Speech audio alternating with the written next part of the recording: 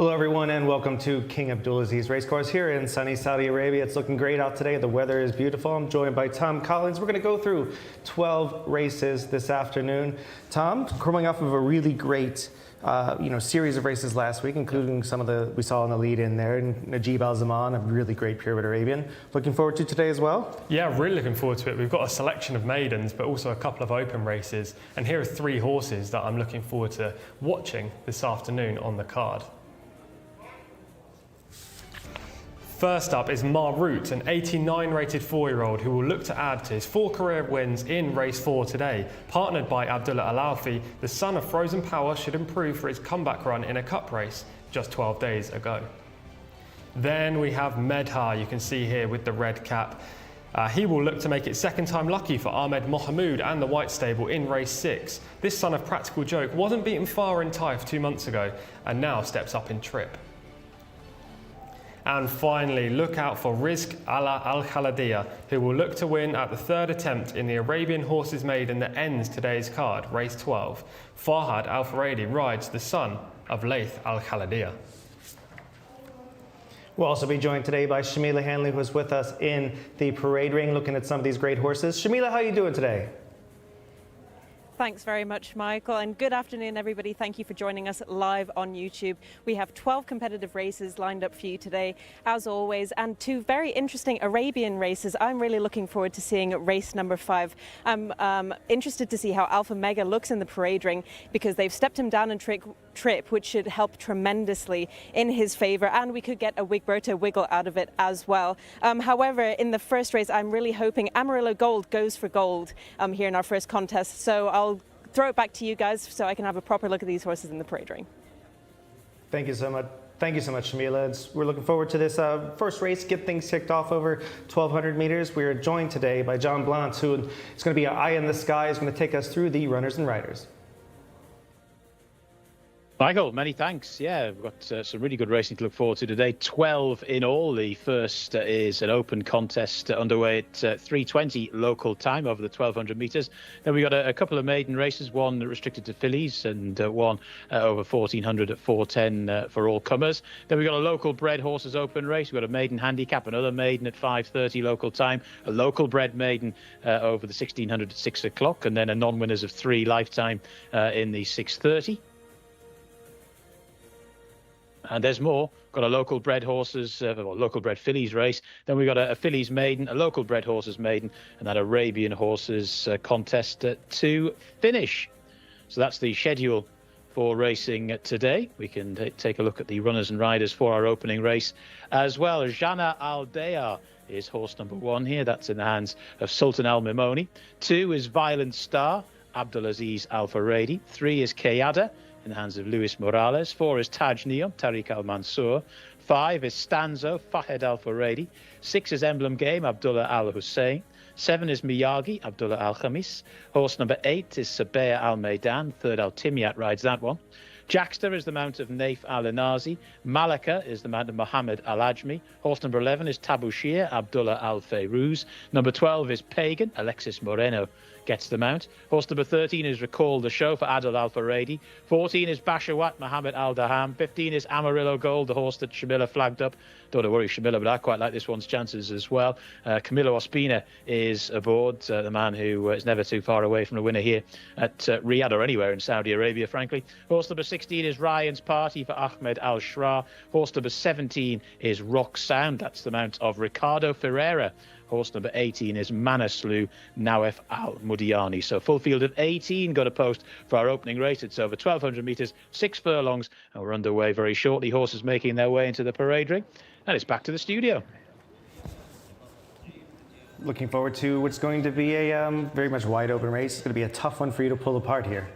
Yeah, I mean, I don't like any of the horses drawn inside. We'll go through the runner by runner and I'll say why, but there are a fair few with chances drawn out wide on the track. John Al-Dayar is 1 for 18 here. He's a son of Mason, finished 11th in an open back at meeting 49. Just looks outclassed, only rated 61. Real fast, we're going to throw over to Shamila, who has something for us. Thank you, Michael. My pick in the first race. However, I did mention Amarillo Gold, but horse number 3, Caida, under the mount of Luis Morales, was first 2 starts ago, and he's looking really nice in the parade ring. Me and Michael actually saw him walking around the pre-parade ring before he was saddled up, and he was an eye catcher then, and he's definitely an eye catcher now. I wouldn't be surprised if he was in the placings for this race. All right, there he is right here. There it is, Jcsa, who is 2 for 13. Yeah, won a 0 to 65 handicap 2 starts back. Best efforts seem to be over 1600 rather than 1200. Taj Neom, number 4, is 1 for 12 locally. Best form has come in small fields, which doesn't stand well in this race. 12th last time out when just unable to lead. Stanzo, a Speightstown gelding out of Brazilian Oaks winner Viva Rafaela, fallen a little bit off the pedigree train there. Yeah, and this was last round of meeting 23, so I don't know whether there's been an issue subsequently, but he's had 4 months off the track. He finished 12th in a 0 to 80 handicap last time. Emblem game you see on the screen right there is 2 for 34 here. 5th in a 0 to 80 handicap last time as well. That came 4 weeks ago. Hasn't won for 2 years. 76 rated Miyagi will hope to wax on a win, 1 for 7 locally. Stays this trip very well. Will be off the speed early and look to come through late. Samea Almeidan is 0 for 8 locally. Yes, maiden still in a race where you've got plenty of winners. Not for me. Jcsa, number 9, in shot rate now, 2 for 15, comes off a nice second. That came in a 0 to 85 handicap, so better than some of those drawn inside of Jcsa. Won over 1200 metres in Taif as well, so this trip should be fine. Queuing up there nicely, we have number 10 is Malacca, 0 for 9 locally. Second up off the layoff today, just looks in too deep, only rated 64. The lightly locally raced 1 for 3 Tabashir is number 11. Won over 1200 metres in a maiden last year at this track. Good run off the return, last time up at meeting 64, and should improve fitness-wise. We have Pagan in shot right now, that's number 12, 8 wins. Another deep closer in this race. His best form's come over 1400 metres, so the step down may not suit, but at the same time, it does mean he will get pace to chase. Nice little 92 rating on that one. 89 rated is Recall the Show, 6 for 13 locally. He wasn't much in the UK for Scott Dixon, but he's really improved since moving over to Saudi Arabia. He performs at his best at Taif. I have concerns about this track at Riyadh for him. One that looks to have more to show is the Dark Angel 3-year-old gelding Bashoat, 1 for 11. Yeah, I like him in here. He finished second over 1200 metres in an open race back in Taif. Tough trip last time up, should improve. We have Amarillo Gold, number 15, has been tipped a little bit already by our comrades here. We have 3 for 21 locally, a 3-year-old gelding by Shala. He's had a long season so far, but he's done very well, regularly performing pretty admirably. Last week came in 0 to 90, finished 10th. He might have just needed that run after a 3-week layoff, considering how often he races. He's got a chance today. Big Blaze on 94 rated Ryan's Party, 4 for 29 locally. He's a stalker, second string, judging by jockey bookings. He likes the deep surface at Taif, so not for me in Riyadh. Rock Sound 8-year-old Chestnut by Lepe de Vega has had 4 or 5 trainers at this point, 7 wins though. 2 bad efforts this year. He's kind of hard to trust, but he is rated 94. 18 we see in the shot there is Manaslu rounding out the field, 1 for 4 locally. Nice looking type, but he's rated just 67 and gets the outside post. So we have very much a tough one to pull apart here. Anywhere you're kind of leaning at this point? I quite like Bashawat. Look, he doesn't really feel the eye in the paddock, I have to admit. He's got a weak back end on him, but it doesn't tend to stop him from running pretty well. Virtually every start this year, he's been there or thereabouts. Last time up, he ran nicely despite finishing 8th, and I think he's got a good chance today under Mohammed Al-Daham. Yeah, to me it looks like there's a few in there that seem to show some interest in the game at least, and have in the last few runs have at least been placed, or well, I'm kind of leaning toward Jcsa just because coming out of a nice second place finish. Yep. And I mean, I learned in my first week here last week that you have to have some kind of recent form, especially in this region. Yeah, exactly. And actually, Jcsa's win at Taif was pretty strong. It came over this distance in an open race, and he has tactical speed as well, which is pretty crucial. Tabashir in shot rate now was second on November 16th. Give you a little piece of form from him. Looking well. Yeah, it looks a really nice type. As we pick up the footage here, he had a great trip. Just in behind the lead, you can see him with the green and white noseband. He was drawn in the box in stall 1 and was able to just track the 3 leaders on the rail. He had to switch 4 or 5 wide in the straight, which would have cost him a little bit of ground and momentum. But he ran home nicely behind a white stable horse, finishing second on his seasonal reappearance.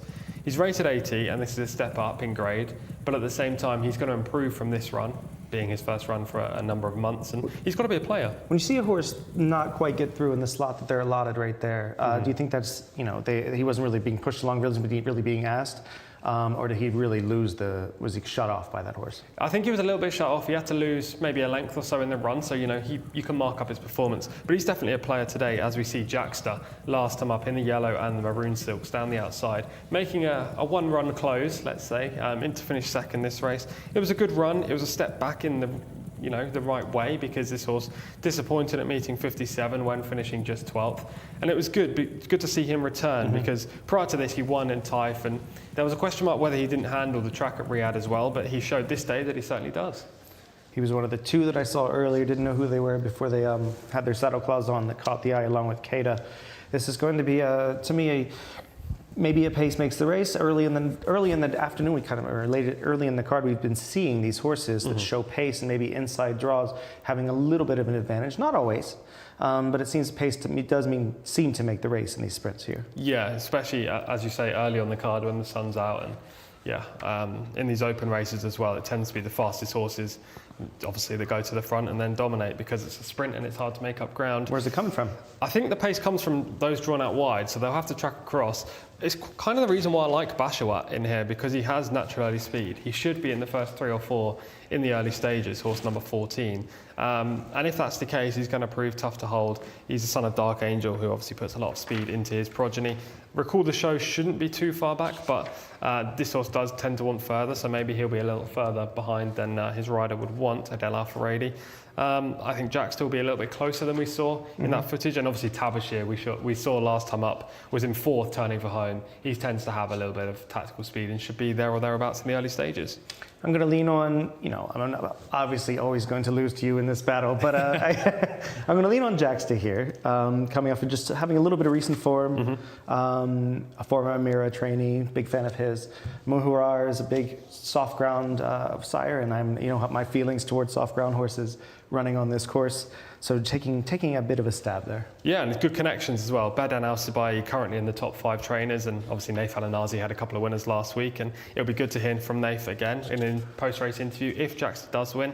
I'll stick with Bashawat, horse 14. I just think he's got a consistent profile, still open to improvement, and interestingly has that tactical speed that should allow him to get into a good position early. But it's a good race to start the card today, and open. It's very much so, and we're going to get it going here with John. Our eye in the sky is going to let us know his thoughts on the race as they load. Yeah, thank you very much, lads. I like Amarillo Gold in this spot. He was very, very wide in the run last time. He's got plenty of early pace. Camilo Ospino wasn't riding that day. He's back on today. Wide gate to contend with here, but that shouldn't be a huge problem. We've seen Camilo get his way out of slightly tricky tactical positions many a time and oft thus far in our time in Saudi Arabia. The drop-in trip's ideal as well for Amarillo Gold, down to the 1200 as opposed to the 1400 last time. This is Recall the Show going in, who got a long way back in the run last time out but plugged on well. Nearest to is Jana Al-Dayar, who's in stall number 1. The 11 horse going in there is Tabashir. Still waiting for Pagan to go in. Horse number 3 there is Kayeda, the one that Schmiller picked out in the parade ring as looking well. In goes Stanzo, the green saddlecloth there, the 5, to nestle alongside Taj Neom, who's in gate number 4. In goes Violent Star. Then over the far side is Jcsa, who will probably come from off the speed, but did hit the line well last time out, as Michael was saying. The second colours there, Ryan's Party going in. This is Pagan going forward. Amarillo Gold is in.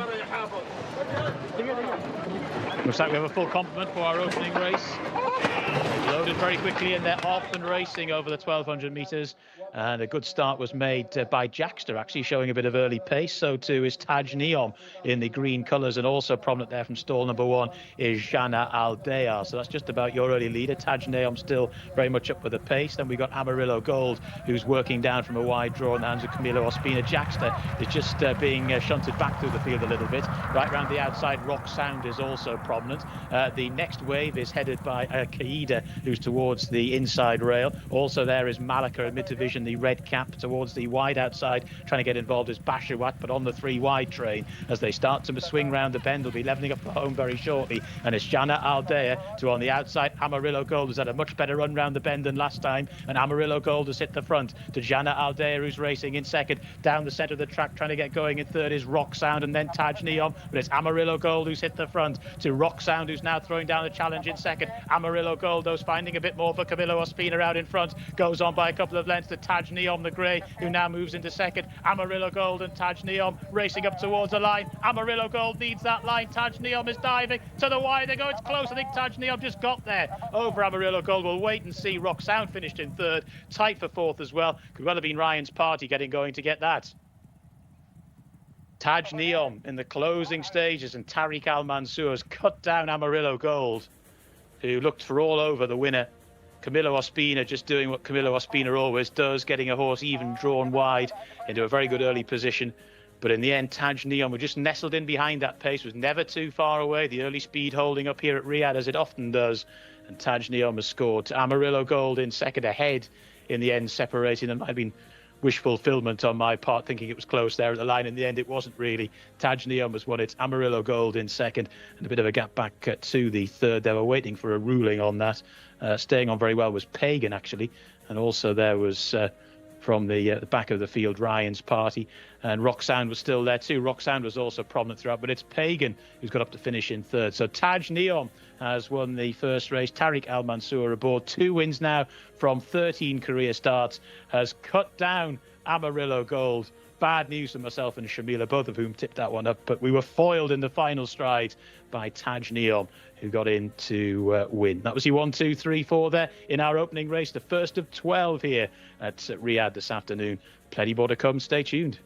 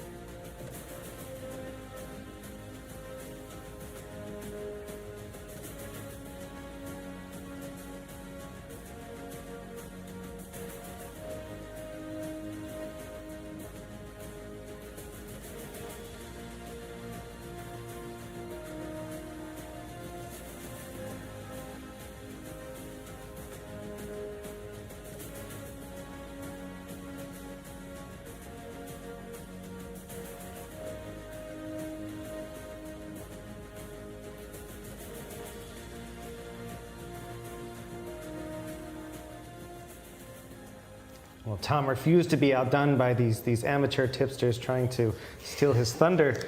And he organized brilliantly Taj Neom to pip Amarillo Gold in the final stride. Yeah, heartbreaking for John and Shamila, wasn't it? Good ride by Camilo on the runner-up. You know, it's just one stride too many in this race for Amarillo Gold, and it's a great ride on the winner. Tariq Al Mansour successful again. I think he had 2 last week as well. Just had to weave out in behind. We're stuck in a bit of traffic at this point, but Taj Neom rallies gamely in the closing stages to get on top, and You know, the reason I didn't like this horse coming into the race was because all of his best form had come in small fields, which he wasn't getting. He finished 12th last time when he was unable to lead, and I just didn't think he was going to get to the front today. And he didn't. Yet he showed a different side of things. He showed that he can stalk and get on top in the closing stages. As we take it from the start, you'll see the winner just in the green at the bottom of the shot, breaks really well, as in second at this point. Horse number 1, Janet Aldiyar, is in front. And then you start to get the likes of Camilo Ospina on the eventual runner-up, Amarillo Gold, and horse number 17, Rock Sound, come across from their wide stalls to take the front. And the winner at this time has the speed to hold his position, which seems to be absolutely key. It is, but then I believe, I mean, this is the first time we've seen the replay, but I believe he just takes a pull in behind. And you know, when I was watching that during the race, I thought, well, this horse is done, because he's an out-and-out speed horse, and I want to see him right on the front rather than now where he's kind of in a stalking role in third. And he actually moves further back in the field, turning for home. So it was an interesting ride, maybe a composed and professional ride from Tariq Al Mansour, just allowing those horses to go out in front. See the horse tipping his head out to the right, looking for a way to run. So the horse is wanting to give the effort at this point. I don't know whether Tariq thought they were going too quick or whether he just was happy going at that speed and happy to take a pull in behind. But I mean, he was always in the first 4 in the early stages and throughout the race, and then kind of saved his momentum for this closing kick. Yeah, it's very smart ride. It just seemed that when they were going on incredibly, like sort of head to head in front of him, he just wanted to let them go because he knew they would come back to him. He was within range at that point, that their speed wasn't going to carry as far as his. Shows great poise and patience, doesn't it, in the saddle? So for a young rider especially. Yeah, if you're on a speed horse, generally you're riding desperately to get into that position that will be beneficial, maybe on the front end. But yeah, he showed nice patience in behind there. And although he did have to briefly weave in and out in the straight, this horse had loads left in the tank. Yeah, very much so. It very much looks like his sire, El Kabir, who was a nice little Group Grade 2 winner in the States for John Terranova and the Zayats. Very nice win. I mean, unfortunate for those who, and rightfully so, thought Amarillo Gold was one of the horses to beat in here and basically had things leaning his direction. But Taj Neon, 3-year-olds go 1-2 in here as well. They do, yeah. I liked another 3-year-old who just didn't show up, but 3-year-olds were the way to play this race. You know, it tends to be the case, doesn't it, in open races where you've got good quality. When 3-year-olds have the weight allowance, they have an advantage, especially at this point of the season. It was good to see Taj Neon bounce right back after that poor run last time. And the same could be said for Amarillo Gold, actually, who finished 10th last time. John did allude to the fact that he had a wide trip around the bend that day, but this horse I thought was an out-and-out type specialist, much like Ryan's Party, but they both ran well, finishing 2nd and 4th respectively. And you know, these are horses in Amarillo Gold and Ryan's Party who are going to turn up week in, week out in these kind of events and run their races. It just so happened that Taj Neon got maybe the better run through, but also had a little bit more to give in the straight compared to the runner-up. And all in all, coming off an 86 rating, pretty much could improve upon that. Yeah, I think he's probably a 90 horse. Look, he's not the most prolific. That's his 2nd win from 13 starts. But at the same time, he has been consistent with a number of place runs in the past. And yeah, he has the potential to improve. The 3rd place finisher we should talk about as well, Pagan. He was the 5-year-old by Sir Prancelot. He's an 8-time winner in his career, used to be trained in the UK. Recently, he's been disappointing. I also thought he was better runs had come over further than this, but maybe the way the race panned out helped him. I liked how he finished against the fence for 3rd, and he could be one next time up when he stepped up to 1,400 metres. Yeah, very much so. We'll say the most impressive part about this run for me from the winner was the fact that at about the 550 or 500 metre mark, he was looking for a way to go. He wasn't being tilted out. The horse was actually tilting his own head to look for a way through. So that was really kind of, I thought, was just a sign of a decent horse. He's an unexposed horse, doesn't have that many miles on him, should be really kind of one to look forward to, should improve upon, and expound himself upon this class level. Yeah, for sure. I like when a horse wants to run by themselves and not have to be asked all the time. So I completely concur in what you say there. And good way to open today's card, an open race. There's only 2 on the card in total. Don't much trust when you agree with me, to be honest. There's only 2 open races on the card in total. We've got a fair few maidens, and that includes the next race, the Fillies Maiden as well, over the 1,400. Looking forward to this one. Yeah, very much so. It's a lot of 7 furlong, 1,400 meter races today. It's, as we say, a unique distance. Horses that are possibly milers are going to get a chance to stretch out beyond that 6 furlongs, and the horses that have been going a little bit too far are able to shorten themselves up, maybe see if they fall into that little niche there. Exactly, it's the intermediate trip, isn't it? It's where most of these horses have probably been struggling over different distances and they're looking to find their right distance right now. And we have a good mix, though, of horses who are completely unexposed, the likes of Hasfer Hill, who we actually saw last week for the White Stable, and Camilo Ospina, against some horses who have more chances, Al Reem, Al Jude, number 14, Manea Al Khair as well, who's been banging on the door waiting for a success. So I think this is one of the better maidens we have today. Very much so, and we're going to go to John, who's going to take us through them. Thank you very much, gents. The runners and riders about to appear on your screen now. First up is horse number 1, Sheikhat Majid, who is the mount of Ali Al-Muteb. Horse number 2 is Salfar. Ahmed Al-Shra is aboard. Horse number 3 is Mothela, in the hands of Abdullah Al-Rashed. Horse number 4 is Ademat Al-Amir. Horse number 5 is Faradar, Abdulaziz Azuz Al-Yesh. Horse number 6 is Yazi Al-Mohammadiyah. That's the mount of Alexis Moreno. Horse number 7 is Hasfa Hill, Camilo Ospina. Horse number 8 is Al Reem, Adel Al Faradi. On to the second page. Horse number 9 is Al Jude, the mount of Ahmed Al Tayar. Number 10 is Al Awissa, Victor Gutierrez. Horse number 11 is Shiblat Komend, the mount of Abdullah Al Khamis. Horse number 12 is Nufat Ayad Al Turizi. Horse number 13 is Asula Nawaf Al Fayruz. Number 14 is Manaya Al Khair, Abdullah Al Fayruz. Number 15 is Aventurain Al Arab, Mohammed Al Daham. And horse number 16 is Sokut Rayan Al Toesh. So 16 of them got a post for this fillies maiden for 2-year-olds. The horses are now in the parade ring. 1 or 2 lovely shots of the foliage here at Riyadh, and the horses heading from the pre-parade ring into the parade ring, and we can get the lowdown on them with the guys in the studio, interspersed with snippets of Shabila as well as we get back to Michael and to Tom.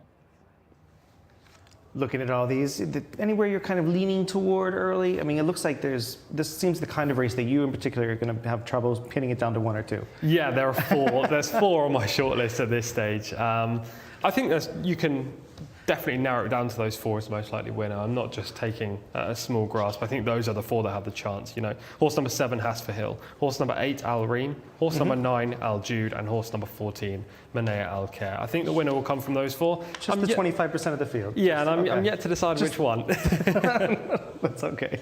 We got a 1 in 4 chance. We're going to take a look here at them in order. Number 1 is going to be Sheikhat Majid. It'll be in shot in just a moment. 0 for 4 so far. 2-year-old filly by Macho Macho. Yet to play a major role in any of her 4 starts. This is the second run back off the layoff. Her penultimate start came on meeting 33, last seen a meeting 60, so she might have needed that run. Salfa is 0 for 8, comes off a 17th place finish, must improve. Seems to be going backwards as well, this daughter of Inns of Court. Finished 3rd all the way back in meeting 37, but her last 4 runs have just been complete no-shows. I will say that she does look like a fit horse, even though she doesn't seem to be a very quick horse in the afternoon. Exactly. Number 3, we have Malthela as a first-time starter by the very quick Kotai Glory, who's become a good stallion. Yes, a sprinter, Kotai Glory. I remember him unshipping his rider in the final 10 yards of a race at Doncaster once. This filly should have plenty of speed. Whether she's ready to go first up, I'm not sure. Number 4, Ademat Al-Amir is 0 for 1, comes off an 11th place finish. 2-year-old filly by Free Eagle. Don't know too much about the rider. I don't know whether it's a relation of Alex Moreno here, but Jimmy Jerkins has an early runner. This horse probably needs further, being by Free Eagle. The 11th on debut just didn't really show at any part of the race, never threatened. Farad is number 5 of Palace Malice, fantastic horse, 2-year-old filly, first-time starter. Question for you about Palace Malice. What big race did he win? Met my own Belmont Stakes. Belmont Stakes in what year? Gosh, you're killing me. What, 2014? 2013. Solid effort. This filly should have plenty of stamina. She'll probably improve for this. Number 6, as we can see in the shot there, Jazzy Al-Mohammadiyah, 0 for 1, 13th first out. Yeah, midfield that day on debut. But Alex Moreno rides for Gaith Al Gaith. Interesting combination. You'd expect that she'll improve from that type run. Hasfa Hill is 0 for 1, 6th first time out, a daughter of Candy Ride. I liked her. She ran last week. She showed good speed, but she was wide throughout on that debut run. Camila Ospina obviously tried to use those aggressive tactics, and it just didn't work. That race was won by Saudi Neom, who was a horse you very much liked. Very much so. Al Reem for Zena's stable. Good Magic, big fan of him. 2-year-old filly by him, 0 for 3. Was second two starts back. I also like Good Magic's progeny. This filly stumbled badly last time up when she finished 10th. I think that was a good enough excuse. Prior to that, her tyre form was strong. Al Jude is 0 for 3, comes off a 10th place finish, showed some form two back, a daughter of Frosted, and they seem to have some speed sometimes. Yeah, she didn't show much early last time up though, which is a little bit disappointing. She's now back up in trip from 1200 to 1400. Aloesa is 0 for 2, comes off of 2 kind of ho-hum performances. She's yet to play a part in both of those outings, finishing 8th and 9th. Victor Gutierrez will hope for more today. Number 11 coming in shot in just a moment is 0 for 4, Shiblat Commend, a daughter of Commend. Rated 45 and didn't show much last time when 15th.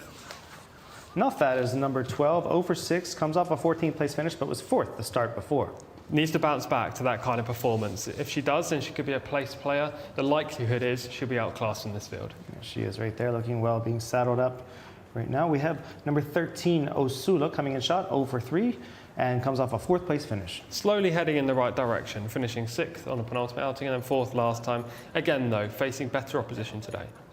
Manir Alkhair is 0 for 5, showed him some decent form, a daughter of Cantheros, who's a very good sire. And she's ready to win. She's finished 3rd, 2nd, 3rd on the last 3 outings. She's going to be there or thereabouts. It's just whether one of the unexposed rivals will just chin her again. Number 15 is Adventurine Al Arab, is 0 for 1, comes off a 12th place finish, but 10 Sovereigns, the sire, has done quite well. Yes, just a no-show on debut though. You'd expect this horse to improve. Don't know how much the improvement's going to be though. Last we have there's number 15 there, Adventurine Al Arab, looking well. Looking at the body language here, the horse seems very relaxed for a young 2-year-old filly, especially one that's only had 1 start and didn't show much that day. It's what you like to see, isn't it? And the ears are flickering around, suggesting she's taking everything in. These horses are only going to improve as well with experience. Quite long body for a horse with a lot of speed in the pedigree. Last but not least, we're going to see number 16 in just a moment. It's going to be Sakut, a first-time starter by American Triple Crown winner, American Pharaoh. Hopefully we'll see that in just a moment. They're staying on the 15 for a while. Maybe the cameraman's a fan. That should be Sakut right there. Nice looking type. Massive head on this filly as well, the 2-year-old. Look, she's making her debut. She's got the widest draw, which is probably not ideal, and she probably wants further, judged by pedigree. But she's a nice looking physical. I won't completely rule her out. Now that we've had a look at these, we'll talk to Shamila, who's had a much closer look. Who do you like out there? Thanks, Michael. I'm going to start with my paddock negative because she has just been rearing and bucking across the parade ring for me. That's horse number 3, Moth Hila. So she's just getting a bit worked up in the prelims. However, my paddock selection for this race is horse number 14, a 2-year-old daughter of Cantharos, Manir Alkhair. She's looking really fit. She's nice, small and compact compared to these other fillies in this race, which should suit the distance as well. She's looking really fit. She's got strong hindquarters, which we've mentioned before is really essential for dirt racing, and she just looks really well. Obviously looking really fit because she has come second and the last 2 times and third her last time out, so fingers crossed for her. All right, very much. Cantheros has become a very, what we call a value sire back in the States. He's sort of proven himself, even though he was owned by some top level people like Stone Street and trained by Steve Asmussen. He went to Florida, started sort of earning his keep there, producing some really solid horses, including, I believe, World of Trouble was one of his top ones early. But they seem to have a lot of speed. Do you think this horse can get those 7 furlongs? It's a question, isn't it? And also she's been there or thereabouts in the last 4 outings, usually showing speed and then just wilting and being passed by a stronger stayer. So that is my one issue with her. I think she's a major player and she is drawn wide, so she will have to use that speed to get across into a nice prominent position. All right, it's going to be, to me, I really kind of like the look of Hasfa Hill and there, even though she was probably acting up a little bit. Al Jude didn't look bad, even though she hasn't shown much at all. I thought she was a player though, Al Jude. Yeah. I mean, she's rated 78. Her penultimate start was good. It was just last time up where she was a little bit disappointing. But maybe the 1200 was a valuable excuse that day for Al Jude. I don't know. She has to improve a little bit more than Al Reem does, despite the fact that they both finished 10th last time. Al Reem had a very much credible excuse, which was the bad stumble at the stalls. And I'm willing to put a line through that. And if I'm putting a line through Al Reem's last run, then Al Reem is the horse to beat, because that penultimate second at Taif was the best piece of form that we've got in this race. I'm going to be with horse number 8, and also I love the fact that Adele Al-Faradi's on board. I'm gonna take a shot with Al Jude, number 9. Hopefully we'll get a little bit lucky in there. Hopefully we'll get a chance to look at a little bit of form here. We mentioned Manier Al-Khair, who was 3rd on November 17th. There she is in shot right now, and hopefully we'll get a chance to look at this.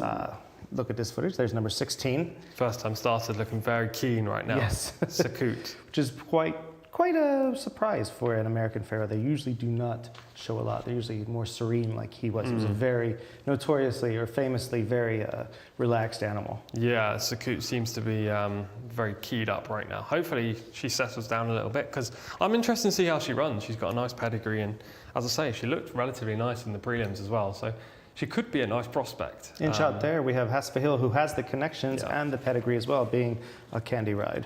Yeah, there's a lot to tick in the boxes there for Hasfahil. It's just my lack of loyalty, I think, when it comes to horse racing that means I had to look away from her, because, as I say, I selected her last week in one of these races on the Thursday, and she disappointed me a touch. So, you know, I'd like to see her go close, but if she wins, then I will be a little bit gutted, I have to say. Yeah, I mean, it wouldn't be a shock at all, but it's good to go against the grain a little bit. I mean, she kind of burned you once, so give her a chance to burn you twice, Exactly. and the next time you'll be with her. Exactly that, 100%. She can beat me today. If she beats me, I will be gutted, but, you know, it would be great for Camilo and the White Stable to add yet another winner to their respective tallies. Yeah, they're really suffering right now for wins, just dominating the standings at this point.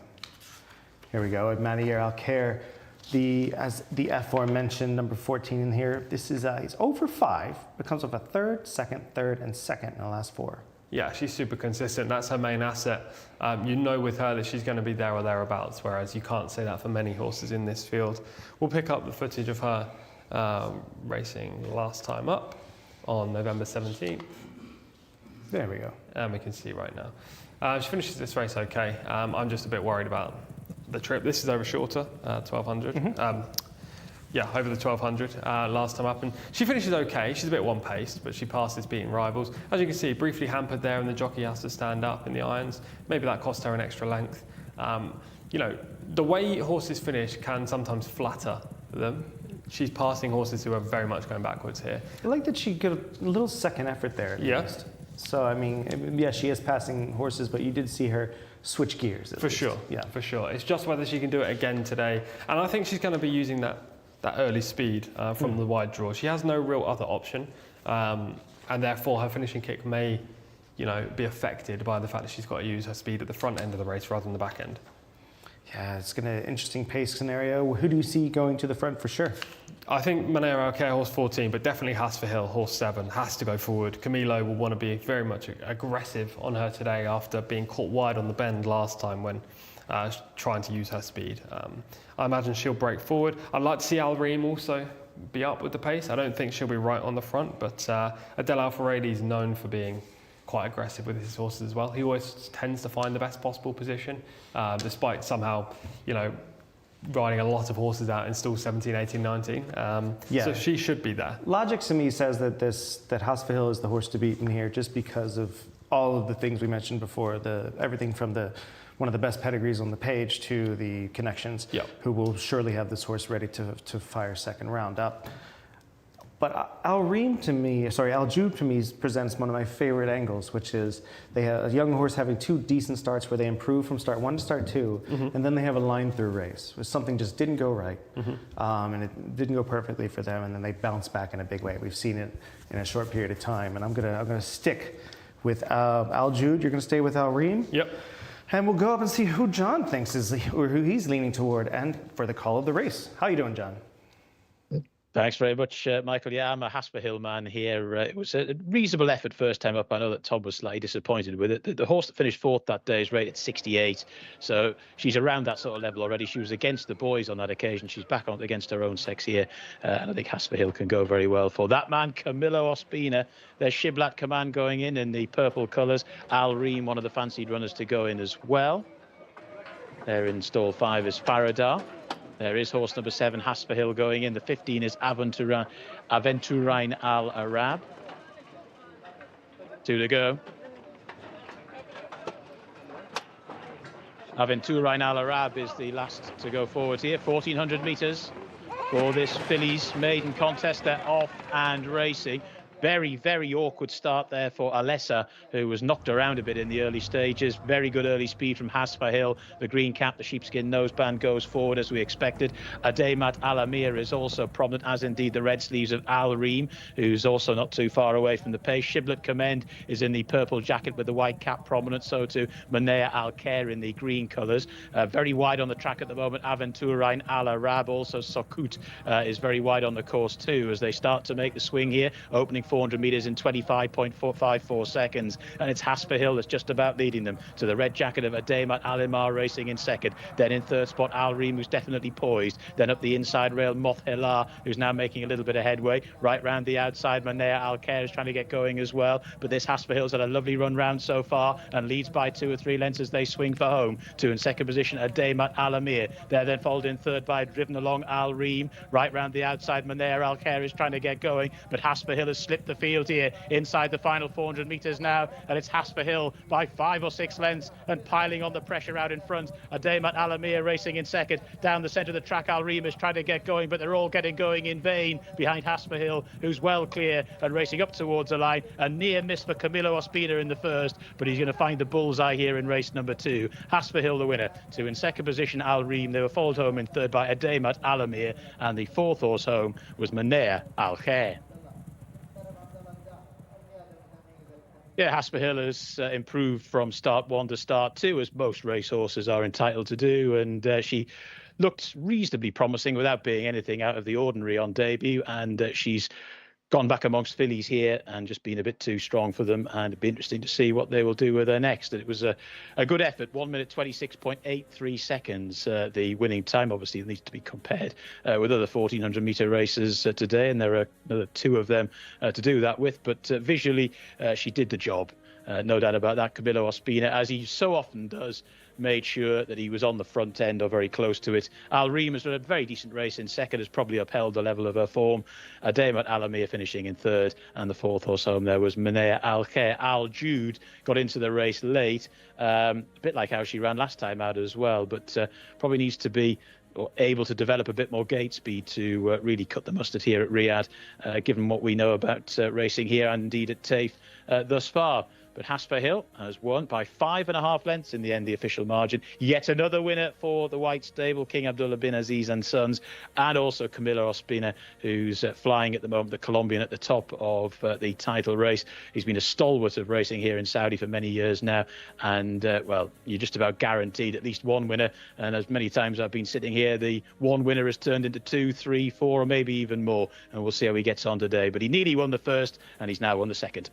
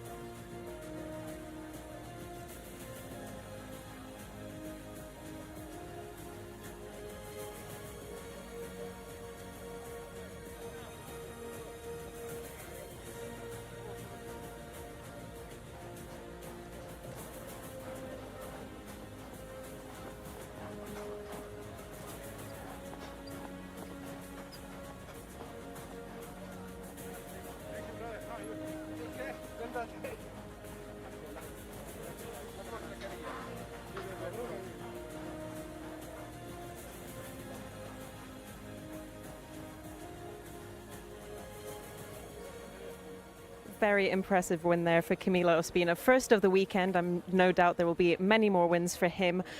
This time on Hasselfeld in race number 2. Really suited the distance of 1,400 meters, and hands and heels as always from Camilo. And you always know that White Stables are going to have a winner, especially when the racing manager Talal bin Shrim shows up. And I spoke to him previously before the race, and I said, do you think you'll have any winners today? And he said inshallah. So no doubt that I will catch him for an interview as well after Camilo is unsaddled, just to speak about his other runners.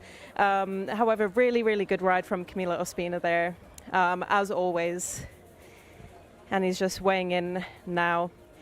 Congratulations, Camilo, first winner of the weekend. Yeah, Shamila, thank you very much. Thanks, guy. It's good feeling. She ran last week, but I had a little bit problem in the start. She kept the start, but today she's coming on better. And thanks God, she ran very good. Do you think they will keep her at this distance now? It's the perfect distance for her? Thank you to you. Yeah, I think she's speed feeling, And I want to see in the future. Today is the first race good, because last race is difficult, but we'll see, And after she was acting up in the stalls last time, do you do any training at home with the stalls to make sure they're comfortable for the race day? No, the trainer Abdullah, he tried to relax, because the field is a little bit nervous. And today also she wants to play there, I lose one stribble and then the jumping, but thanks God I can catch him quickly and then she go in front. But very good. Are you looking forward to any other of your horses today? Yeah, we got a chance, I hope the horse run well. Thank you. Thank you, Camilo. Thank you. All right, that was pretty, I wouldn't say workmanlike. The horse just, went out there and did its thing. We expected it.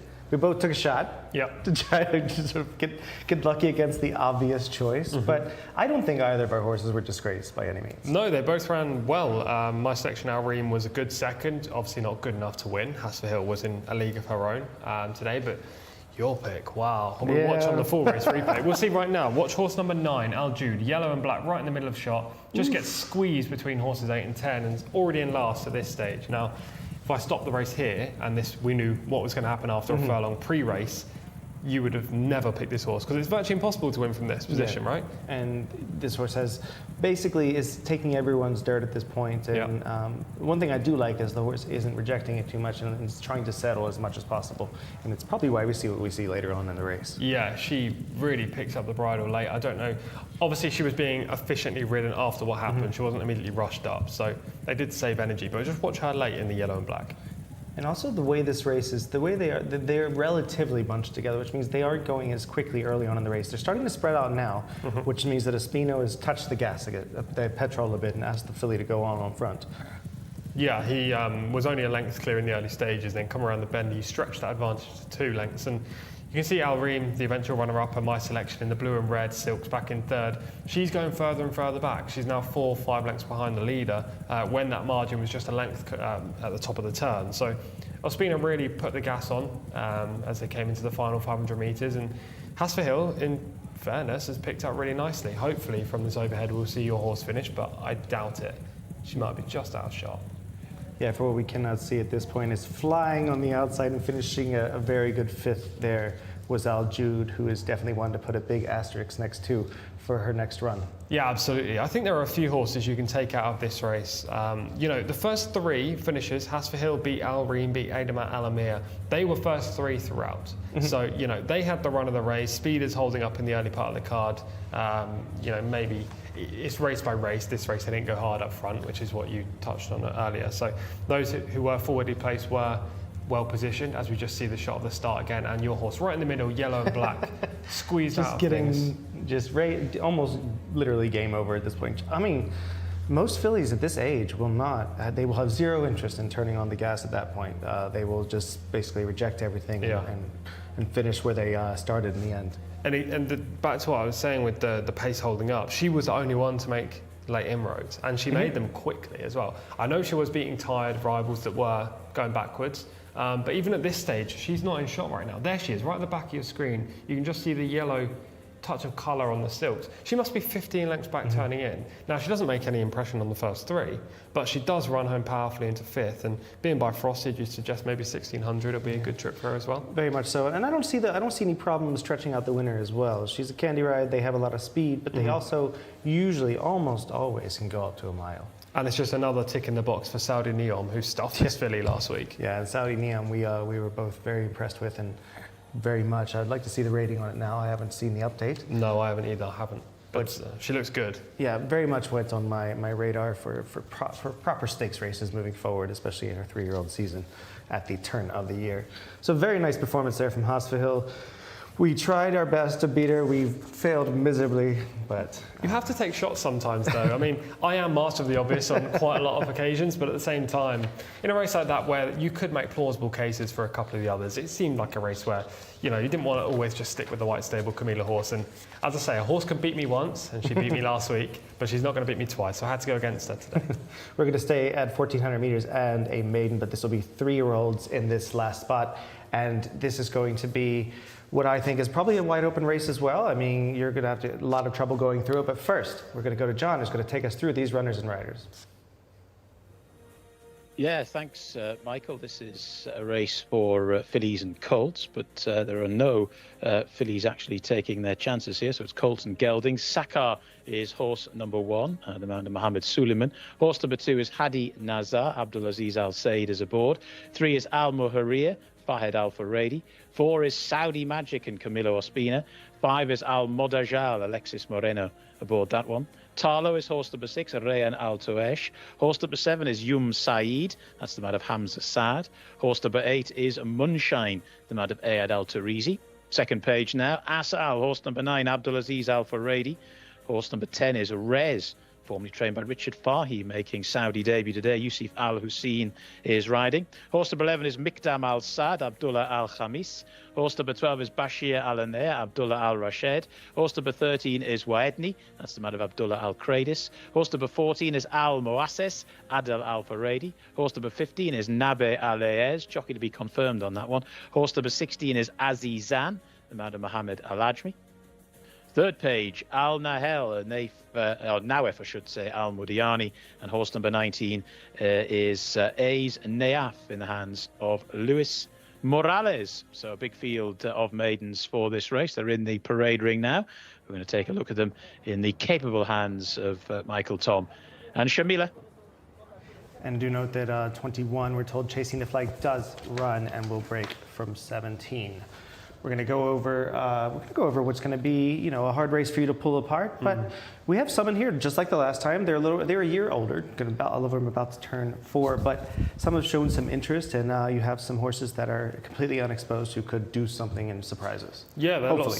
Yeah, exactly. we need something today. We're probably lacking the quality that we had in the last race with those 2-year-olds. You know, there were some well-bred types, some horses that showed up on their most recent starts and that were representing leading connections. Whereas in here with the 3-year-olds, it seems like we've got plenty of horses that were either suffering issues as a 2-year-old or just being late developers. Lots of horses that aren't very well rated. So hard to pick apart, I have to admit. Actually, number 2 is in shot right now. We'll just go on and start with this one. We have Hadi Nazar, first time started by Super Sam.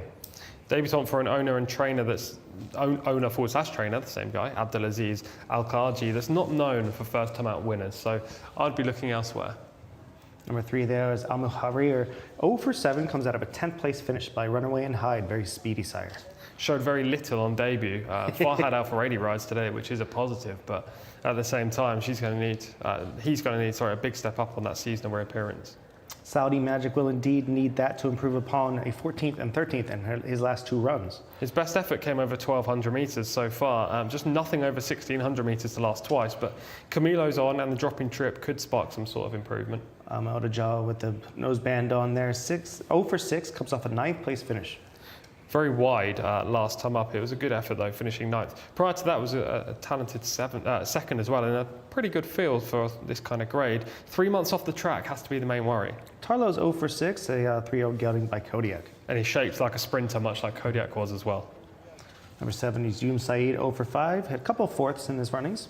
Creditable efforts at the end of the Taif season at meeting 37 and meeting 46, finishing 4th on each occasion, but last time up he was a little bit disappointing when he was just 8th. Number 8 in shout there is Moonshine. Great name. Oh, first time started by Munnings, so Munshine we'll call it. Yeah, it doesn't look the nicest type in my opinion in the paddock. Maybe not a typical Munnings either, outside of the colour really. Yeah, I think he'll probably come on for the run a great deal. He needs to develop on his back end anyway. Asal is 0 for 6. Comes out of a 9th and an 11th in his last 2 starts. Another son of Munnings in this race. That 9th effort last time, I watched the replay and he just didn't look like a future winner. Heard about Rez earlier from John, coming in from the UK, first time starter in this country. Rated 84. If you're using that rating literally, he's the horse to beat, but he's only had 3 runs in the UK, finished 2nd at Pontefract earlier in the season. Mikdam Al-Sad's on there, 0 for 4. Golden Sense has become a very useful sire. First run of the year for this horse. He was okay last year, but it's just rated 62. Number 12 in shot there with Jockey Up is Bashir Alanaya, 0 for 4 thus far.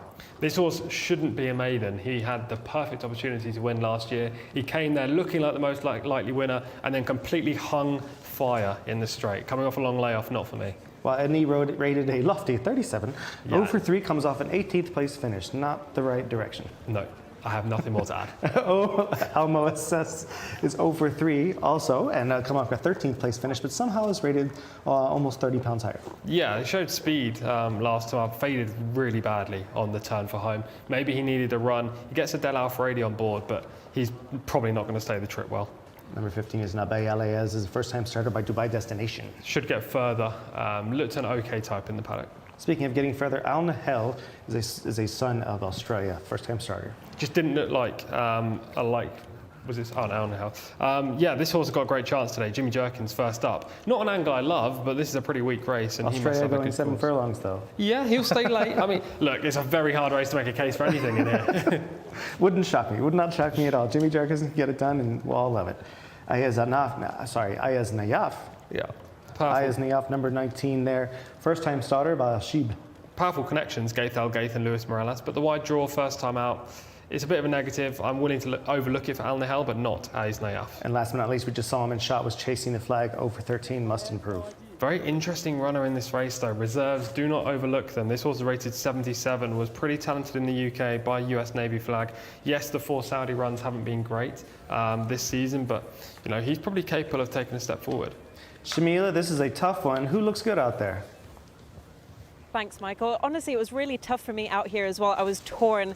The first horse that caught my eye was horse number 5, Al Mojadel, ridden by Alex Moreno. However, my paddock selection for this race will be horse number 18, Al Nahel, trained by Jimmy Jerkins. Now, if you're a regular viewer, you will know that my strike rate when choosing debutants is about 2%. However, this horse looks really well. Jimmy Jerkins is on fire in the Riyadh season, and his jockey Nawaf Al-Mudihani is doing really well as well. And he's a son of Australia, and you can almost tell he looks like the strongest horse in this race.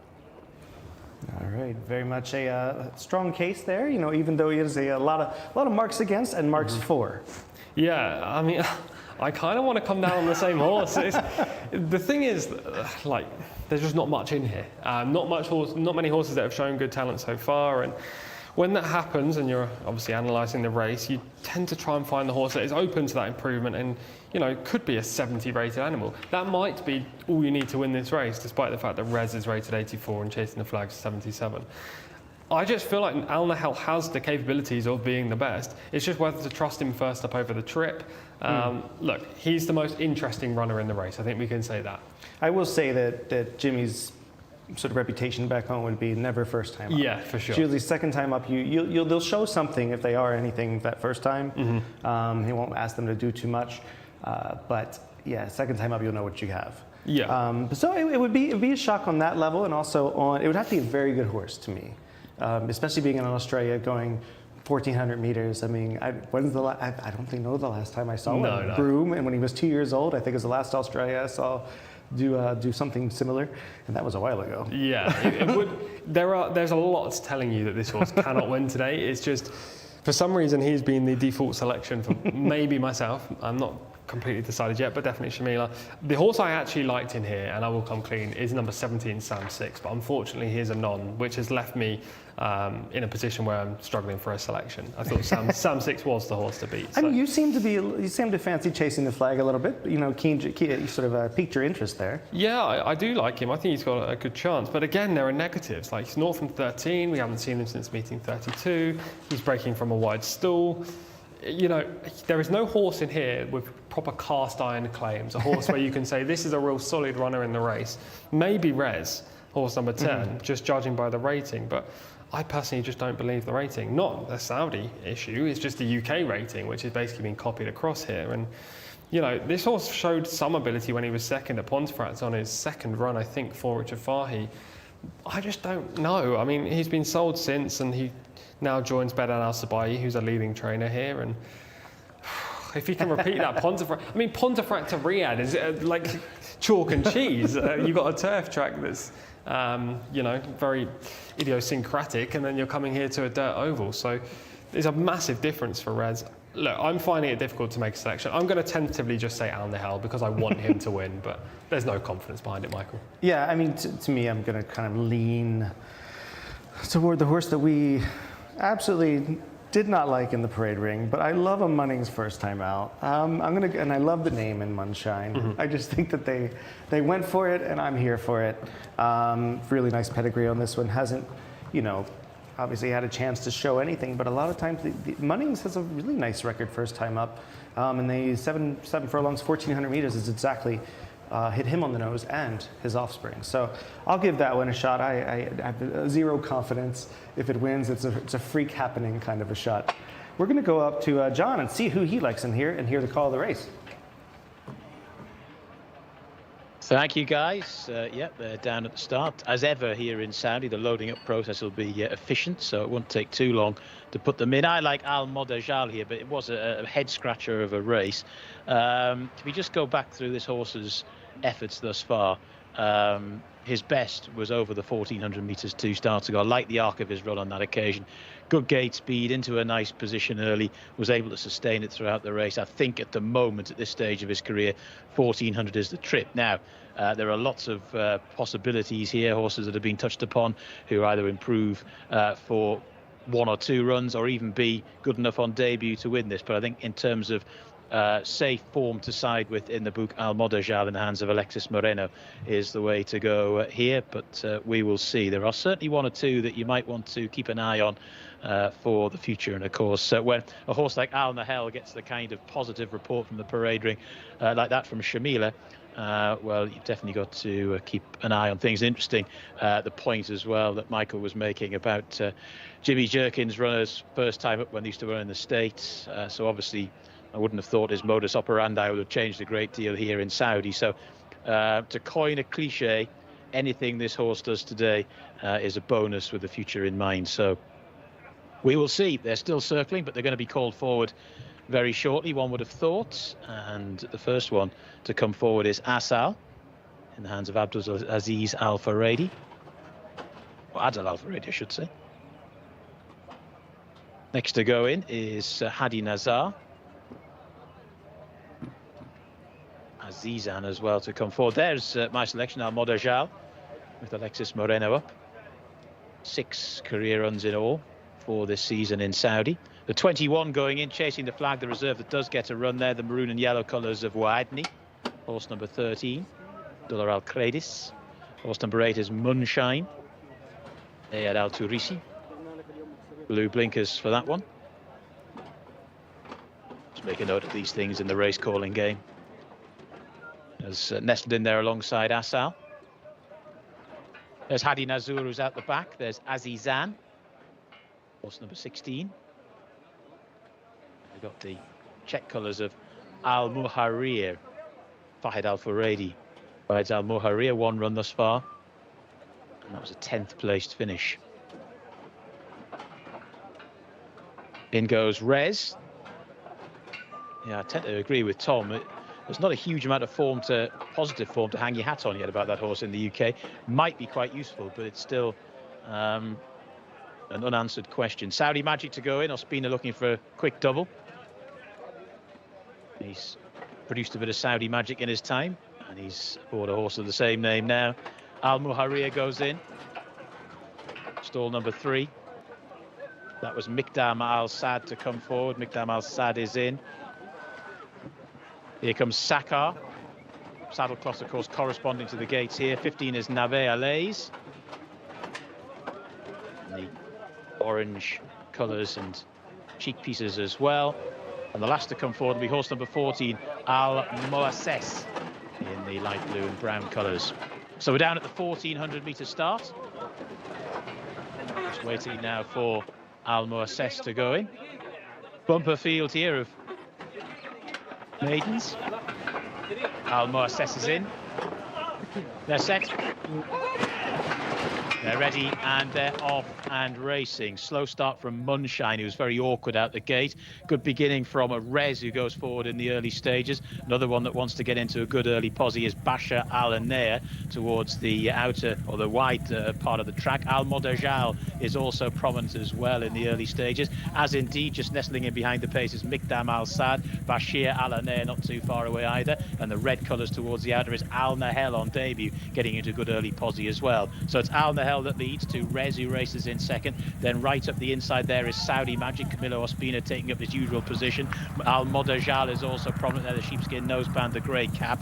They're then followed by the black and yellow colours of Bashir Al Anea. Towards the outside, A's Nayaf is trying to get a little bit closer as well, getting a first mention. Starting to make the swing now though, and it's Rez in the hands of Yusuf Al Hussein, who's leading the charge at the moment, the 10. To in second position round the outside in second, Al Nahel, who's going well on debut. Al Modajal now being asked some serious questions. Saudi Magic's trying to sneak up the inside. Al Moasses is getting going down the centre of the track as well, but it's Rez that leads him at the moment, but only just. Here comes the red colours of Al Nahel though on debut. Al Nahel, but now down the centre of the track, getting into it is Al Moasses, who's staying on very strongly, so too Azizan, but it's Al Nahel that leads, going on by a couple of lengths, just getting a little bit green out in front, and absolutely flying home is Azizan, and Azizan has picked the ball up here to win. Azizan has beaten Al Nahel. They were the 1-2. Third horse home was Al Moasses, who ran pretty well, staying on for the back, chasing the flag too. One for the closers there in race number 3.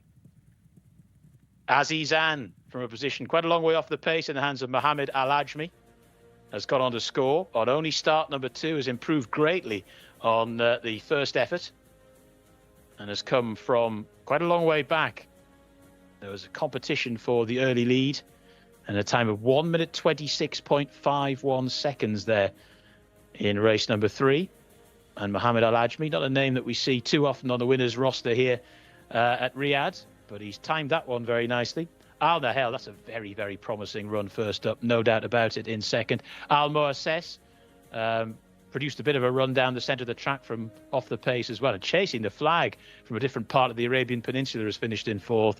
So Azizan, Al Nahel, Al Moasses, and chasing the flag, the 1, 2, 3, 4 there. Yum Saeed finished in 5th. Rez has run a pretty good Saudi debut as well, certainly showed plenty of speed, maybe got involved in too much of an early speed burn up there, and certainly plenty to work on as that horse's Saudi career progresses. But as far as today was concerned, Azizan didn't want much of that early pace, so that was a very sensible move from Mohammed Al Ajmi as that one comes through to pick them all up in the closing stages to win race number 3 here at Riyadh this afternoon.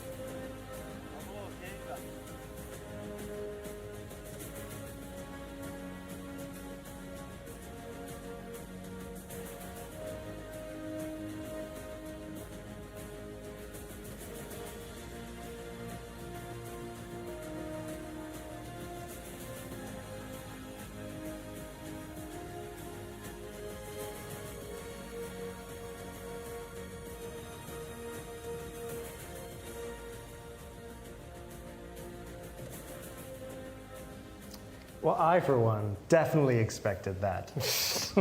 Azizan, she didn't quite perform first out here, second time out here, gets it done. Didn't show much form, as you were mentioning, in Europe, in the UK. Yeah, I mean, if you were to give me 10 shots in this race, and I know it was a wide open race, there was no real standout, but if you gave me 10 shots, I wouldn't have found this winner. He was 0 from 6 in the UK, rated just 57, which is low when it comes to UK ratings. Last seen for John Butler, I think, at Yarmouth in the summer, finishing 6th of 7 in a really weak affair. And his one run over here, when finishing 11th, didn't exactly suggest a future winner. I don't know where that performance came from, if I'm being honest, but he ran home very strongly. The only thing I can say is that Dabir Sim, to my recollection, did like soft ground. Wow, there's the one angle. my half angle there. This was, a race that was kind of, it looked like, Al Nahel's race to win, turning for home, and he just gets pipped because he's a little bit green. But do you think if, they match up again, do you think Al Nahel's getting the better of him? Oh, 100%. Yeah, I think he's definitely the horse to take out the race. Nawaf Al-Madiyani had to go very wide. Well, I say had to. He was wider than he should have been, but he had to go wide nonetheless. He could have been just 3 wide, but he ended up being 6 wide on the bend and just wasted a lot of energy. We're going to go over to Shamila now and see what she's got. I am in the winner's enclosure with our winning jockey, Mohammed Al-Ajmi. Congratulations, Mohammed. How did you find that race? It's medium race. I come little my horse, and he's come very good. Yes. Did he struggle from stall 16? Not too much, medium. And next time, what do you think the horse will do? Same distance? Inshallah, he's come better, inshallah. Thank you, Mohammed. Thank you, bye-bye.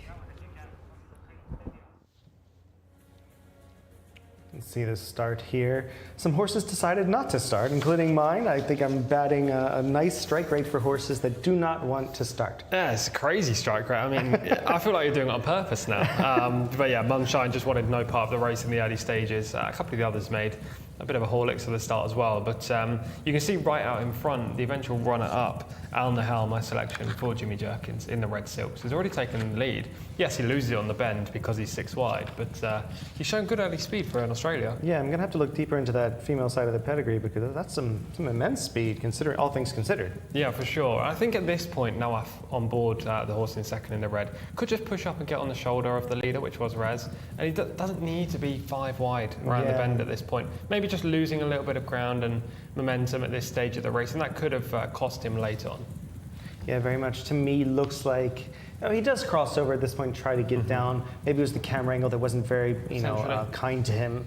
Made him look a little wider than he was, and maybe just didn't want it to shut off the horse to his inside. Here, the winner is ranging up right behind him, and looks like he just has him in his sights. Yeah, coming 5 wide, just into 4th now. About to get briefly hampered and has to switch course, but sort of hampered himself there a little bit, and now gets ridden out. Yeah, but this horse was really picking up late, wasn't he? I don't know where this came from. It was a great ride, come off with speed. We haven't seen a horse win in the first 3 races any day over the last 2 weeks from this far off the pace. So, maybe it just wasn't a good race, which is a high possibility, but maybe the track isn't riding as speed favouring as we maybe thought after 2 today. And for what it's worth, all of the first 4 finishers came from 14 and out in the starting gate. Maybe that was a function of being a bit of a quagmire, a bit of a mess earlier we saw in the overhead. Maybe there's something else to look at. Yeah, there is no negative really for wide draws here anyway, but it seems to be becoming a little bit more of a positive, if anything, which is remarkable. Keeps them clear. Yeah, keeps them exactly clear and not taking a kick back in the early stages. To be fair, it's normally the wide drawn horses who have the early and tactical speed. I know the winner didn't in this race necessarily, but in the last race, for example, the protagonists who broke from wide were always up with the pace. Al Nahel in here was always up with the speed. He finished second. Al Mawasis, who was third, was always in the top 4 or 5. So yes, it's wide draws, but it's also having that early kick to get into a good prominent position. I think if we're taking one horse out, it's the runner-up, right? Al Nahel. Yeah, very much so. And shout out to Doc Cheryl on YouTube, and keep those comments coming on the YouTube channel. She says, "Let's go, Team Jerkins, Al Nahel. You can do it." Well, he could, but he didn't, and we think he'll do it next time for sure. Yeah, he was close. It was a good performance first up for a trainer in Jimmy Jerkins who's not known for first up winners, and a sire in Australia who's not known for 7 furlong winners. So, there was plenty of reasons why he might have lost today, but actually what he showed us was he's got the capabilities of winning over this trip, and it's only a matter of time before he does. Always the worry with those Australians and anything with so much stamina and the pedigree is whether or not they're going to have the placement speed, and he does. Yeah, he really did. He went straight to the front. I was quite surprised with that. He briefly missed the start, actually, half a stride in the first step, but after then he showed blazing early speed, got into a nice position, and just got run down by a horse in Al Zizan that's somehow taken a huge step forward. Yeah, it's going to be interesting to see whether or not this horse moves forward in any way, or if that was sort of his indication that he's going to be a better horse from now on. These conditions here suit him that much better. Yeah, for sure. I mean, his UK runs were all on the grass, so maybe he'll improve for the switch to the turf. I've noticed out there right now the turf is looking a lot more luscious. Yes. So we're only a few weeks away from that turf racing here, and I imagine we'll see him on the grass in due course. Whether he can repeat that win, like you say, I doubt it.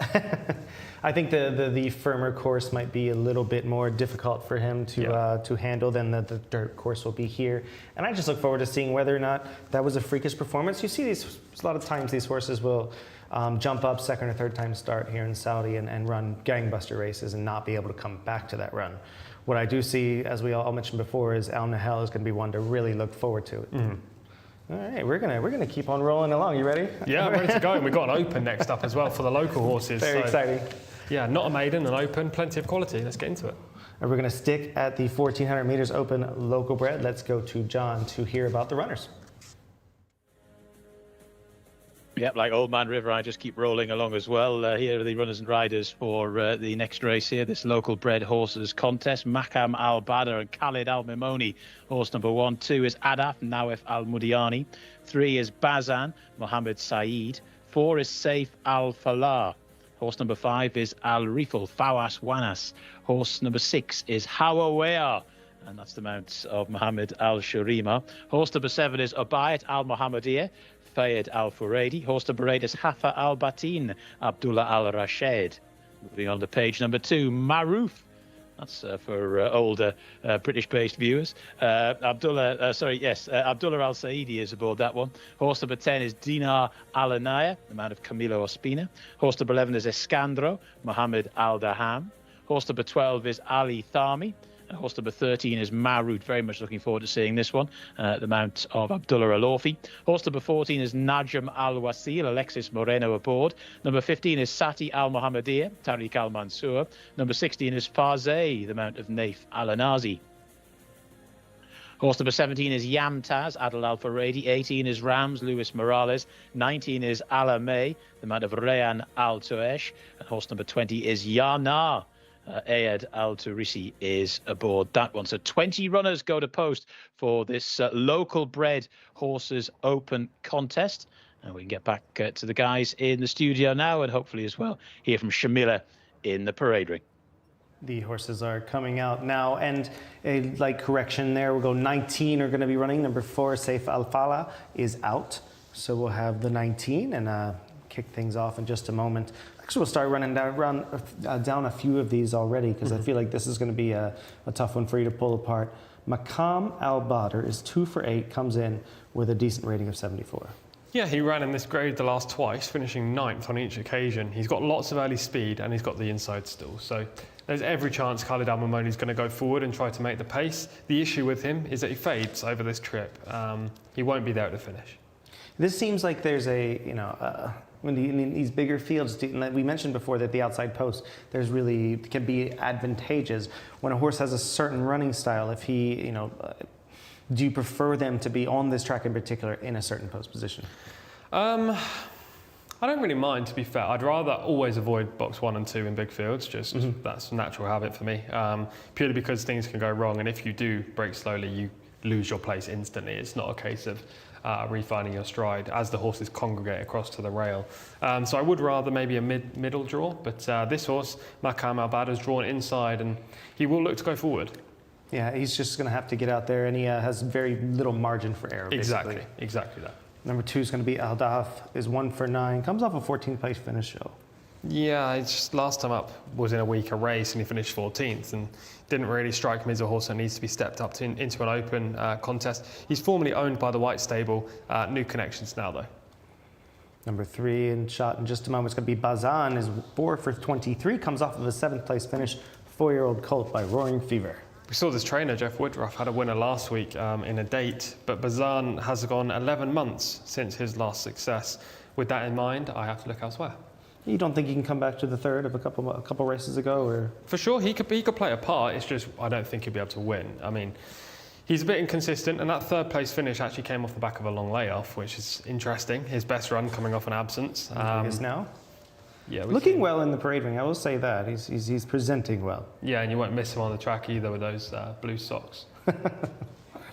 We're going to move on quickly to Al Rifle, is going to be one of the next ones coming out. Another Roaring Fever, 1 for 10, a few less miles, comes off a 13th place finish. Just has a class issue in this race, just rated 66, facing horses who are rated in the 80s. So we'll need a little bit of a miracle to win, but 3rd up off the layoff is an angle I like. Hawawea in shot there, 6 for 23, and has wins in her recent history. Yeah, she's developed into something of a type specialist. We really liked her back at meeting 28 and 32 when I was there. She hasn't matched that form in Riyadh so far. Obiad Al Mohammedia in shot there, 3 for 10, and has a win 2 back. Interesting runner, Farhad Al Faradi on this War Command filly. She finished 11th in the Taif Cup last time. Every time I mention the Taif Cup, I tell you how well that race is panning out. Hafer Al Baiton's 5 for 56, no lack of experience. Big step up last time as well when finishing 3rd. First 3 runs this year were all pretty poor, but maybe fitness is prime now. Maruf will hope to be on fire, 6 for 33. Hasn't run for exactly a year, so fitness is a worry. Only rated 71 too. Definitely looks to need the run physically.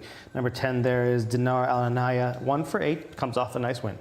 Got good recent form. There's only 2 last time out winners on the whole card today, and here's one of them. That was in a maiden. Big step up in grey today. Escandro's number 11. I keep wanting to say Escandalo, but we'll roll with it. 1 for 10. You ran in 2 good races last year. Cup and Open race, finished 19th and 11th. Needs more. Al-Ithami is 1 for 27, comes off of 3 subpar runs. Yep, just outclassed in this race, only rated 67. Mahrut is 4 for 16. Horse seems to know how to win.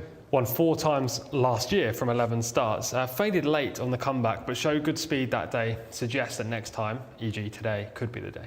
Najamawa seals a 5-year-old by take turns. Could it be his turn? He won a 0 to 75 with a late burst last time. He's the 2nd of 2 last time out winners on the card today. This is harder, but Alex Moreno rides.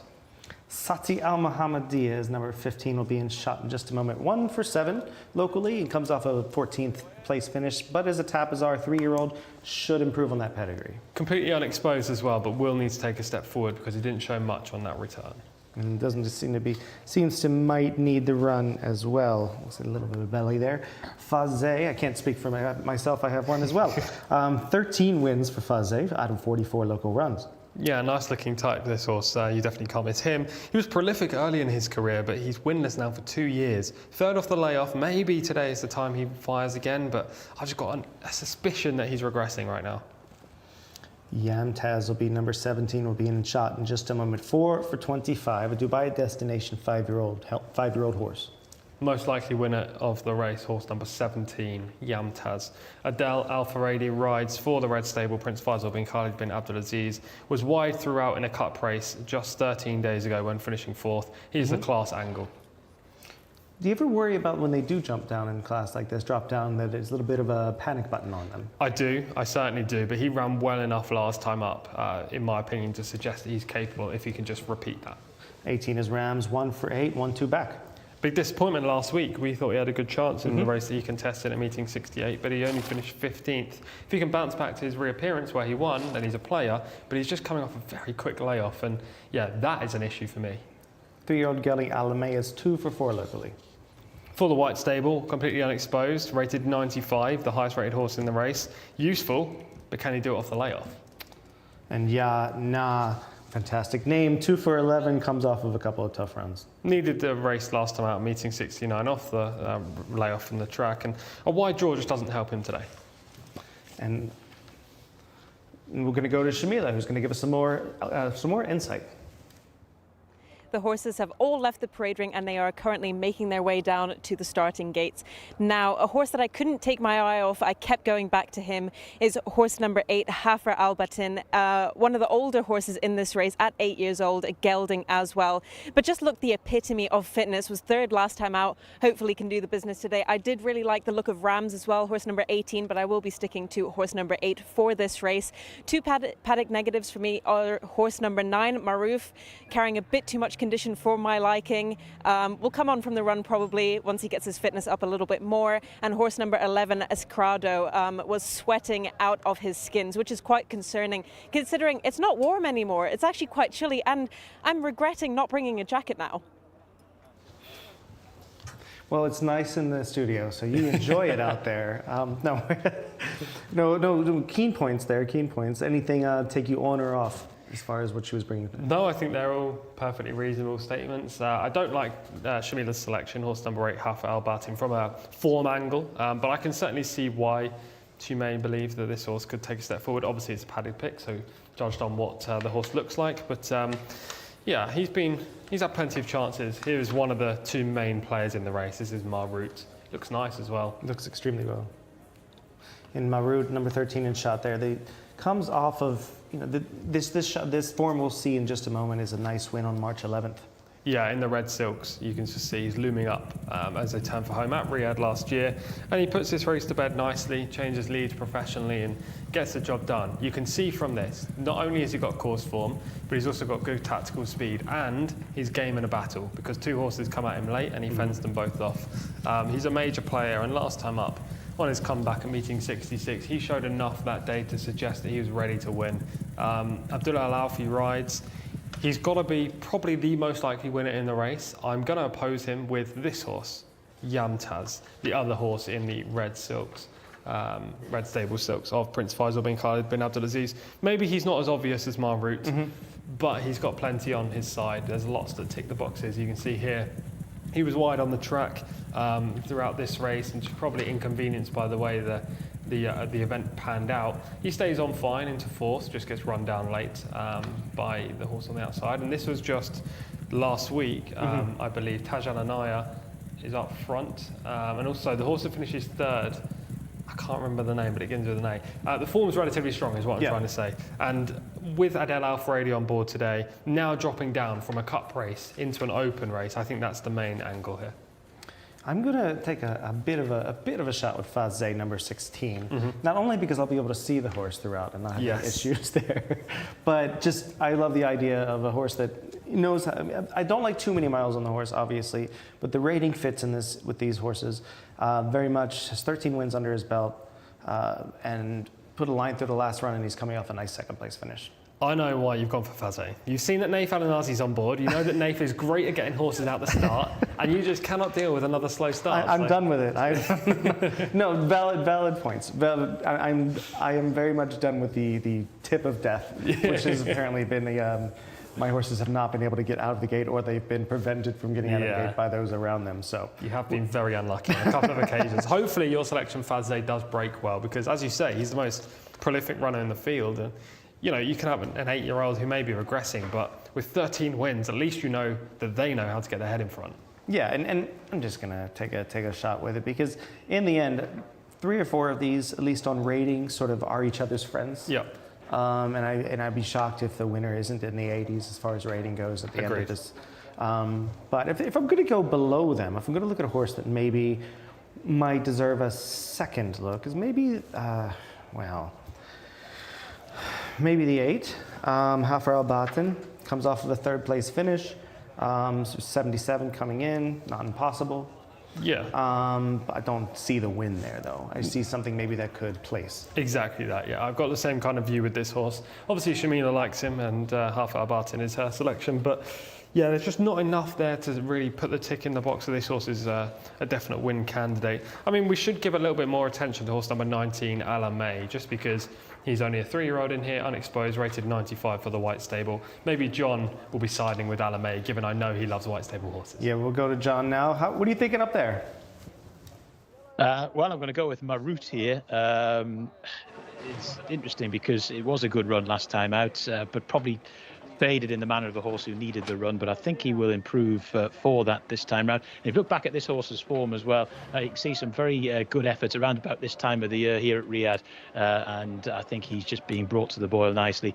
Stall 13 a little bit tricky, but as Tom was saying, it's not necessarily a massive disadvantage. Interestingly, both those red stable horses are running in the red cap. So there's no distinguishing cap here. So that's just keeping me on my toes a little bit as well. This is Maroof going in the green with the white stars. Shouldn't miss that one in the run. Desert Orchid style grey. Next to go in is Hawawea. Next to move forward is Dinar Alanea in the maroon and yellow colours. The 7 is Abayat Al Mohammadiyah going in, followed then by Al Thiyami. Towards the outer, Ala May, Rayan Alto Aish aboard. 17 to go in will be Yamtaz, so the sort of orangey, yellowy saddlecloth for the 17 of Yamtaz, the brown saddlecloth for Marut. Marut's also sporting a white bridle. That's how I'm going to distinguish between the pair anyway.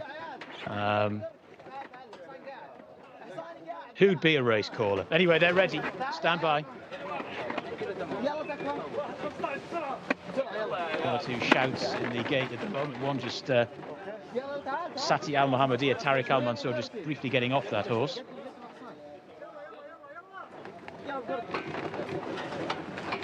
It's back on now though, and they're off and racing. Good start from Maroof, but that one just taken back. Another one that's going well in the early stages, Dinar Alanea into a prominent posse. Another one that's breaking the line is Obayat Al Mohammadiyah in the green cap towards the near side. Makam Al Bada is in the black cap with the red sheepskin noseband. Alamay is towards the outer there, also in the white and purple colours. Rams is pretty prominent in the run. They're then followed by Yamtaz, who's a little bit wider on the track there in the sheepskin noseband as they make the turn. They're then followed towards the outer by Alamay, who's also not too far away. And after that, making a little bit of headway now is Escandro as they start to make the turn here.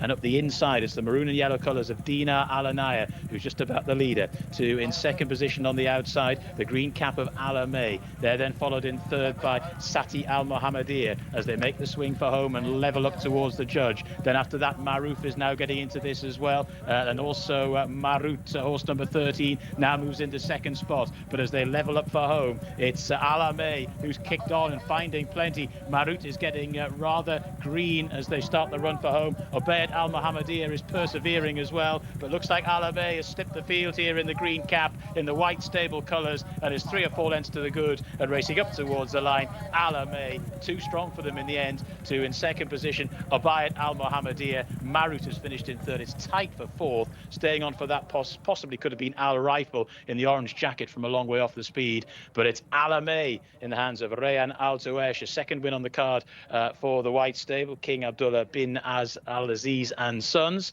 was always prominently positioned. We talk about that very often, but was never too far away. There's a bit of a scramble for the early lead, but Alamay in a time of 1:26.21 seconds. That's the fastest 7 furlongs run in the 3 races today, and Alamay has won really with plenty in hand. Obayat Al Mohammadiyah was prominent throughout, has been beaten by 4.5 lengths in the end, and we'll confirm the third as well as we look at our super slow motion. Marut got into a nice position in the end, had to work a little bit, but wasn't able to fully extend in the closing stages, or not as extending as well as Alamay and Obayat Al Mohammadiyah. Al Rifle has finished in 4th. Rams on a pretty good race on the speed throughout there and finished in 5th. But it's Alamay who's now got a very good record, 3 wins from 5 starts in all, first up for the season, so has had a bit of time off the track, but has well, that's proved no barrier whatsoever. The 19 Alamay has scored a first winner on the card as well for Rayan Al Touesh. That was the scorer in race number 4.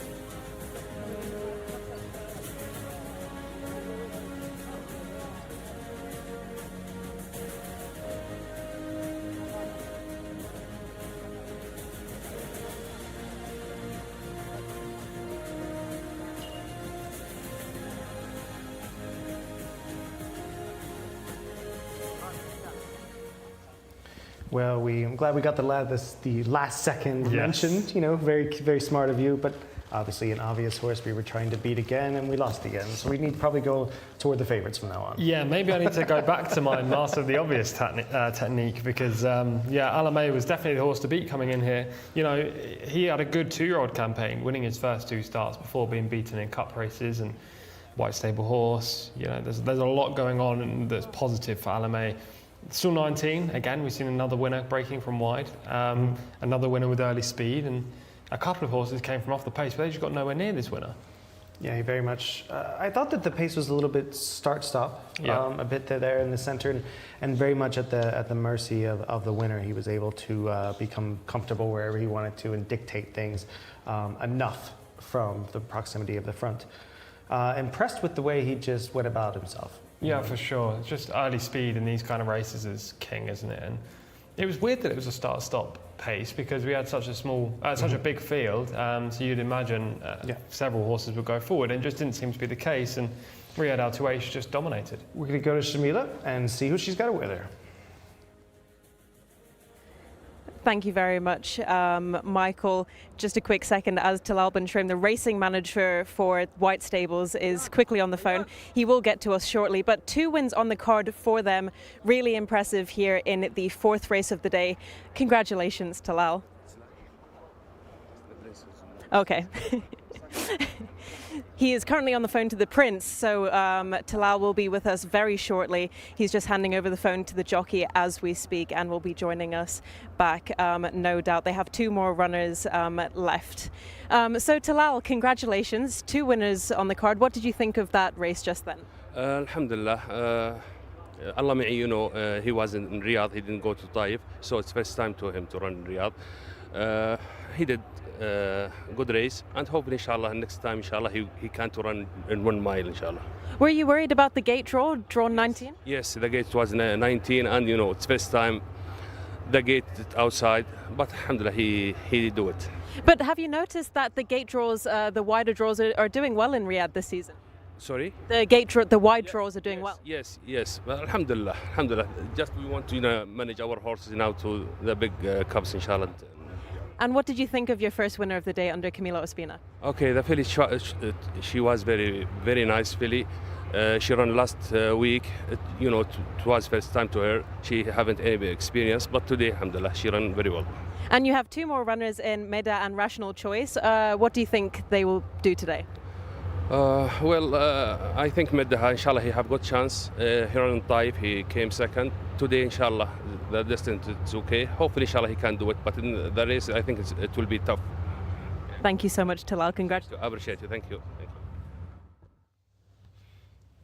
All right, we're going to take a look at the, thank you first of all, Shamila, for that insightful bit there. We're going to look at the race from the get-go. Not a lot of bad luck stories from the start.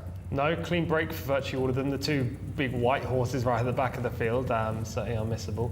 At this point, Riyadh Al-Tuwaish on the eventual winner, Alamay, you can just see 4 wide on the track, in around 5th right now.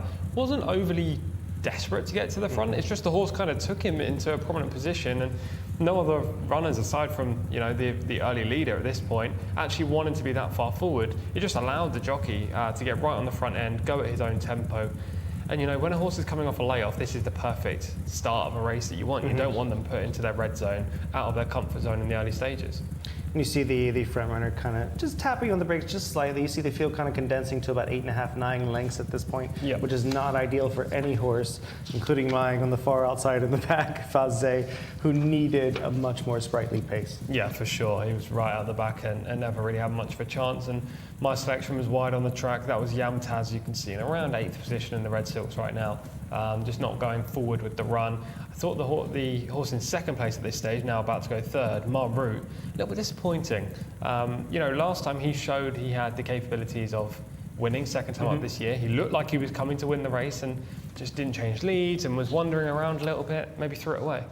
Yeah, it was there are some tough luck stories in here, like horses just didn't quite, but I feel like most of those they brought upon themselves, and those who just did not adapt to the pace scenario were at the mercy of horses who had the positional speed.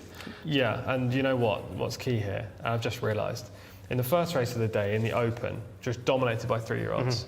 Second open of the day was that race we just watched there. First, second, both 3-year-olds. Alamay won, was the unexposed horse, 2 from 4. The runner-up was Obeya Al Mohammeda, who was coming off the Taif Cup 11th. You know, 3-year-olds just have an edge in these kind of races at this time of the year, and maybe I was looking too into it going with an older horse in Yamtaz. And it is that time of year, as we all know, where the 3-year-olds are truly becoming as good as they can be. They say that horses truly peak when they're 5 years old, thoroughbreds do, but when they start getting to that optimum level is at the end of their 3-year-old season. Exactly that, yeah. They mature quickly as a 3-year-old. They might not be 100% in their prime, but at the same time, you know, these horses are racing against a group that they have shown previously that they can compete with, but with any kind of improvement or progression, they can easily usurp these kind of horses. And Alamay has proved that today, and the runner-up, Obeya Al Mohammeda, I think ran great as well.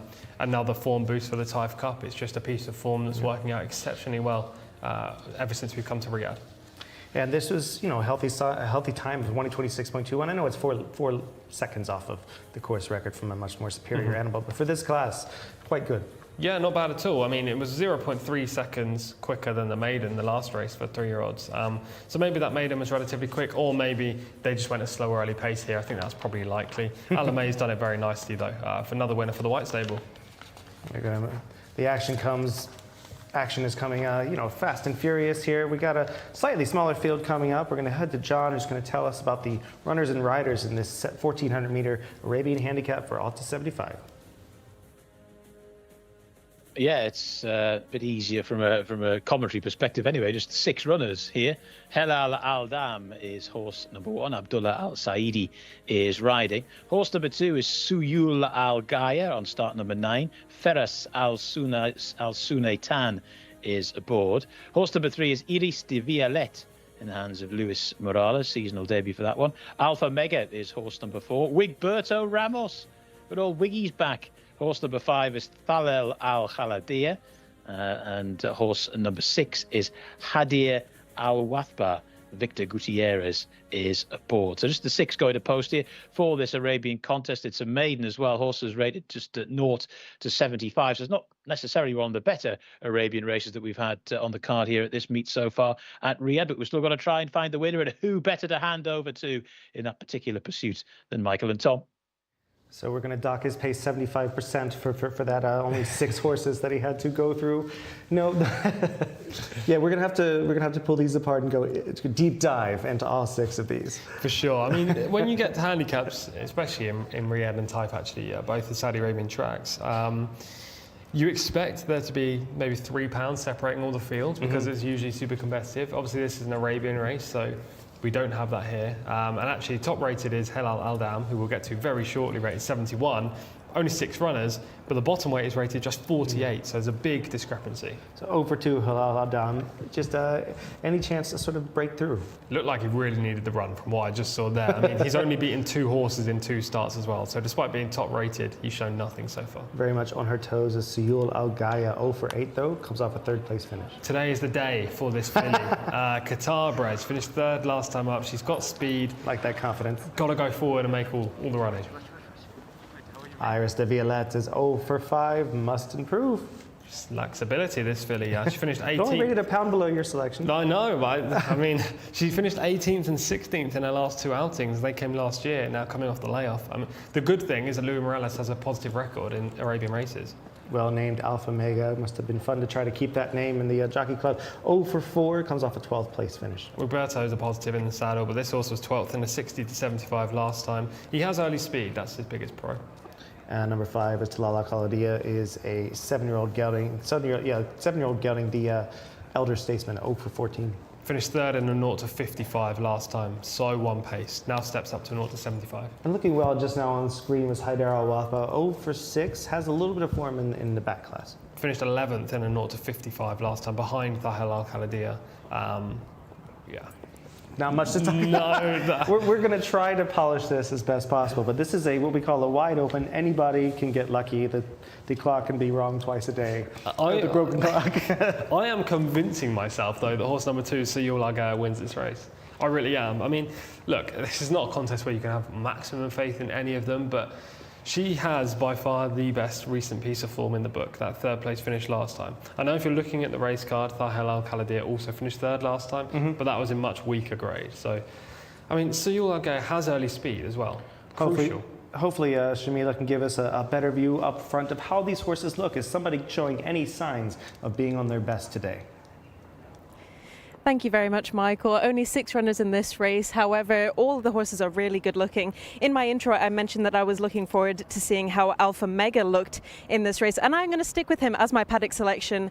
He's really nice, small and compact, a nice 4-year-old colt by Nishan out of Darvina. He was second this season, not very impressive his last 2 starts. However, under Wigberto Ramos, anything is possible. Also, a horse that I really like the look of is horse number 2, Soil Al Ghaya, third last time out. However, I don't think she will stand up to the colts this time in this race. Might be a little bit too difficult for her in this contest. 2 paddock negatives for me is horse number 1, carrying a bit too much condition, a little bit overweight on the chubbier side. However, it is his first run of the season, so we can't hold that against him too much.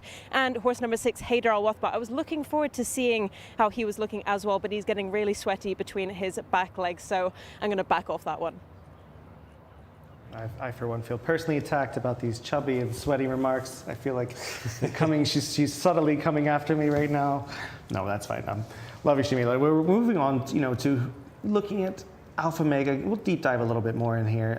0 for 4, showing a little bit of form. You say 3 back, finished second. Looks really well. She is right in the parade ring. A little bit on his toes, though.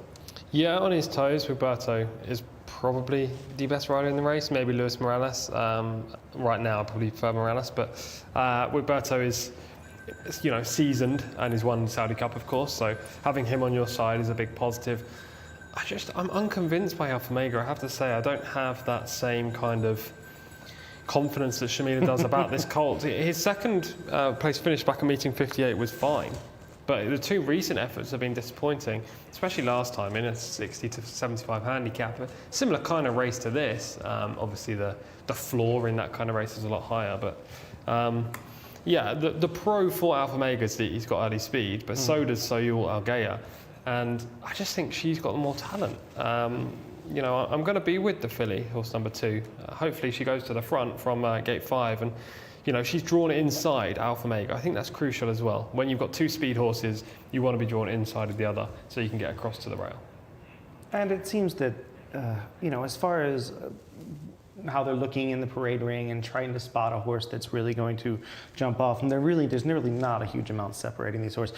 One that looked at least well to me, maybe it was just the hue of the coat and how the horse seemed to be very much well within himself. Not a surprise, being 7-year-old, the elder statement is Thahel Al Khalidiyah. 0 for 14 though, but does come off of there's only 2 horses coming off of in the money finish. Yeah, exactly. Finished third last time up, again, a weaker contest, 0 to 55. He did take a couple of pounds hit in handicap ratings for that run, which has now meant he's got to run up in class. Rated 57, but he just seen one pace. He moved around that home bend looking like he was going to play a part, and then just plugged on at the 1 speed and was beating a fair way at the line. So there wasn't enough there that really made me think he's a player here. But look, I mean, it's a 6-runner Arabian maiden handicap, so all of these horses have not shown that much so far in their careers. And Haider Al Wathba, who's drawn 3, but number 6 on the last one to go through, seemed to be one that showed a little bit of form, as you mentioned earlier, and comes in with the weakest rating at 48. How do you weigh that up? Do you think that these horses that are weighted, 23 pounds below the top-rated horse in the field, is there really that much separating them? No, but obviously there is a difference. So.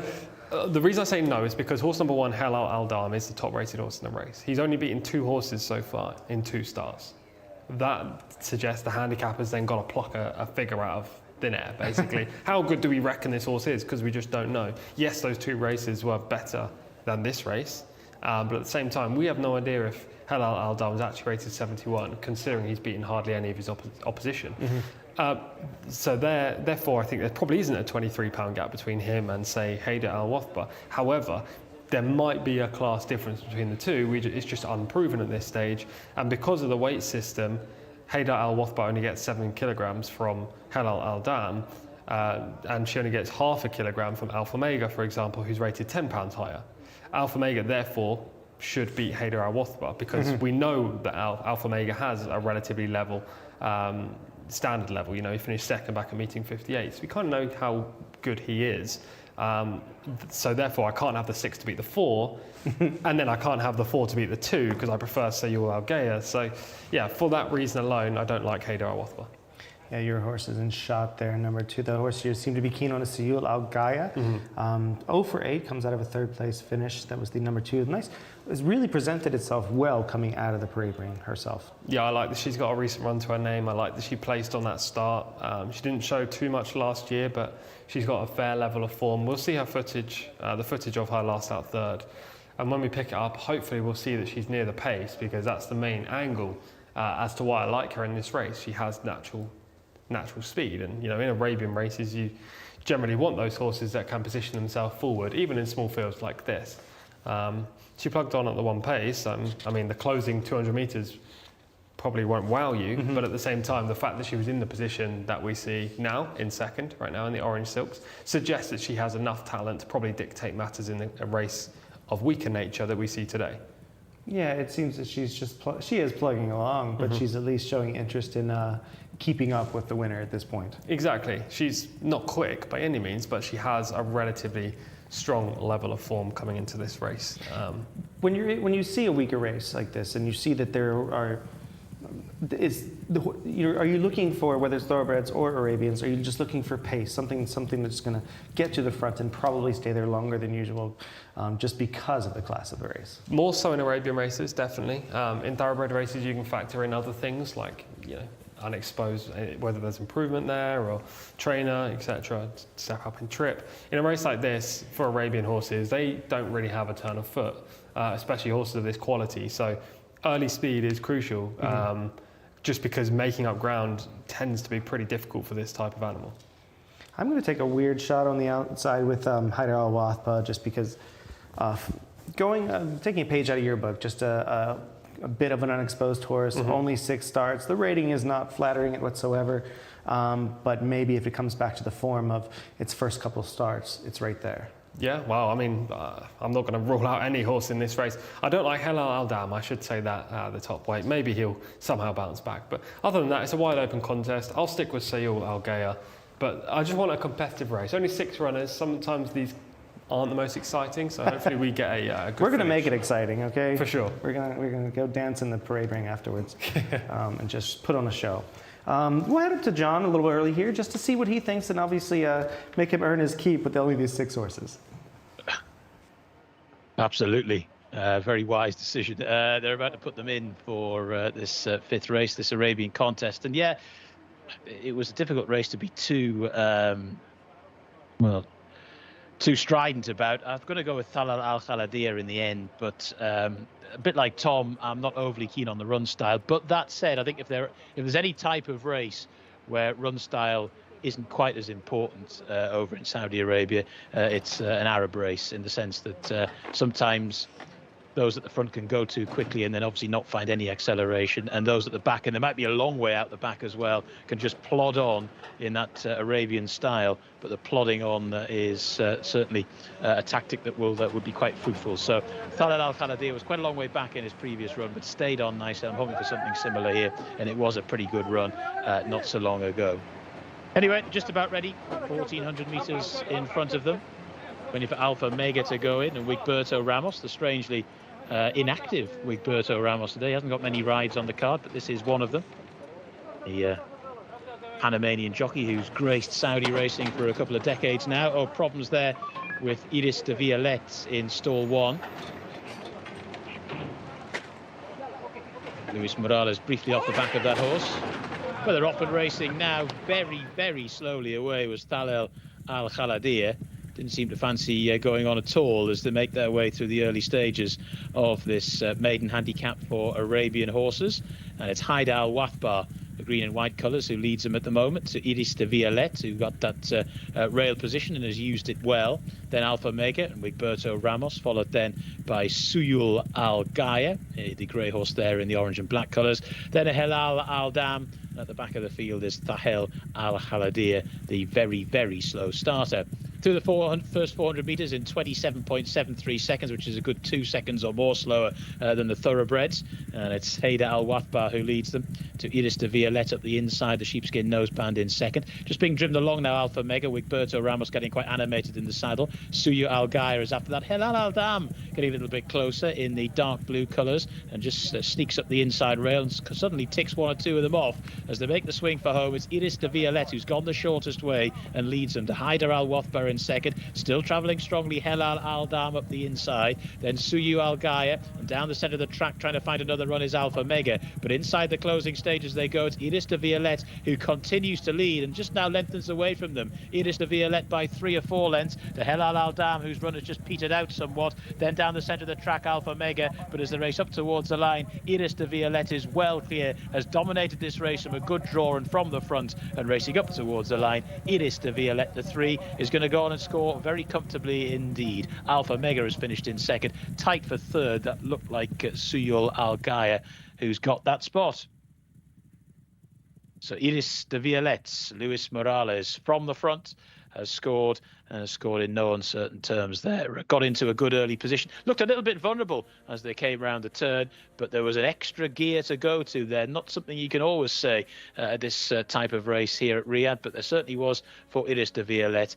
And this filly has won in a time of 1 minute 37.34 seconds, obviously considerably slower than the thoroughbreds at this particular trip. Alpha Mega was second, beaten by 3 3/4 lengths, and Suyul Al Gaia was third, beaten a further 3 lengths back as well. So in the end, Iris de Violette has somewhat spread-eagled him in behind. And there is Thahal Al Haladir, who actually stayed on reasonably well after that dreadful start at the beginning of the race there. Just didn't seem to fancy coming out of the starting gate whatsoever. So there we go. That was your first Arabian race. The second one is actually the 12th and final race on the card. We're back to the thoroughbreds for race number 6. And that will be coming up at 5:30 local time.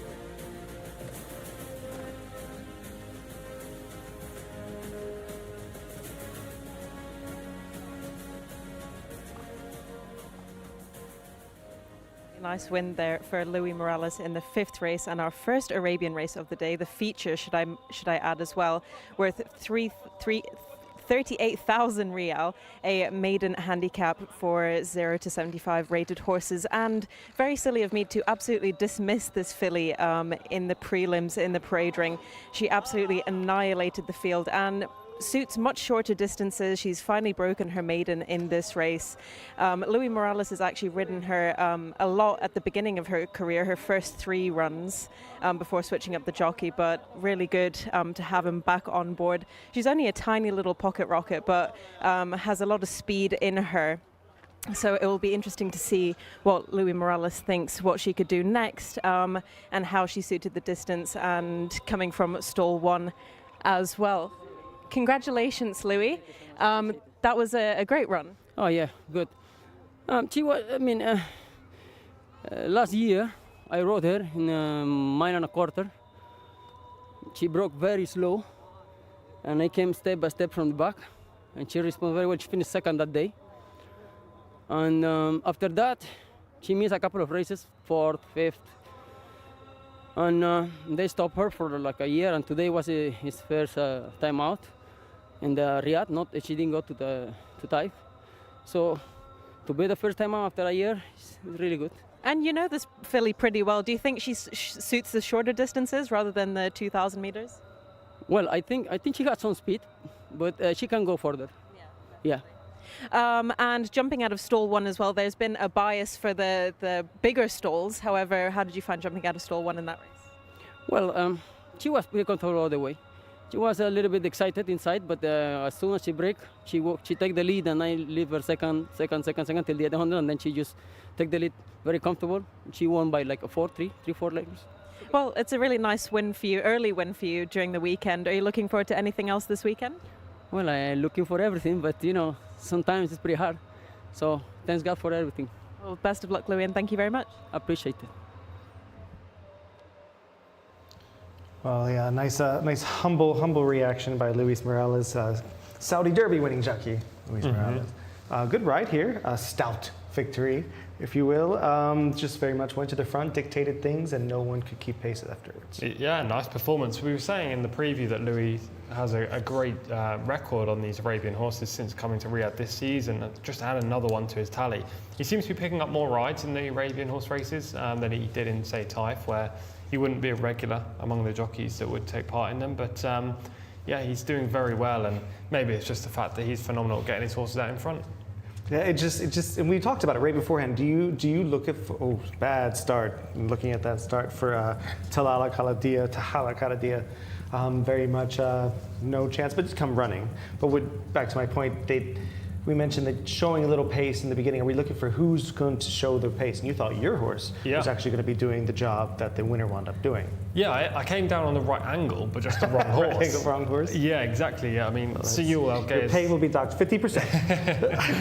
Siyul Al-Gay is the grey horse right now. She just wasn't able to get to the front. Your selection, Haider Al-Wathba, did show natural early speed. I was pretty confident throughout the run here. Just sat there and was in a decent spot. I was a little upset that just didn't really show much turning for home, but you know, I think that the horses just generally 7th start probably starting to be exposed. I'd have liked Victor Gutierrez to have moved across. There was a time where he was a length clear, and there was a chance he could have gone across to the rail. Look, I'm not saying it would have made a huge difference in the result, but it would have forced Louis Morales in the eventual winner not to just scoot up the rail and dominate. I don't know. It probably made no difference. And especially with the Arabians, a lot of times if you take the will out of them, they're gonna reject it, and his horse definitely came back to him. Yeah, you're probably very much right that he should have come over and should have asserted himself on the front end. Maybe he could not get that extra ounce out of the horse in order to clear himself comfortably. Yep. Either way, I think he was just in this class and these types of horses, he was just trying to get it there as well as he could. Yeah. Luis seemed on the winner at this point, just very, very confident, and you know, and very much so. I mean, he's coming in here at 62, 0 for 5, gets his first victory, her first victory. Probably doesn't rise too much off that. No, I don't think so. If any, to be honest, she should stay at least below 65. Look, on her last 2 outings, she was 18th and 60th. She just didn't show much coming into today. Yes, she might have speed, which she showed during the early part of the race, but she doesn't have blaze-away speed. You know, it took her a while to actually get on top, and that was probably due to the inside passage that she had. I don't know where you go with her next. Maybe a similar kind of race to this, but obviously not a maiden handicap, but an open handicap, and hope that she can back up. You know, her pedigree is relatively strong by No Risk Almori, who's a nice horse. So, and she's a really fine-looking 5-year-old. I mean, there's probably a reason that they were probably really well, probably a little bit upset that she wasn't running as well as she could. 0 for 5. Let's see, moves. I mean, do you think that she has that much of a ceiling, like that high of a ceiling, rather? Probably not. This is probably how good she is, around 62, 65 maybe rating. She wasn't facing a good group today, we should say that. And next time in a similar kind of race, obviously not a maiden handicap, you will see a 1 next to her name and she will inevitably become a player on that basis. But shouldn't forget that this was a weak field. She's got the job done very nicely, but she'll probably face better horses next time up. Yeah, and coming up the inside there, you saw now slightly to the left of the winner in camera shot. That was Halal Al Adam. Very, we mentioned he was slightly plump in the parade ring earlier. Maybe with that, a little bit of a trip note there. Probably comes on from the run physically. Could be one to look out next time, even though he did come in as the top-rated horse. Exactly. I just don't think he deserves his mark of 71 from what he's shown so far. Beaten 2 horses prior to today. Where did he finish today? Maybe, what was it, 2nd or 3rd? Yeah, and he's giving up, let's see, he's giving up how many kilos? 7 kilos to the bottom weight, even 4 kilos to the horse in second here, Sayul Argel. So he was giving up a lot of weight and wasn't ready to run today by his physique. But at the same time, he ran pretty well for a long way. He needs to find a very weak maiden handicap like this. Yeah. I think they found their friends, all of them. Now they all just have to take turns getting lucky. Exactly that. Exactly that. Similar kind of race next time for all of the others. The winner in an open handicap and hope that it draws up a poor field. At least she's got a win to her name. That's what Connections would have been after. Yes, this is we made it through. We made it through the most thrilling race of the card. I'm looking forward to the rest of it because it's only going to get more exciting. We're going to move on to a 1,600 meter 2-year-old maiden coming up. Some really fun pedigrees are going to be on display here. We got a Massar in there, first time starter, a Cable Bay, a U.S. Navy flag. We also have Munnings. As you know, I'm a huge fan of Munnings. Yes. I think he's probably the most underrated stallion in America and just keeps producing or begetting good horses. So anything could happen in here, and it's a big field. Yeah, big field for the 2-year-olds, as you say, and well-bred 2-year-olds at that. This is a step up on what we've just seen. This could be the best maiden of the day. I really like Medhar, the white stable horse. There's also a Mendelssohn in here, first-time starter. And I know that you like your Mendelssohns. I do. I helped pick out a Mendelssohn that won first out at the carnival last week. Was very excited to hear that when I got done here. And hats off to Bupat Seymour, who hopefully will have a Saudi Cup horse. We'll talk about that later on, but hopefully we'll have a Saudi Cup horse in Al Nafud. We're going to move on to these exciting young horses, and John's going to take us through the runners and riders. Thank you very much, guys. Bigger field for this event. Horse number 10 doesn't go, but this lot do. Mujtaz is first up, Abdullah Al Fayrouz. 2 is Bint Massar, that daughter of Massar that Michael was talking about. That's horse number 2, the mount of Khalid Al Mimoni. Horse number 3 is Rams Al Wasil, Hamza Saad. Horse number 4 is Alorja, Naif Al Anazi. Horse number 5 is Medar, Camilo Ospina in the white stable colours. Horse number 6 is Yaflan, Ricardo Ferreira. Horse number 7 is Zilia, Adal Al Faredi. Horse number 8 is Fars Al Wagar. Moving on to page number 2. Horse number 9 is Matnook, a very interesting recruit from the UK. 11th in the Chesham Stakes at Royal Ascot. Matnook, that's the mount of Mohammed Al Daham. Horse number 10 doesn't go. Horse number 11 is Al Qadim Al Jmal, Fahid Al Faredi. Horse number 12 is Hadlan, that's the mount of Abdul Ella Al Hussein. Horse number 13 is Junior Audible, Victor Gutierrez. Horse number 14 is Jubail, Abdullah Al Kradis. Horse number 15 is Al Abjar, no jockey as yet. Horse number 16 is Sarden, Luis Morales. Horse number 17 is the Bill Collector, Abdulaziz Al Yesh. Horse number 18 is Kamra Al Mohammedir, get that right in the end, Wigberto Ramos, he is riding. And horse number 19 is Sultan Road, Abdullah Al Khamis. That is the last of the horses that run. They go without number 10, Altai, that is your non-runner in this particular race. So the horses are milling around in the pre-parade ring. This is our first race over a mile of the day. It is for 2-year-olds, for fillies and for colts. They are now in the parade ring, and it's back to the studio. Yes, the horses are heading in right now. This is going to be fun. I mean, I love the baby maidens, we call them. Going a mile, 1,600 meters is also more of a tricky distance because it's going, those, pedigree nerds like myself are definitely going to be diving into whether or not they can stay past the sprint distance. Exactly. A mile first up, some of these will be a stiff task, but literally every sire in here is either ex-UK or ex-US. Lots of big names. lots of big stables represented. It's going to be a good race. I think this piece of form might be relatively strong as well moving forward. And we're going to have some informed stallions as well in there. And obviously, you mentioned Munnings earlier. See the Stars. Don't even have to mention him. I mean, we know how good he is, but City of Light is having a breakout year as a stallion. He's the sire of the best dirt 2-year-old in the world in fierceness. So yeah, it's going to be exciting to see whether or not we can see a star on the rise here. This is the one race when I looked at the card earlier today was this is where we could see something, hopefully. For sure. I mean, there were 2 races that caught my eye, this being one and race number 8 being the other, for completely contrasting reasons. This, because you got a race full of unexposed and potential, not superstars, but good horses. And race 8 is a race where we had good horses who are now dropping down in class. So, yeah, those 2 are the 2 standouts. And hopefully we get a nice winner of this race. I think Medha has to be the most logical winner and, in inverted commas, favourite, most likely winner of this race. But you can certainly make a case for plenty of them. I would call it a sentimental favorite. Yeah, just for sure. Because sentiments are leading that way.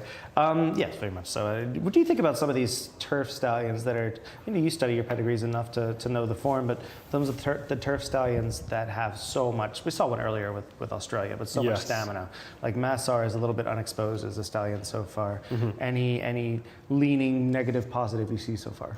I generally want to see his progeny on turf, but, it is what it is. We don't have a massive group of his offspring yet, do we? Massar, he won the Derby, if you didn't know, in the UK at Epsom for Godolphin, and I didn't really like him as a racehorse much, but he proved to be very strong.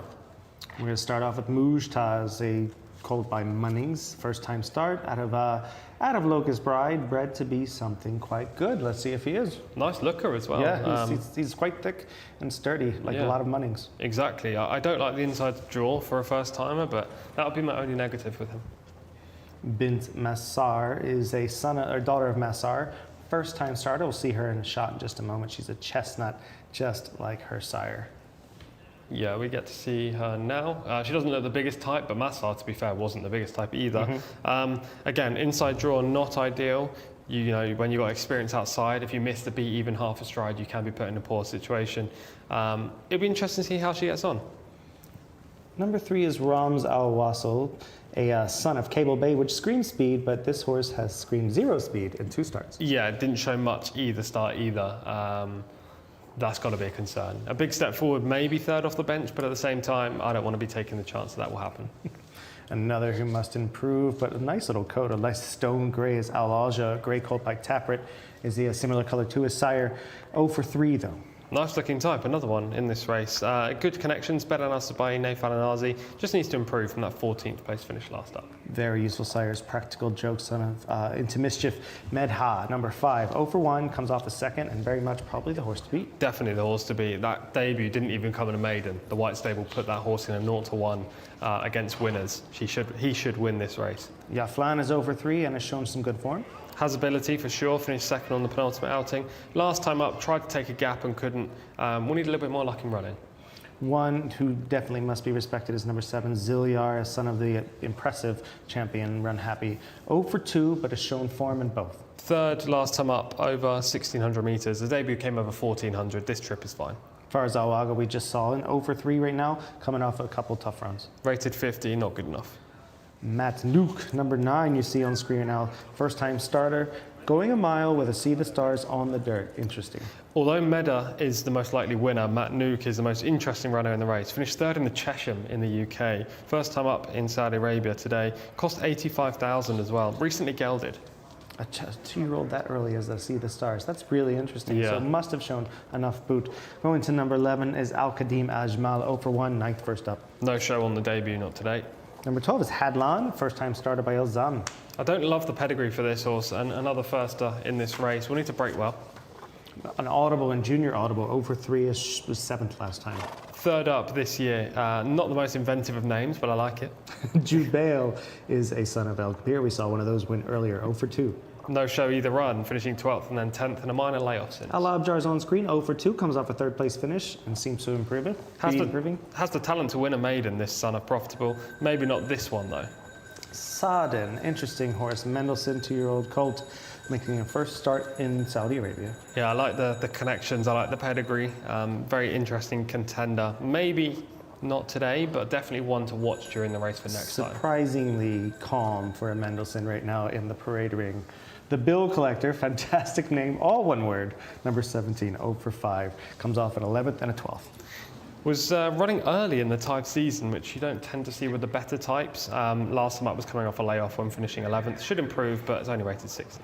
Kamar Al Muhammadiyah, son of the brilliant sire, daughter of the brilliant sire, Malibu Moon, 0 for 3 though. She's regressed from her debut, but we know that fillies go well against the boys generally. She's just passing us now. You see us in the studio there in the corner. Sultan Road is number 19, 0 for 3, and seems to be regressing as well, unfortunately. Yeah, probably not going to be winning this race. The widest stall, and last run came at meeting 67 just last week when finishing 13th. Quick turnaround for this horse. Love these baby races. Let's see what Shamila thinks out there. I'm sure they just got a great view. A lot of really nice runners in this race, but I think it would be silly to go against horse number 5 at Medar for White Stables. I think Camilo Ospina is definitely going to have a double on for today. Second last time out for a trainer, Ahmed Al Mohamu, a 2-year-old colt by Practical Joke, and just looks like an absolute beast here in the parade ring coming up behind me, slowly but surely. Camilo was really confident before the horses came in to the parade ring. I was speaking to him and he was fairly confident, so that's always a good sign. Just looking really well. He has really nicely shaped hindquarters. Like we said in the previous races, you need that for dirt racing. You need nice, strong hindquarters. His conformation is absolutely perfect. You've got 2 grooms holding on to him for dear life because he looks ready to go. I think it would be silly not to mention horse number 7 for a looker as well, Zilyar. Third last time out, this time under Adel Al-Faredi. A 2-year-old gelding by Run Happy also looks really well in the parade ring. However, there is no beating Medha in this race. Some confidence. She's throwing it down. Yeah, I agree though. I really do. It's not often that Shamila and I agree, I have to admit, but when we do agree, sometimes we're pretty accurate with it. So hopefully Medar gets the job done. I mean, the fact that the White Stable, who have lots of good young horses, have pitched this horse in winners of 0 to 1 first up, so you can face winners. And this was on this horse's debut, yet Medar finished a good second. Now steps down into maiden company. And yeah, it probably isn't the weakest maiden of all time. There are some horses in here who could be pretty good. Just suggests that the White Stable think quite a lot of this son of Practical Joke. And he's drawn well. Camilo's already had a winner on the card today. He's going to be aggressive from stall 5. Maybe Medar just makes all. Maybe so. But I was really very much impressed with the physicality of Mujtaz. First-time starter, Munnings, they know how to fire first up. Wouldn't be a shock at all to see this one run a big race. Rail, I don't love. I'd rather it be in the 2. Yeah. Be in the 2. Just to have something to his inside and horses around him first time up. But very impressed with it. Another one, I think, as we mentioned before, Zilyar must be respected in here. Much like Mujtaz is out of a mare who already is Foxy Meadow, who's already, and it's Locust Bride for Mujtaz. They are half brothers, 2 winners. This mare is already produced.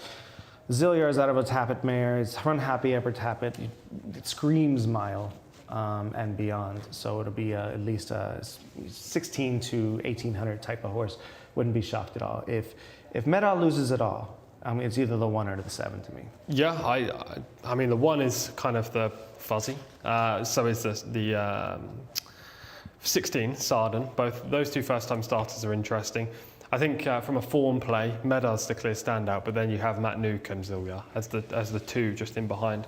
If you're looking at the Saudi card on the Frisia website right now, then you will see that Matt Nuke has no figures next to his name, but he has had plenty of experience in the UK and finished 3rd in the Chesham, which was at Royal Ascot. And you know, when you're finishing 3rd at Royal Ascot, you're probably pretty smart. The Chesham is a race, if you don't know, for 2-year-olds whose sire has run over a certain trip or beyond. You have to be bred for stamina, but running over 7 furlongs. That's the conditions of the Chesham, which is why this son of See the Stars, who's obviously Matt Nuke's obviously a very precocious See the Stars progeny, because you know most don't want to run this distance first up, as we see Medha on debut. Finishing second on September 28th here. Nice run. Look how he dwarfs the other white stable horse at this stage, Red Cap Meda on the outside. And he runs like very well as well. It wasn't just that he made the move around the bend, like all the way to the line he gallops.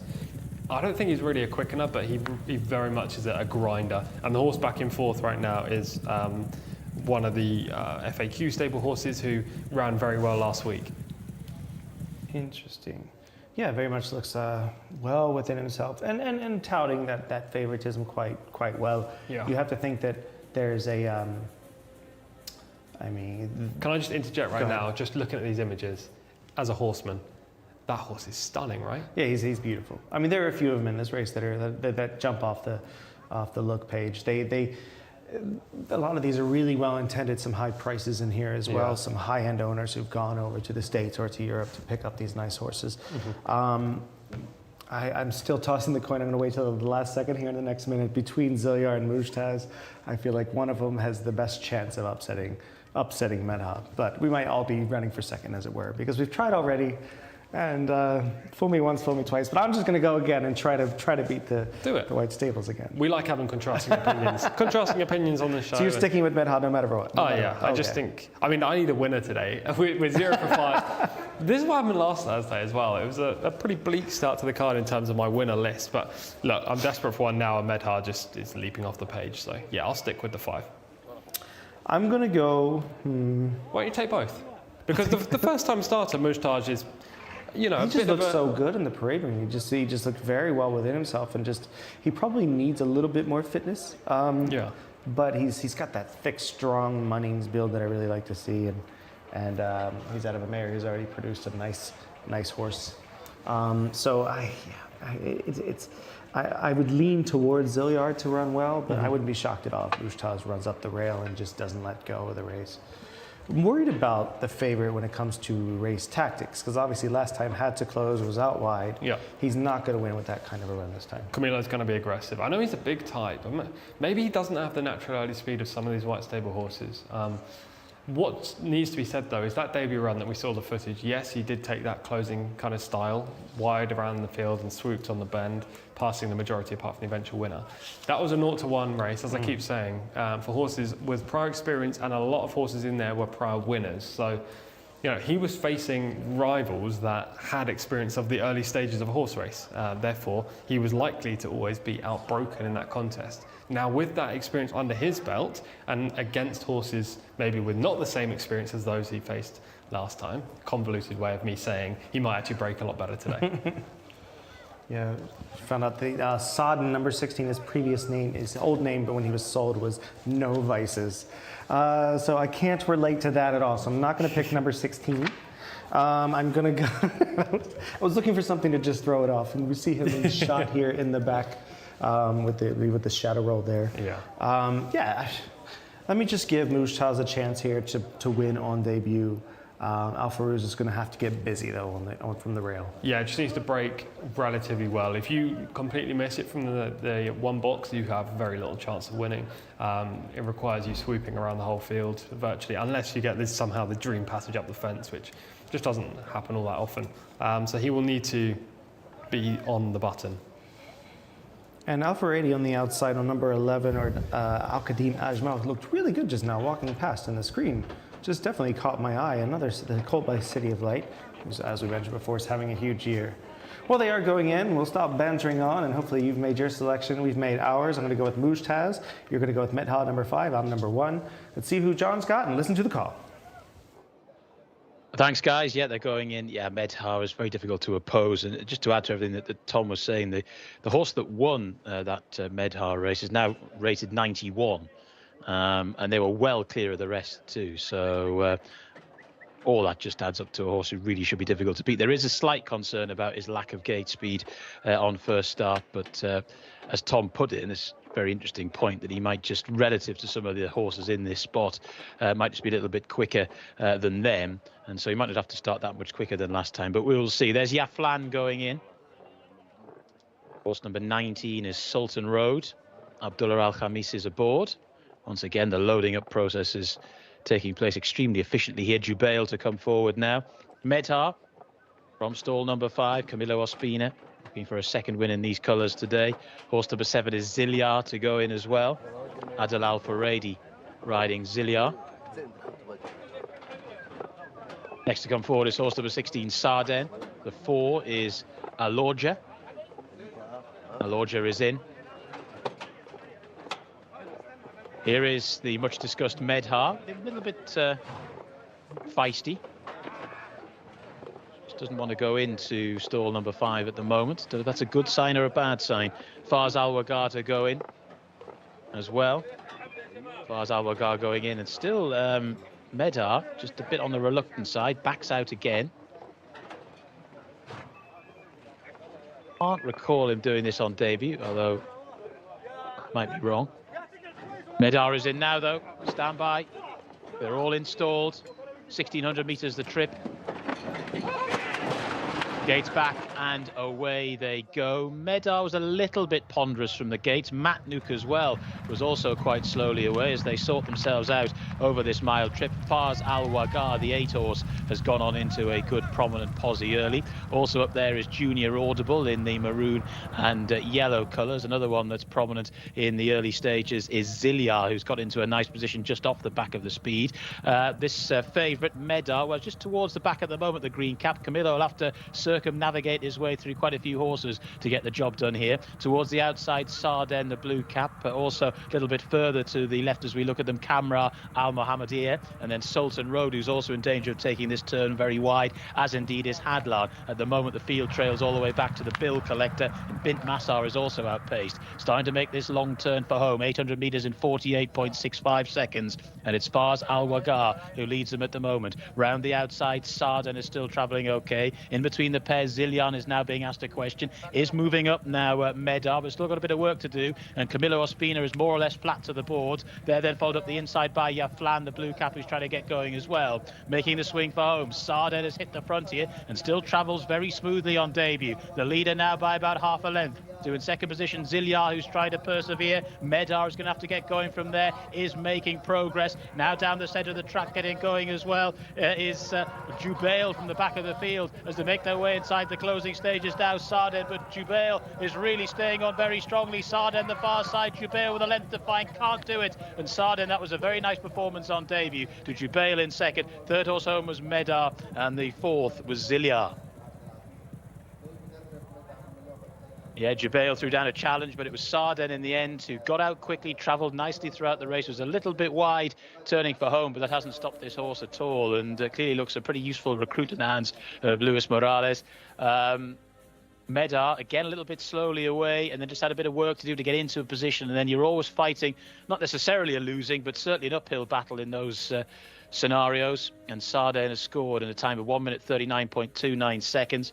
To in second position, Jubail. Long gap back then to Medhar, who finished in third, and the fourth horse home was Zilyar. That was the 1, 2, 3, 4 in the end. But Sarden, on that evidence, could be a pretty useful recruit to Saudi racing. By Mendelssohn, out of a mare called Jcsa. Luis Morales, again, aboard. He's a very prolific rider. He's having a good afternoon once again. And Sarden has scored. Jubail, an interesting run from the back there. Horse number 14 getting going very late in the hands of Abdullah Al Kradis. That was on start 3. A definite improvement on what he's done thus far. And Medhar has finished in third. Probably not a terrible effort, but just a race where things didn't go to plan in the early stages, and he wasn't quite able to sort things out from a slightly disadvantageous early posse. Sarden, the winner of race number 6.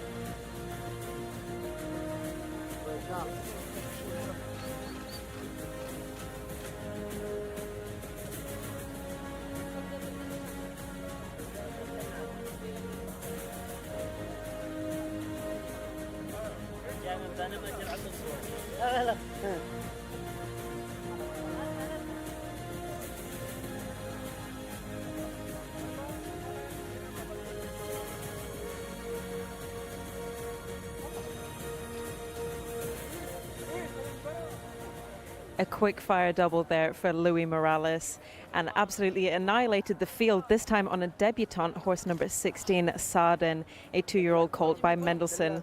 I must say that Prince Saud bin Salman Abdulaziz is doing really well during the Riyadh season. They did have a few big winners in the Taif season, however, they are really kicking into gear here. And I'd say that the trainer, Mutab Malawa, is really ecstatic with that win, but not as ecstatic as Luis Morales is after a quick fire double. Congratulations, Louis. Thank you so much. I appreciate it. So, really nice debutante run from him there. What did you make of him? Well, he's pretty smart because his first jump was a little bit awkward, but he's very quick. I try not to go in the elite, so I catch him like length and a half behind the horses, and he kept himself, calm down. So when I came to the 600, I touched him in the whip and he moved quickly. So I said, okay, I know I have some horse, and I wait for the 300 meters. When he switched legs, boom, he did good. And then after the wire, he won't stop.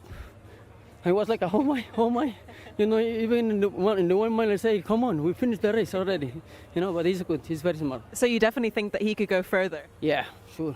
Yeah, he looks like a monster. He looked like a monster, yeah, really. And I bet he felt like a monster as well.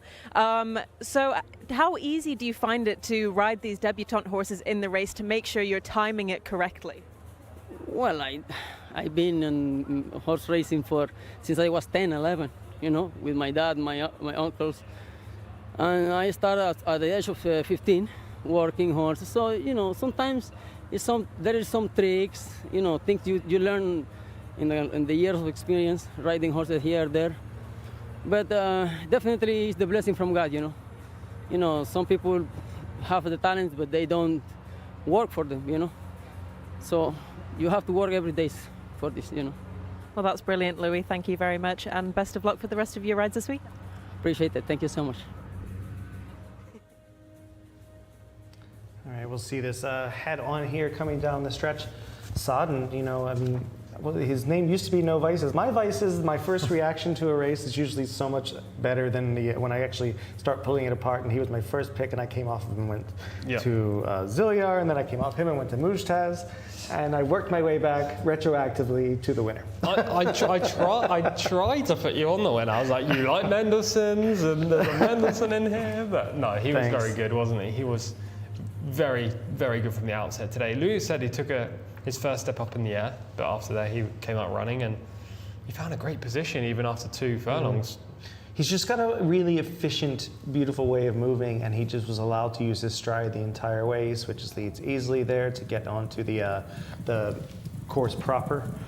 He's never quite been, I think the entire race, he was never truly asked for his best, which I thought was really interesting. And you can see why they started the mile at a mile with him, because this horse can run. He cost 80,000 at OBS, so he was a breeze up. So he was breezing, a quarter mile, an eighth of a mile down the, 200 meters, 400 meters down the stretch on the poly track there.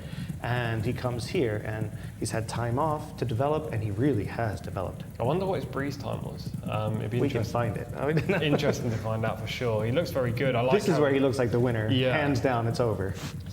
When you enter the bend on a horse, and then when you come off the bend, that gap in the middle is where a horse can really, catch your attention. I loved how he instantly switched leads to the outside leg, and he picked up and made 2 lengths on the front runners at that point. And right here, Zilyar is trying his best to oppose him, but I think that you don't really realize how well the winner's going until you look over at Zilyar and see how hard they're trying on a decent little horse. Yeah, Zilyar's got talent. Medhar's definitely got talent, the white stable horse. Things didn't go right for him today, but at the same time, maybe he wasn't the best anyway. He ran okay considering what happened. The runner-up Where has that come from? Another son of El Kabir come flying down the stretch. We saw one win earlier today, so they seem to like the tracks. I think that's two grandsons of, for the pedigree nerds out there, that's two grandsons of Scat Daddy finishing 1-2. But yes, that's very impressive. I know he keeps him busy, and I said that he wasn't asked to full out, but I really don't think this horse. I think watching him prick his ears afterwards and watching him behind us in the parade ring after the race, this horse was not tired. No, I like what Luis said to Shamilo as well. He basically said this horse is a beast, and after the race he wanted to keep running. So, it suggests that there was plenty left in the tank. Shamila said to Luis, will he stay further? He said, oh yes. Oh yes, very much so. They're going to have options with this horse. He's a horse, and I know this is talking way ahead of ourselves. Be interesting what he's rated first of all. But I would love to see him try races like the UAE Derby, where he's going to get the full 1900 meters. The 1600 he'd have to face here against very speedy types. First of all, let's stop that, pause that, and look at the runner-up breaking sideways and off kilter. So his run definitely needs a second look. We see that a lot from when there's an auxiliary gate. Yeah. So he was on the very outside of the auxiliary. Yeah. So he, and then he quickly recovers and makes a nice run. Didn't see that coming after two bad runs. No, but I have no idea where that's come from. I mean, it's switch of track. I mean, Taif to Riyadh, slightly different. Maybe a horse that needed to run himself into shape. Yeah, exactly. He was coming off a little minor layoff though, coming into today as well. It wasn't like he was fresh after a 2-week spin. He ran last at meeting 38, which is quick math around 4 months ago. So he's coming off a relatively long layoff, and he showed nothing on his first 2 runs. So connections, Abdul Rahman Al-Fahan, who works on the Arabic channel doing what we do, he'll be very happy right now, I'm sure, with that performance. And I'm sure he probably flipped the table trying to for sure bring this horse home. Especially considering, obviously, the winner was a well-bred first-time starter representing Leading Connections. The third is a form horse rated 70 with 2 good runs coming into today. And that was the fourth. And the third is the horse who we expected to win in Meda. So the best players were all there at the finish, and somehow the runner-up, Jubail, has produced this effort where he's in amongst them. And what I like seeing here is looking at the winner. He is, not only is he's not trying nearly as hard as the ones around him, he's being kept to task, but these Mendelssohns, when they are good, like the one we saw Mendelssohn Bay last week at Meydan, win first out as well. They are long-bodied and extremely efficient movers, and he's just bowling along as a more efficient mover than the rest around him. I wonder why he's got a shadow roll noseband on, because it's a big one as well. I mean, sometimes it's aesthetic, sometimes it's because of a high head carriage. But maybe he's not coming out as early in the morning. Maybe he's working out when while the sun's out in the morning, and he's not used to running under the lights. Maybe. I mean, there are things here and there that, and also there's some trainers like Jimmy Durkins is one of them, where back home in the States, a lot of times almost all their horses were wearing shadow rolls. Bob Baffert, almost all of his young horses are wearing shadow rolls. For sure. Just in case. Yeah. Even if it's like a cheater. It's a bad term to associate with him, but even if it's a minor shadow roll, a minor sheepskin noseband where it's very tiny but just gives them enough of a focal point. Sorry, that cracked me up there. But that one's a big shadow roll. That's why I said it's just, for a horse with maybe not the biggest head, it looked like he was being dwarfed by this noseband, as you can see here, whereas the White Stable horse Meda also had one, but it was a lot slighter, and that one looked more aesthetic, whereas this one looked like he was properly trying to keep his head down. Yeah, all in all, just we mentioned earlier, we love the young baby races. I know you guys too do also. There's a lot to be said for just on a Thursday like today to have horses to look forward to for the future. Exactly. We had it last week as well with Mashur, I believe was on Thursday as well. So you have these horses that could be anything, and that one in particular, well intended, $80,000 purchase from OBS at a breeze up sale where a lot of the really talented horses come from. So. Could be anything. Mendelssohn, Jetaway Sue, proper mayor as well. You'll see how this horse probably stretch out extremely well. Few options from here. Yep. So what do you do with this kind of a horse? Do you stretch him out or do you keep him at the mile? It depends what's coming up on the program, I guess. I mean, he's an open or cup horse, that's for sure. At this stage, I think you go down that route rather than the horses who won 0-1 or, any kind of similar race to that. I think you go straight for the opens or the cup races, and it depends what's happening in 2 or so weeks. If there's a mile race, then they'll probably go there. If there's a race over 1800, they might go there instead. He seems relatively versatile with the potential to improve a great deal. Yeah, especially for top connections as well. In a few minutes, we'll look at the standings as well, just to see who is leading right now. Right now in the jockeys, no surprise here. No, Ospina's already added one winner today as well, so make that 82 for him. Nothing so far for Adele Alfredi this afternoon. Leo Morales Still early. It is. Morales has had 2, so he strengthens his position into 3rd with 39 wins. Go over to our trainers here. Mahmoud, pretty comfortable right now, but not too comfortable. Moudlak has mostly Arabians. It's always, they are definitely going to be steady throughout the season.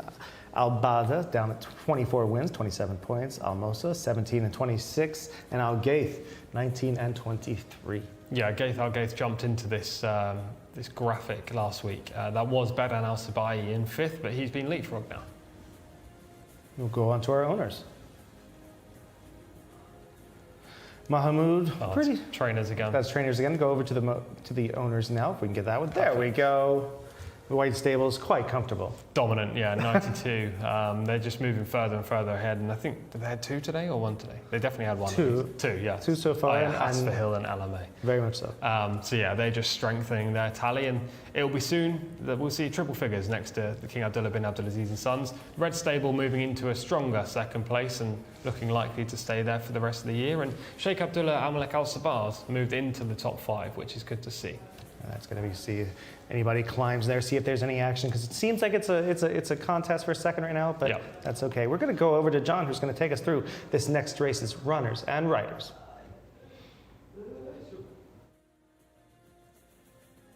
Thank you very much, Michael. Yeah, the horses, or the runners and riders on your screen now. The horses making their way into the parade ring very shortly. Nakesh, horse number 1, is the man of Mohammed Al Daham.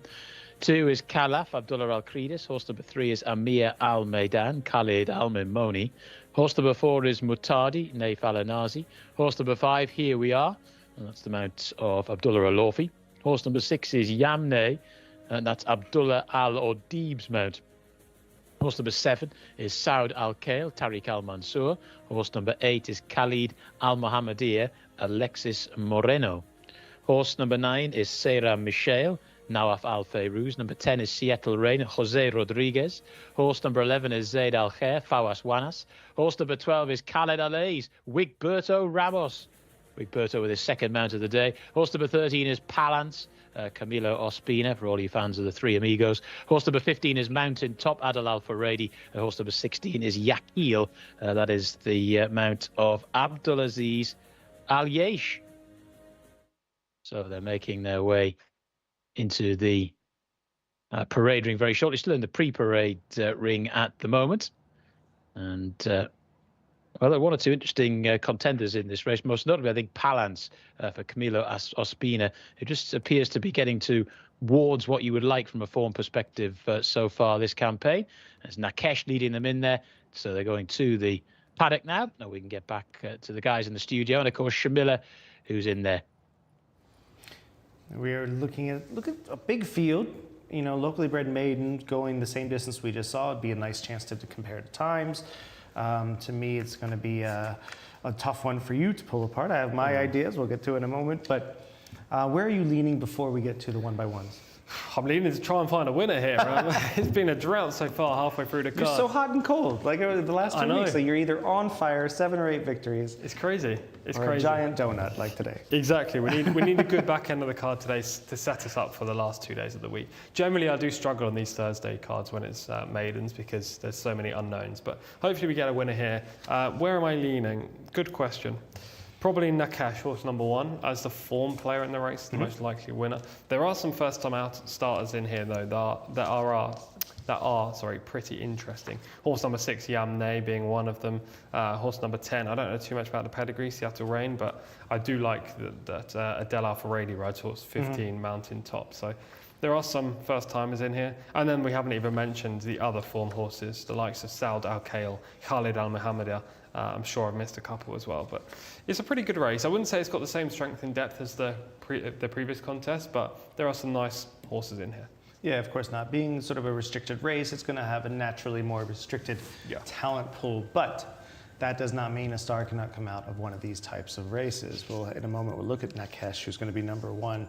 This is a first defense, and I've noticed that this stallion and these horses over the limited time that I've been here, they really take to the surface. They do, and this horse ran very nicely on debut. Connections place their horses very interestingly, different to any other connections I've seen. I'm talking about the owner and the trainer, Haif Mohammed, Aboud Al-Khatani and Mr. Razak.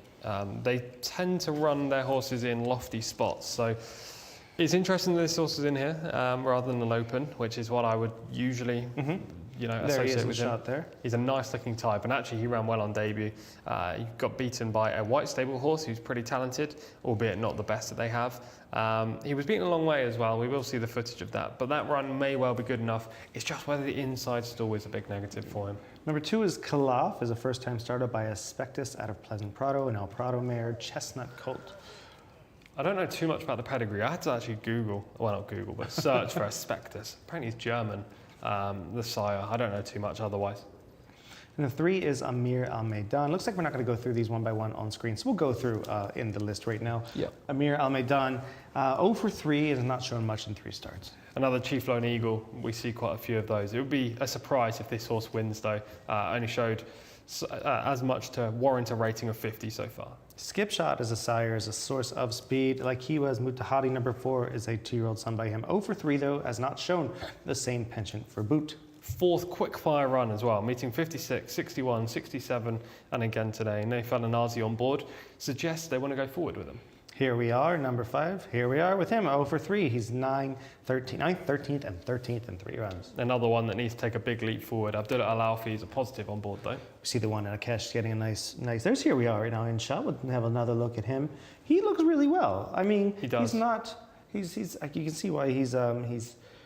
Probably getting a little bit of attention in the parade ring. Yamne is number 6, first-time starter. Maximus Mischief, the stallion, is getting a lot of early runners. Yeah, he won the Remsen as well as finishing placed in the Holy Bull. And that's an 1,800-meter race, so he has stamina as a 2-year-old. Yes, exactly. That's him in shot, and a lot of the Maximus Mischiefs look just like that, with a big old blaze down their face. I do like that from an aesthetic point of view. It makes no difference to how they run, but I do like it from aesthetics. This horse looks like he'll grow into himself in due course. He's got a big frame.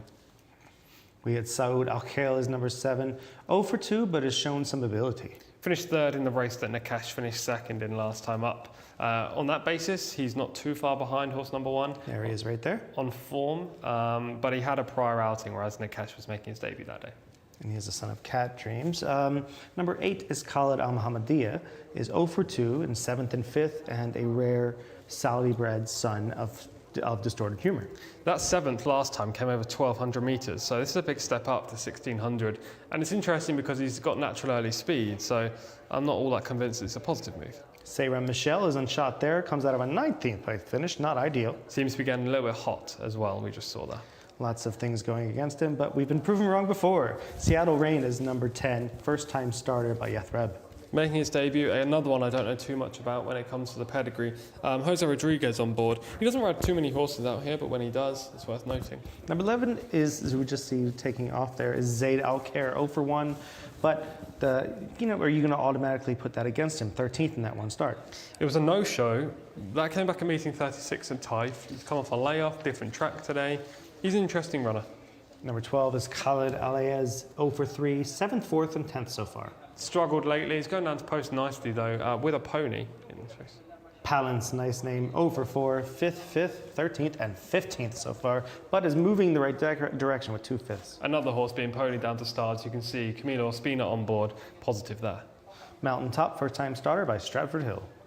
Yeah, there must be something about this horse for Adele Alfa ready to ride on debut. I don't know what it is. The pedigree seems pretty average in terms of this race, but he must be showing something in the mornings. And lastly, you saw the 16th there just a second ago. That was Yakil, 0 for 4 thus far. Rated 67. Disappointed last time off a minor layoff, but the 3rd prior to that was relatively good. Shamila, we go into locally bred horses. Anybody really strike you down there? Who looks good? Well, Michael, there were a lot of good lookers in this race, but I'm going to start with my paddock negatives and get them out of the way first. Horse number 6 was spooking at practically everything and almost ran over 3 of the cameramen. So I will stay clear and advise everybody to stay clear of that horse, though it is his debutante run, so he's just getting used to everything down here by the racetrack. And horse number 16 is a little bit underweight, carrying a little bit less condition than the rest of the horses, so that could be a red flag. My paddock pick for this race is horse number 1, Nakesh, second last time out under Mohammed Al Adham. And you might not know this about him, but at the end of the Taif season, he missed about 4 of the last weeks because of a nasty incident in the mornings. He was riding out, had a fall, and had broken his hand. So it's great to see him back, and I hope he has a winner today. Another horse I want to highlight, not just because he was looking good, was horse number 7, Saud Al Khail, was third last time out and is under a really promising apprentice in Tariq Al Mansour. So fingers crossed for him as well, but I will be sticking with horse number 1. She is sticking with the form horse there in Nakesh, who went down nicely to the gate and seemed to be getting his warm up in early. And you know, it's hard to really pick against him. I mean, I'm going to try. Yeah. I mean, I know that I didn't see what she saw with Yamne, the Maximus Mischief, who apparently was a very naughty boy, and it's probably why he is a gelding. Yeah. But I do love that. You know, we love the aesthetics of the horse, obviously. But pedigree-wise, Mullins Bay, his mother, has produced 1, 2, 3, 4 winners of at least 3 races. Yeah, it's a positive there. I like the pedigree for sure, and he's a nice-looking type. So, yeah, there's a case to be made for Yamne. Maybe he's the way you're going to side. I'm just going to stick with him. I mean, he of all the ones in the parade ring, he stuck out to me. I know that I didn't see him being naughty as she did. So. Yeah, exactly. I'm going to stick with this horse. I know it's obvious. Nakesh, on the outside, you can see blue sleeves, red cap. Runs home nicely. This was on debut, he finished second. The third place finisher in this race was Saud Al Khail, who's in the yellow with the blue cap just in the middle of horses, but comes through for third. Look, the white stable representative in this contest dominates, and he's the only horse in shot right now. Take him out of the race, and Nakesh has won the other contest decisively. As we see him cross the line around now, he's won by, what, 3 lengths ahead of This Saud is Al restricted Khail? company as well. It was, but it was his debut. He had a wide trip around the bend. I expect him to improve, and he's got a better draw this time if he wants to use speed. And being in first defense, he's probably going to have plenty of it. He's going to have to use it from the inside. Yeah. Anybody else you see up there keeping him company? Not really. I imagine Saud Al Khail will be towards the front, given what we just saw there. There will be a couple of, you know, experienced horses that show natural early speed, but hold on, I'm just looking. Khalid Al Mohammeda, that's the other one that I was thinking would go forward. Finished 7th over the 1200 last time, and the step up suggests that he's trying to use his speed and, you know, rate on the front end. Alex Moreno's very good on this type of horse, so he'll be forward. Nakesh will be forward, maybe Saud Al Khail as well, and I'm hoping that Nakesh can hold on.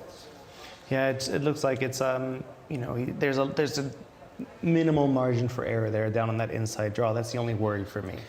But just to counter that, the fact that there's a first timer on the outside, just outside him, I think is a positive. I think it's just going to outbreak him and have that much more room around him. Exactly that.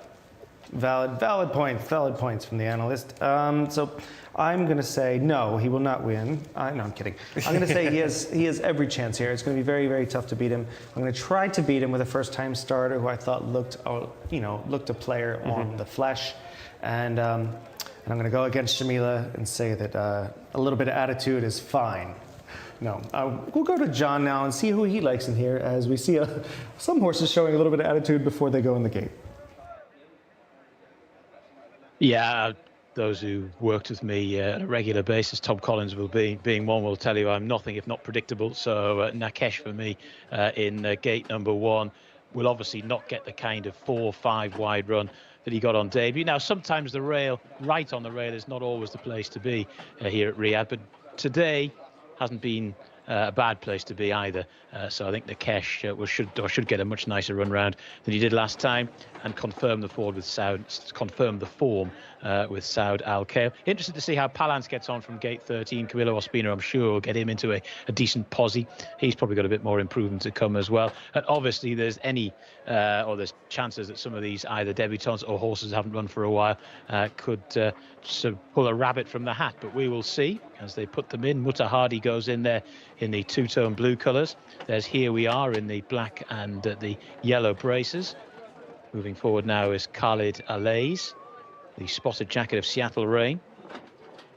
Still to come forward, and also still to come forward is Palance. There's the 6 Yamne. Abdullah Al Odib is aboard Yamne. Can't miss that one in the green socks as well. Spotted jacket there of Seattle Rain still to go in. And there's Palance as well, but once again a very efficient loading process here at Riyadh. Seattle Rain to come forward, and the 13 Palance will be the last.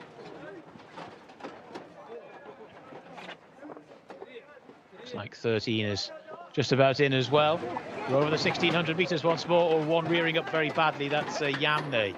Yamne getting very restless in the starting stalls. But they're off and racing.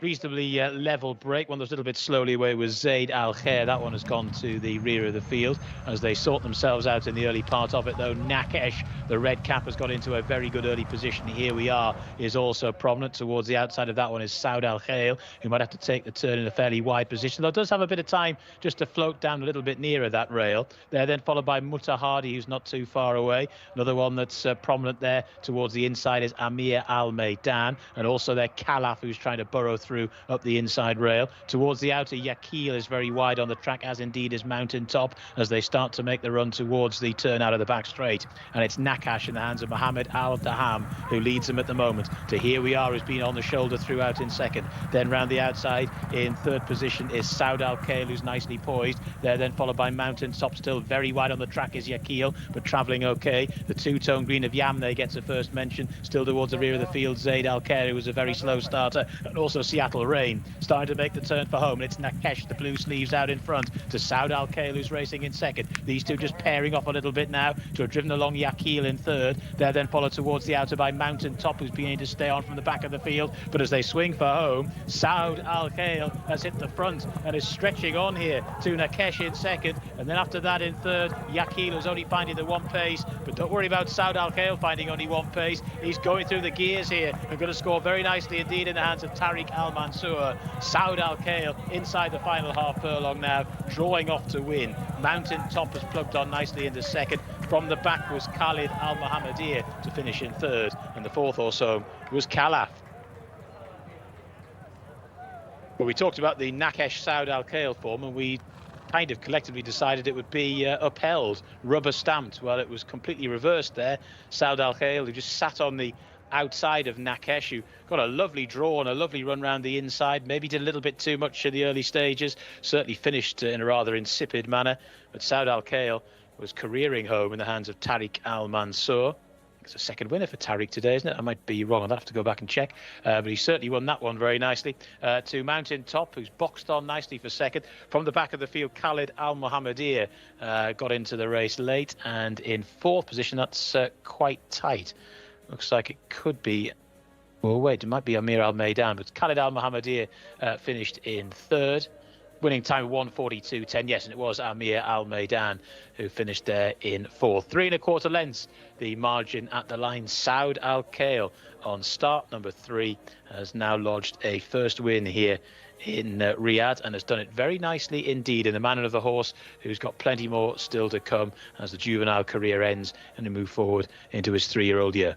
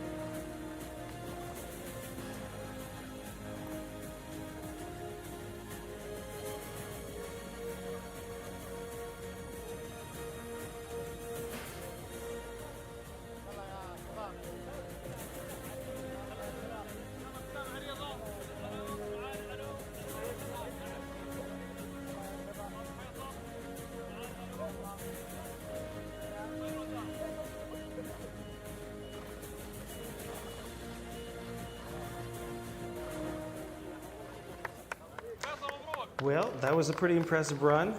A young horse who seemed to be moving in the right direction. We knew that we knew that Saud Al-Khail was one of the major players if Nikesh did indeed stub his toe.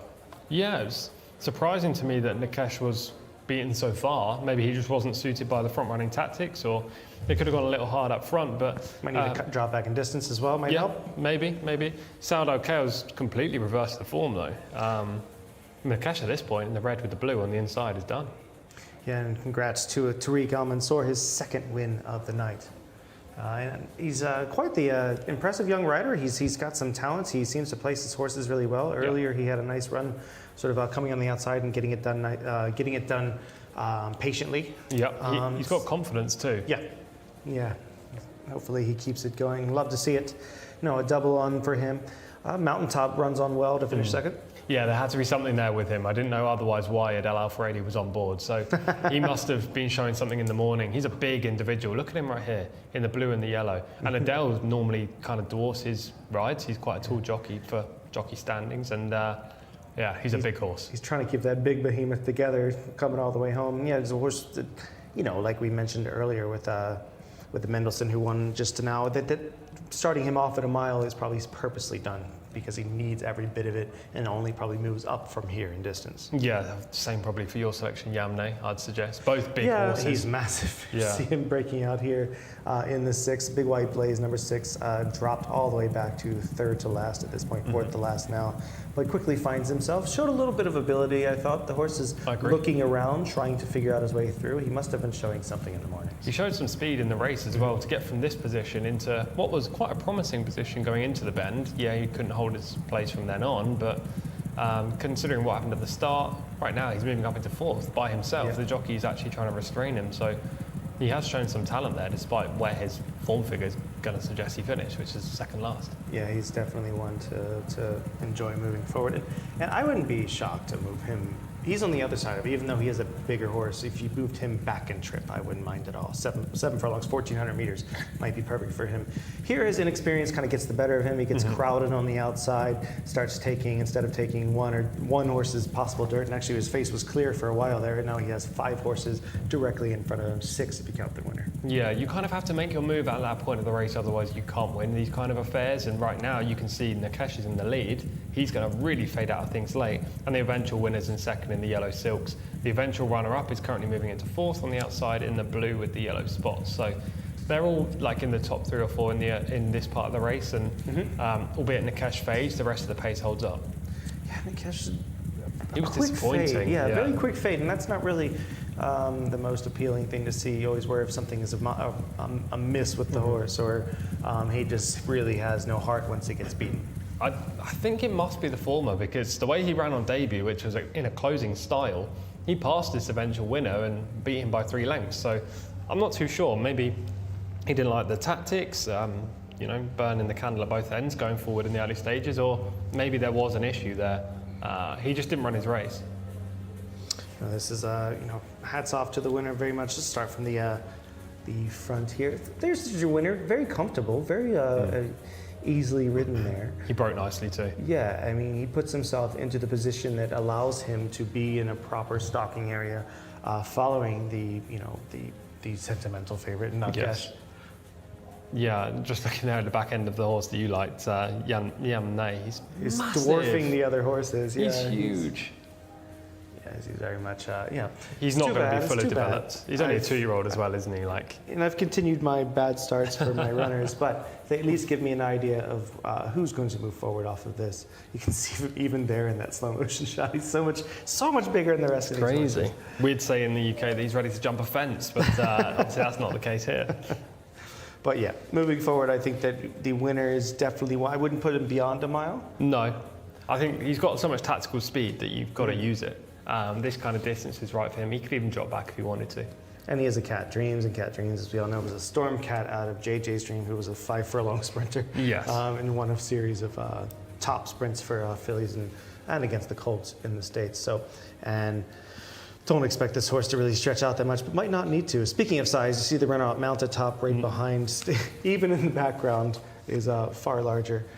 than the winner. And you can see why he's called Mountaintop. Can't yes, you? He's a huge horse, massive compared to the winner. Look at that. It looks like he's bordering 17 hands at 2 years old. He's only going to improve as well. Both him and Yamne are probably the two biggest horses I've seen at this track, and they're running the same race. And yeah, they want distance or at least to improve. Yeah, in time. Time 142 and change. Not bad, not terrible. I mean, it's okay. Yeah. I mean, the runner-up's run great considering. You know, he's not been beaten too far and showed a good level of ability. I imagine Adele will stick on next time, but you know, he's still developing. That's for sure. And obviously, the open race was a slightly better field, but I wouldn't. I wouldn't discount any of these horses. There are some nice pedigrees in this local bred race, and I feel like some of these horses will be worth following moving forward. But yeah, there's plenty of opportunities for them, especially, and money for them down the road. So we're looking forward to those, and we're gonna, look forward to what's gonna be another. Yeah, the program as well for these local breds is the best right now. So there's going to be opportunities for all of those horses to win races. Yeah, very strong locally bred program, Saudi bred program, and these horses, like we said, I would look forward to seeing Yamne run again. Nakesh, see him running back, both of them hopefully maybe back down and trip. Yamne just to get him a little more experience. The Maximus Mischiefs, they seem to run at every distance. They haven't really shown a ceiling, but they do have a lot of speed. And he just needs a better start. He's a massive beast. Nakesh, no excuses. Look forward to seeing him next time, hopefully back in trip to 1400 or 1200. And I'm sure you'll be on him again. Yeah, I'll give him another chance. Why not? You have to give these young horses plenty of chances. Look, I don't really like loyalty when it comes to an analyst job. Obviously, if it's your horse, it's your horse. But I will try to get him beat next time just by the finishing effort. But I'll have that little sign of, well, I did like him going into the last race. We're going to stick at the 1600 meters moving up, and we have some interesting players in the non-winners of 3. This is a good race. Yes, including probably the best pedigree in possibly the entire country. In HMS Endeavour #1. We'll see him in just a moment.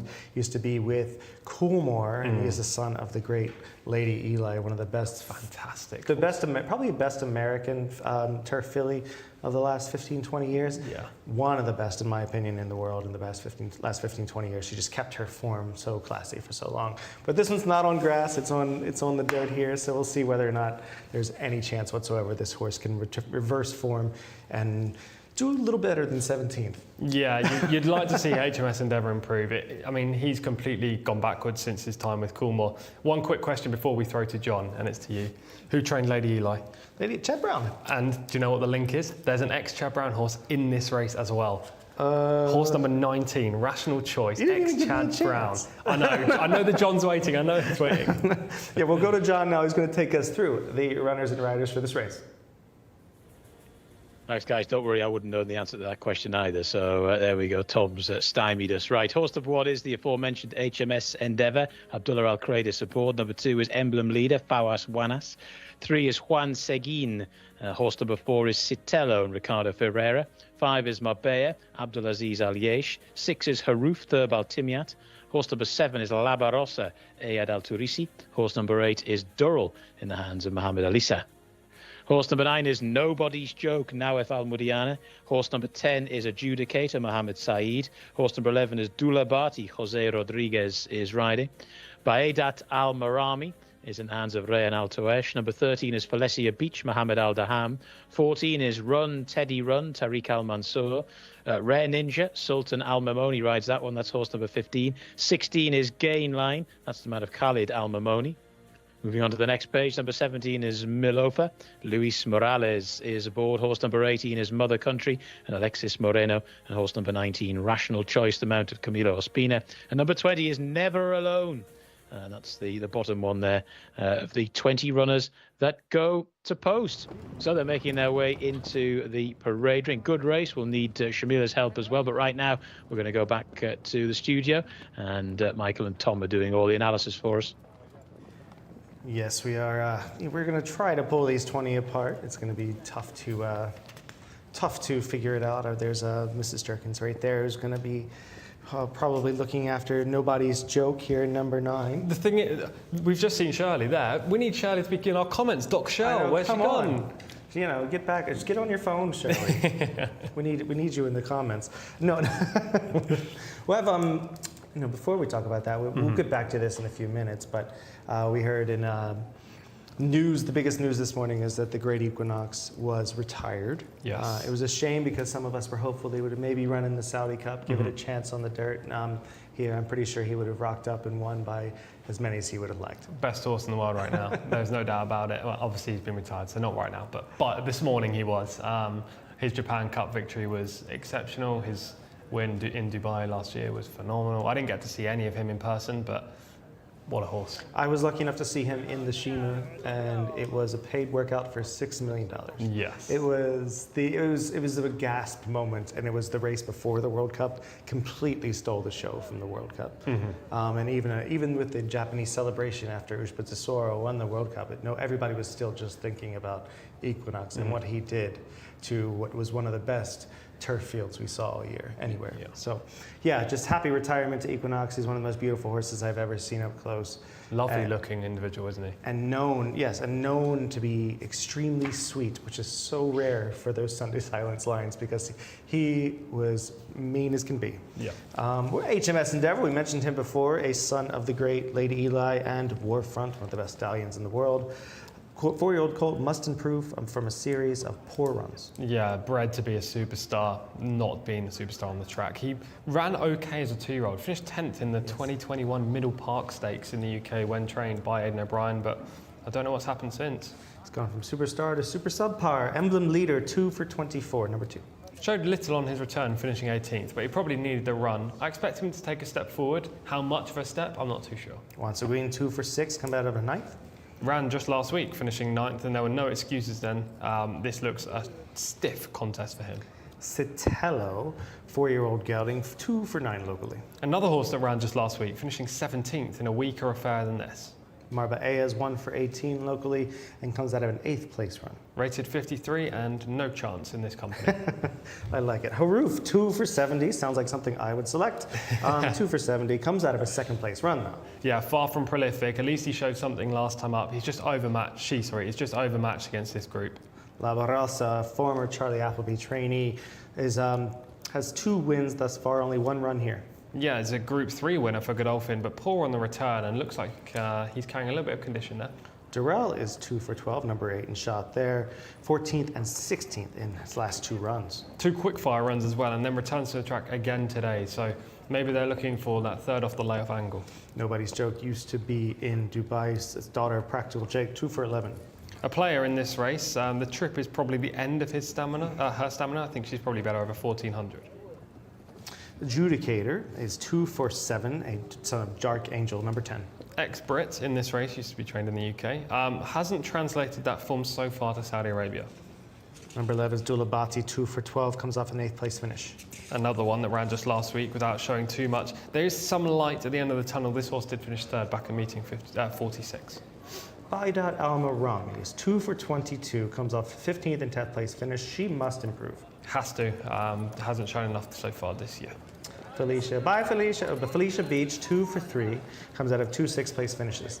Formerly trained by Johnny Portman in the UK, was rated 78. Only rated 73 over here, so he's well handicapped on that form, but can she do it on the dirt? She was a turf horse in England. And if she wins, I know exactly what I'm going to say.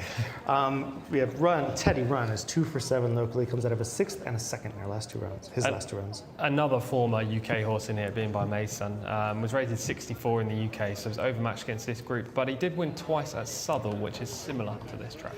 Number 15, there's Rare Ninja. Used to be in, I believe, in Dubai with Salam Ben Ghadir, a very, very quick horse on his day. Is 5 years old now, 2 for 17. Just going backwards at this stage of his career. 2 for 32 is Gain Lined, a son of the brilliant Hard Spun. 2400 meter specialist. This horse running over 1600. Gonna be too sharp for him. Milofer sounds like my running pace is 1 for 23, a son of Dance with Ravens. Just can't win this. Or daughter, rather. This is a stiff competition for her. She's only rated 61. And then number 18 in shot there is Mother Country, 2 for 11. Has enough possible upside. Alex Moreno's on board. Improvement is expected after the return. It wasn't a bad return, finishing 5th. And then Rational Choice there, number 19, 2 for 3 is a rational player. Yeah, I was in Thai for meeting 54 when I selected this colt and he finished 7th. He disappointed me that day off the layoff, but his form with Chad Brown suggests he should win this contest. Never Alone, sounds like wishful thinking, is 2 wins but has no runs here locally. That horse is overweight. I think that's for sure in here. He is big right now, so I'm not expecting... He has a wonderful personality. He does. I'm not expecting a big performance. It's a beautiful smile.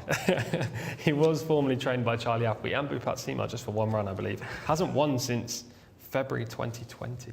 We're going to go to Shamila, who's going to give us her up close and personal view on who looks good, who looks bad, and who's somewhere in the middle.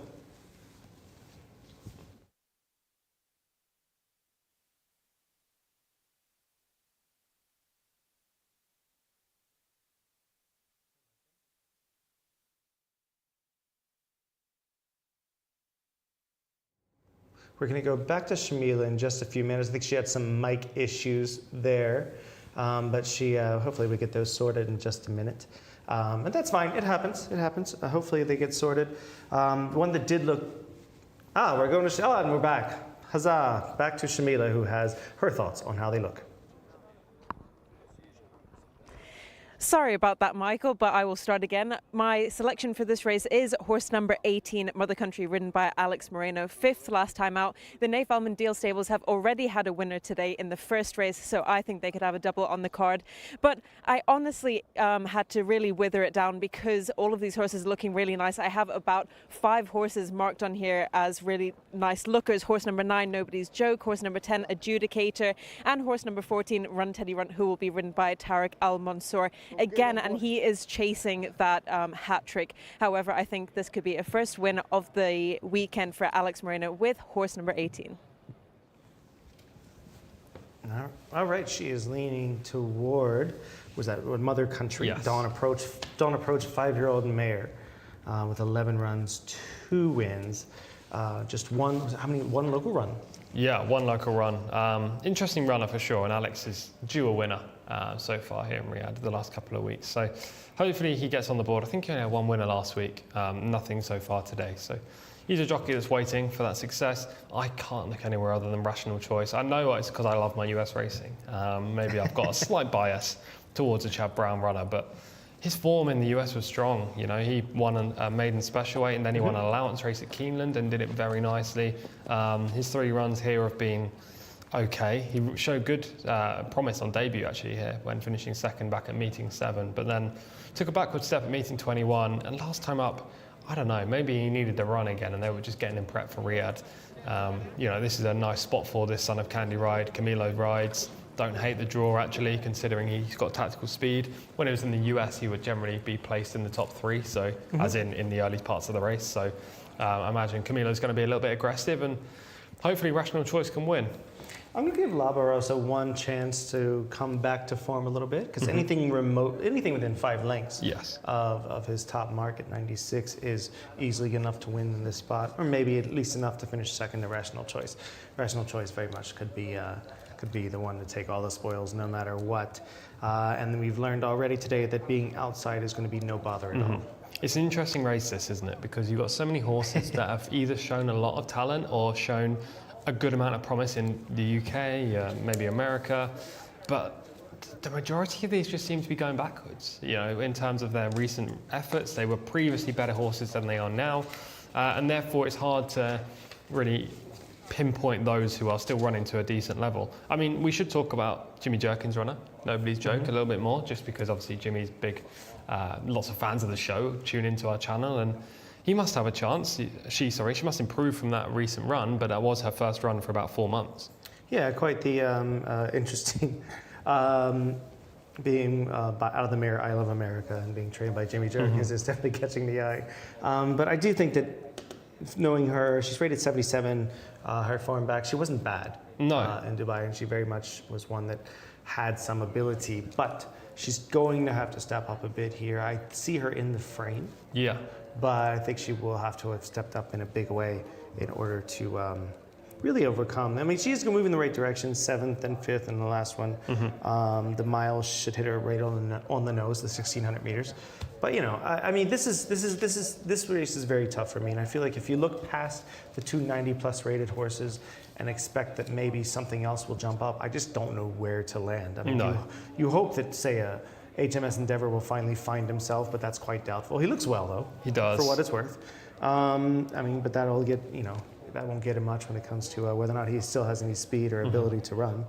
Haruf comes off of, you know, only has the 70 starts, so still so unexposed, but does come off of 2 solid runs. So I can see Haruf in the mix, you know, old mare just mixing it up in there, and I could see her in the top 3 or 4. For sure. I mean, apart from the top 2, as you've touched on, Labarosa and Rational Choice, there's a real big drop-off when it comes to official ratings. So you can kind of make a case for any of the others hitting the frame.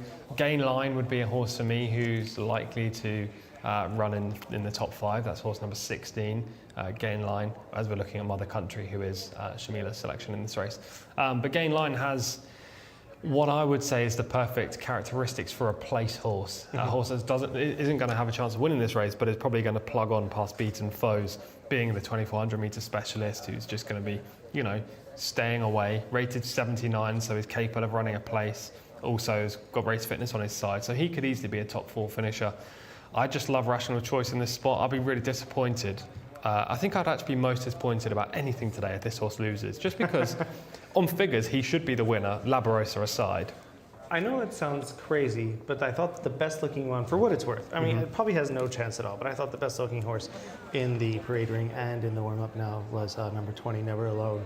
I just thought the horse just keeps catching my eye. I won't be shocked if it runs, or if he runs better than expected. I thought he was carrying a little bit of condition, but other than No, that, I mean, the thing is, yes, but a lot of Dubawis do.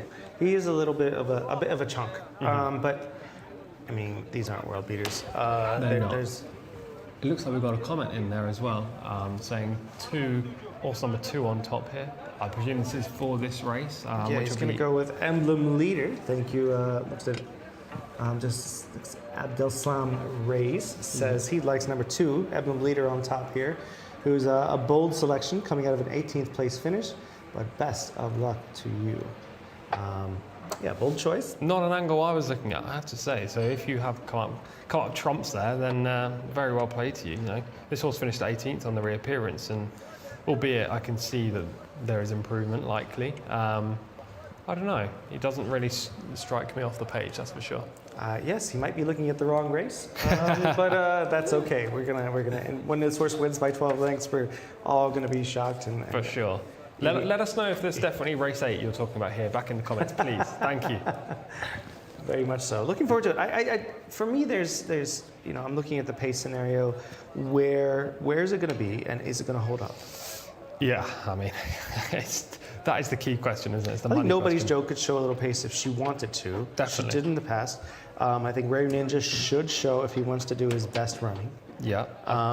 Rational Choice will show speed from the outside. So, and be clear and comfortable. Yes. There are plenty inside as well. The horses on the inside just don't have the talent to win this race, but they can show speed. You know, HMS Endeavour won't be on the pace early, but he has natural speed, so he can't be too far away as they're just loading up now. I'm with Rational Choice. You are with Labarosa? Yes, we're going to go with Labarosa, and we're going to head to John, who's going to take us through this.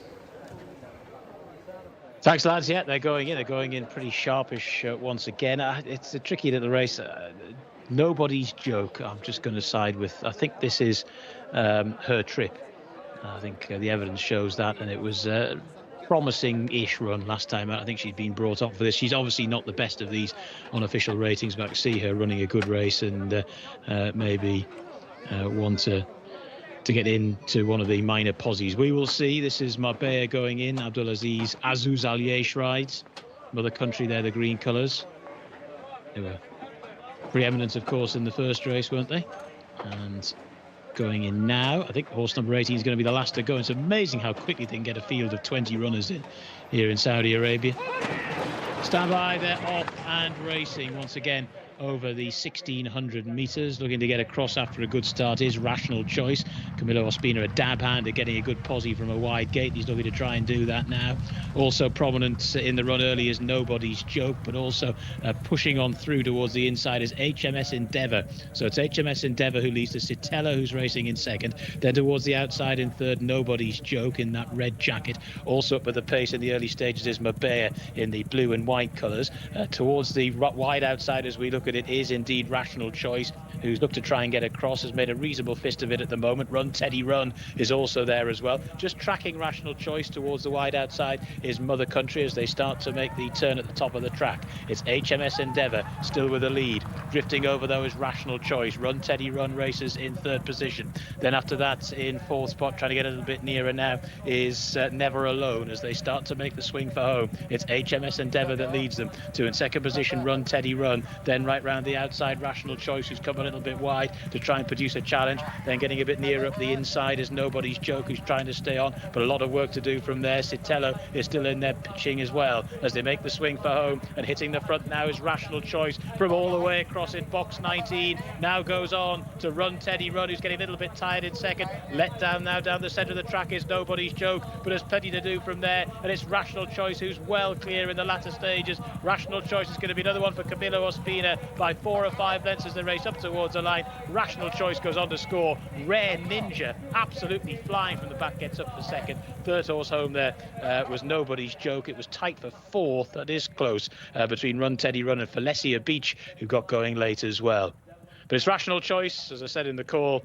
Camillo Ospina very good at getting them across from a seemingly bad draw. Of course, this is, in terms of the ratings differential, not a particularly great race.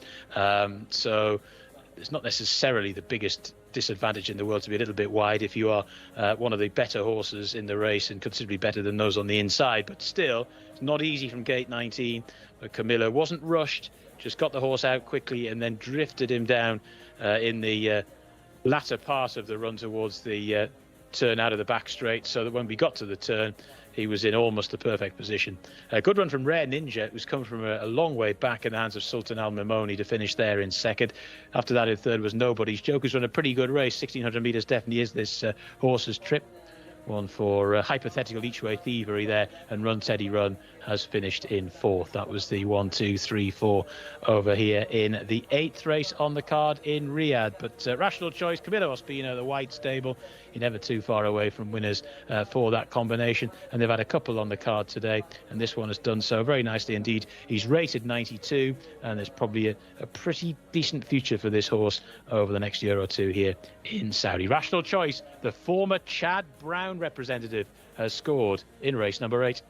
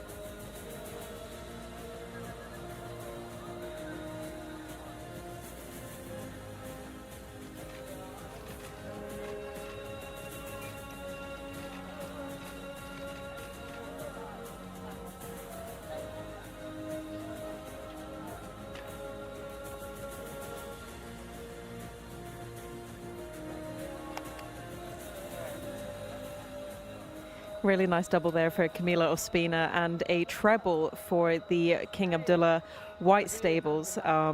Seventh last time out in the King Khalid Championship, but that was a really difficult race compared to the one today. So I'd say Camilo is really happy with that. We'll have a chat with him now. Congratulations, Camilo, a double on the day. Yeah, thanks, guy. You know, this horse he ran very good and tight, finished second, third, and we very good horses today. And thanks, guy, very good race for him. And thanks, guy, he do very good. Were you worried in the beginning of the race coming from out of stall 19? Yeah, it's difficult this number, you know, especially when the horses speak. But thanks, guy, I go in a little bit inside, you know, another horse inside, he's coming, open the way, and thanks, guy, in the court, I coming close to the real, and when I ask him at the 400 meters, he respond very good. He was seventh in the King Khalid Championship last time out. Do you think the race was just too tough for him then? Yeah, he's quality horse, you know, he finished close to that in that cup, but today he's different quality, and this horse is working very good in the morning, and thanks God he won. And he's only ever raced here in Saudi Arabia over a mile. Do you think they'll change the distance or he'll stick to a mile? I don't know. I'm just waiting for the Prince Mita and the Talal. They take a decision, and thanks God he won today, and then we'll see. Thank you, Camilo. Well done. Thank you very much. Well, this is indeed a nice horse, as we all know. Yes. Came home. We all expected, this to be an obvious player, and obviously he performed to it, but kept to task. I was shocked that the horse had to be kept to task as much as he did once he came home. For sure. He was wide on the first bend, and well, the only bend, and you give away plenty of ground out there, but the race was done for much of the straight. I think Camilo was just keen that he definitely won. We can see him break out from the stalls. He broke nicely, and the horses all around him were a little bit slow, but the horse on the inside was just way quicker in the early stages. So Camilo had to get Rational Choice to muster up some run from the outside. He's far right of your shot right now with the white with the green cap, and he's 8th or 9th position and 6-7 deep on the track, and this is just not ideal going into the first bend. And he's slowly easing his way around, it seems, and just trying to sort of minimize damage at this point. Just he had to press the button a little bit to get back into position. Luckily, the horse to his inside was moving forward as well. But it seems that by the time they get to the bend, he knows it's put up or shut up time. The horse has to be in position. Yeah, right about now. So he's moved up around 6 places, and he's moved across a fair way. He's just about to be able to move across 4 off the rail. And from here, I imagine Camilo was always confident. HMS Endeavour. I mean, did you see front runner tactics coming off today? No, I didn't. And he tried. He set sail there for a minute, but unfortunately, HMS Endeavour, when the real running started, he sank like the Lusitania. So I've got I like that. Because considering he's still a colt with that amazing pedigree, and he was a good horse at 2, would you not retire him? I mean, yeah. I mean, I think that on pedigree alone, they should just stand him here and bring a few mares to him and see if they get anything. Absolutely. But it's their prerogative to see if he has anything left in the tank to show some talent. But he's the end of his 4-year-old year. It's not like he's 6 or 7 out there. Who knows what they'll do next season? Maybe they'll run him through this season and maybe through the year, and his 6-year-old year. Hopefully his rating will rise above the 66 that it is sure to fall from. He's just not the horse he used to be. Talking about low-rated runners, though, the runner-up, Rare Ninja. Yeah, he used to be a front-running horse. Decides that he's going to come closer now. Yeah, and he's reverted his speed to the tail end of the race, and it worked out really nicely. It was a good performance, wasn't it? If you take second, rated just 59. He's got to be better than that. Yeah, very much so. And I'm not sure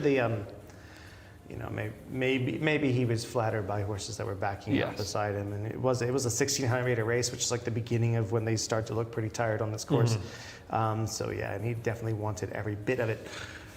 Moving forward, we'll see whether or not he can actually perform like that again. I thought the one to take out of the race was actually the filly, Nobody's Joke, who made a nice run on the outside for Jimmy Jerkins, a Practical Joke 4-year-old filly.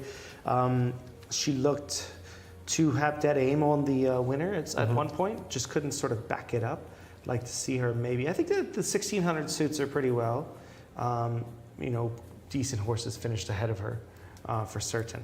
And she's probably all of the 77 ratings she has. Yeah, I thought she ran nicely. She was the only danger, in my opinion, during the race. Too rational choice. I personally think she's 1400 metre specialist. I mean, I don't hate her over this distance by any means. She gets to 1600, but just from watching her last time when she was 5th, and also this time, just that last 100 metres not very strong. I'm not saying she would have won this. She would have got nowhere near, but you know, she weakened a little bit close to home. So maybe a slight cutback in trip, but she's run great in 3rd.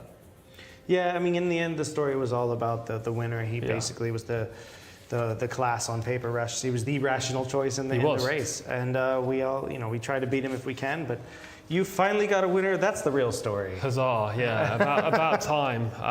Yeah, look, there's 2 Chad Brown horses that the White Stable have right now. I can't remember the name of the other one, which is going to really annoy me, but it will come to me. So I'm glad this one's got off the mark because I'm a big fan of Chad in the US, and yeah, this horse has got lots of raw ability. Well, Tom got his win. Anything is possible. Dreams can come true. And we'll move forward to, you know, our last 4 races of the evening. I mean, we've got through some of these top class, not top class, but decent maiden races that can show you, you know, and non-winners of 2 or 3 races that can show you some horses that might move forward. Do look forward to seeing, for example, Rare Ninja, Nobody's Joke move forward out of their races.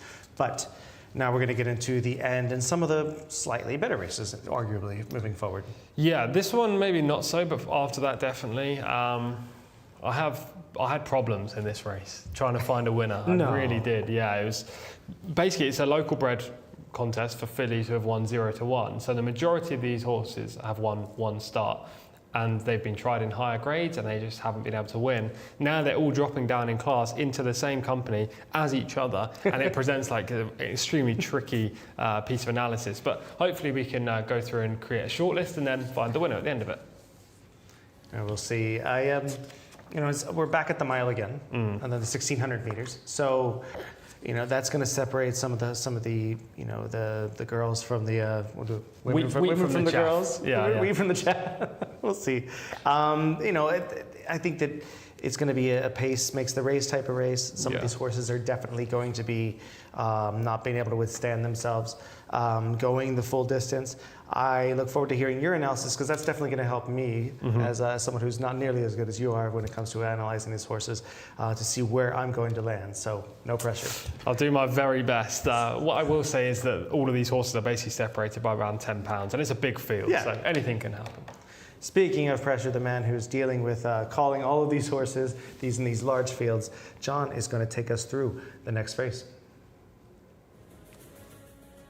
Thank you very much, guys. Yeah, some terrific shots of agricultural machinery on the track there as well. The horse number 1 is Collect Gala. That's the mount of Ricardo Ferreira.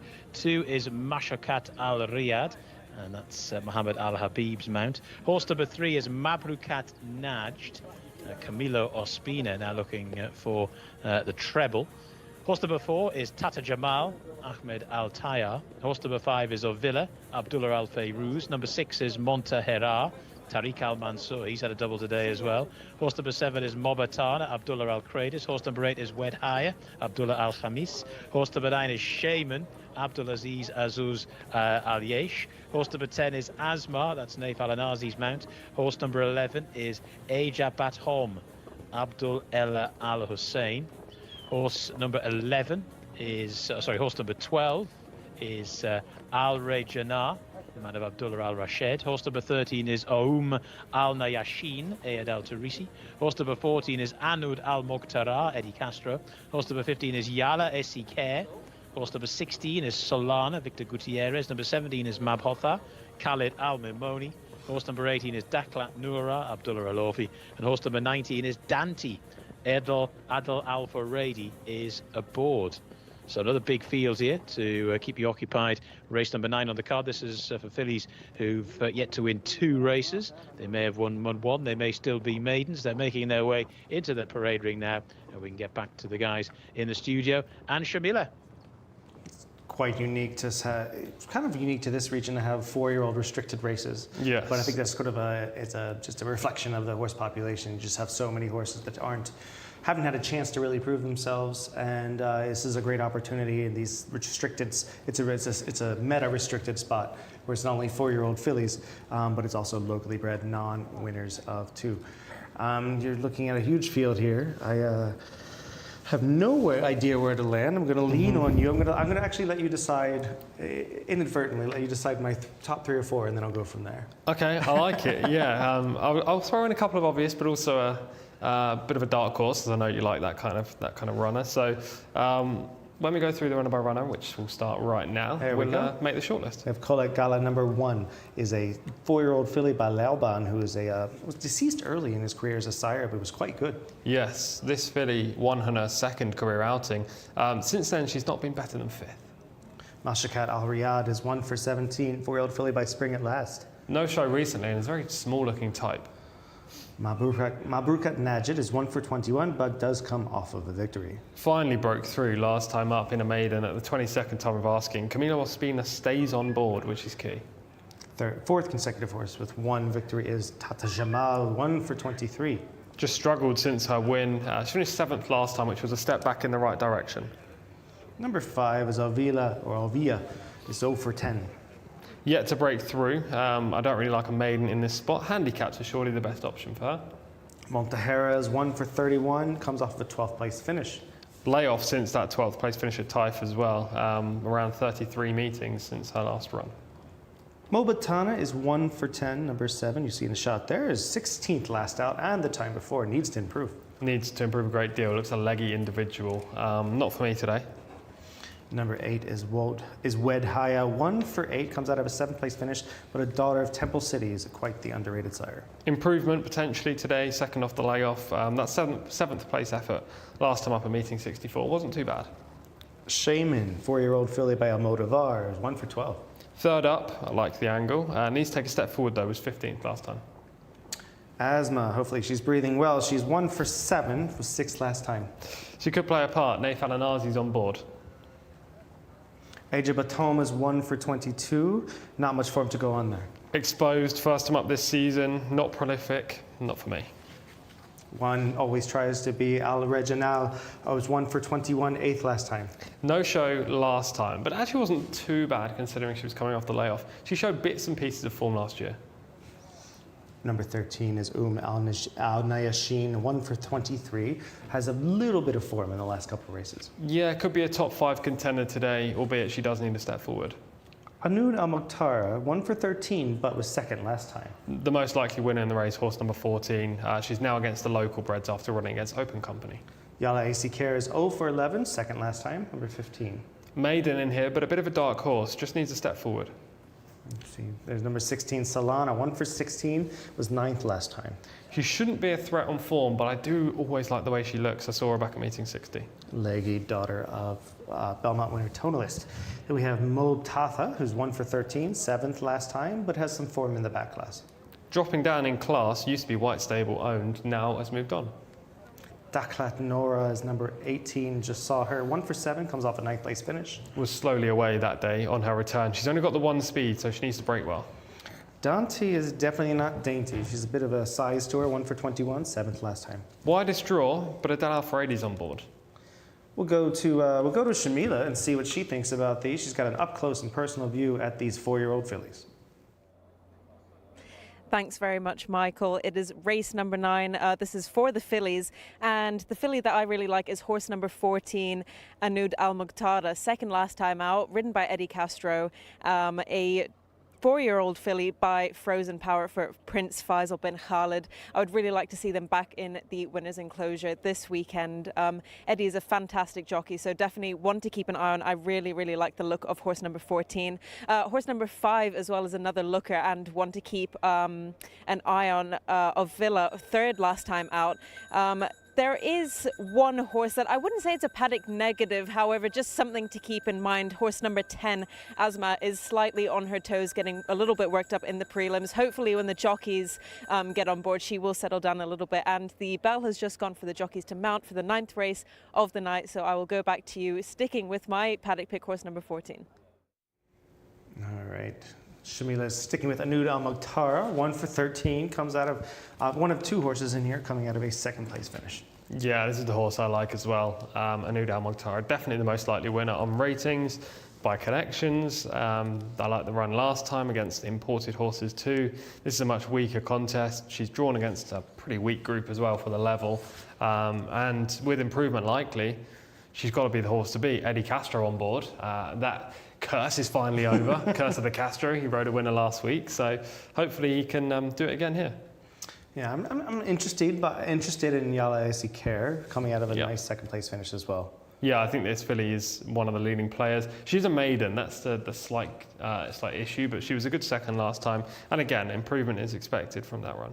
Yeah, being a maiden can't be knocked against them too much. No. Non-winners of 2. Yeah, exactly. I mean, you're only 1 win behind everything else. And she's relatively unexposed as well. The majority of these have had between maybe 15 and 20 starts, and she's only had 11. And for those who are watching, what would be the difference between, say, a non-winners of 2 race like this and, say, like a novice back in the UK?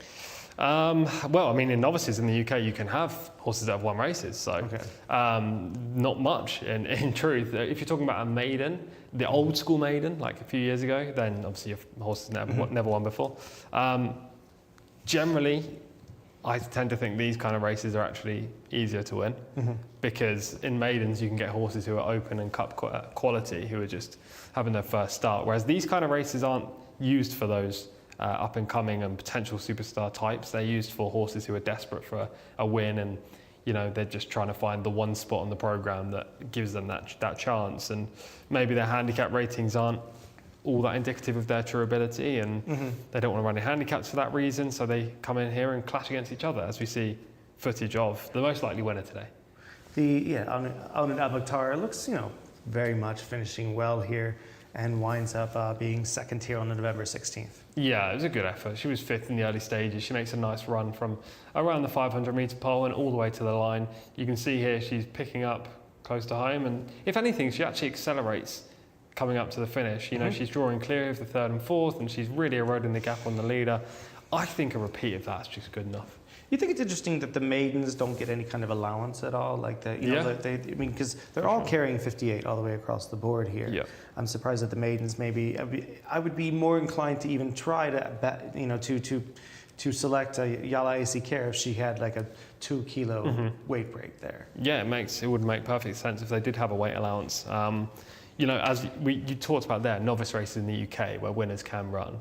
If that's the case, they carry a penalty. They carry a penalty, exactly, £7 penalty. So that is the difference, I guess.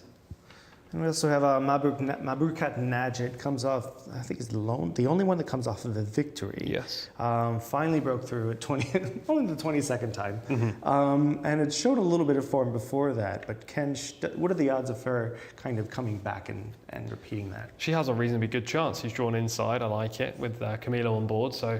She's going to be aggressive. She actually made all the running, I believe, when she won back here at meeting 58. So they'll try to adopt similar tactics. And she's drawn well for it. Exactly. Look, she's not the most aesthetic when you're looking at her right now, but Camilo's obviously in flying form, having 2 winners on the day, including in the last race. And when you've got a recent win to your name, that counts for a lot in a race like this. Indeed. Daklat Nora is up there in the ratings, and one of the few in the 70s at 73. This is probably going to be my selection, number 18 on the far outside. 7 runs, 1 win, hasn't shown much recently, but I just think that there's a little bit more there than we're seeing. Probably. Represents the red stable, and they generally don't have too many bad horses. She's a nice looking type, and she only has the 7 outings, so there's improvement there. She has speed. The only issue is that she needs to break well, because if you don't, then you don't get in a position to use it. So she's got to be a player. I also think we shouldn't dismiss Dante, the horse drawn completely out wide in 19 with the Del Alfredi on board. She has shown signs of life this season, despite being pretty inconsistent. So if you were asking for my top 3, which you haven't, but I'm going to just What jump are your in. top 3, Tom? I'll go for Anuda Al-Mukhtar to win. I'll take in second Mabrukat Najd, horse 3, and then in third, I'll leave your selection, and I'll go with Jcsa Care, horse 15. Okay. I'm going to go with number 18, Daklat Nora on top. I'm going to go for a Red Stables 1-2 with 14 in second, the obvious choice for everyone in the spot. And then I'm going to give Mabrukat Najid a chance to show that speed again, maybe get caught at the end. and finished third. So I'll go 18, 14, 3. Similar choices, except I'm giving Daklat Noura a bit of a chance to show a little bit more ability. Only 7 starts to her name, a 4-year-old filly, and she does have a win under her. And obviously, you know, the yard has, the Red Sable has not abandoned her yet. No, most certainly.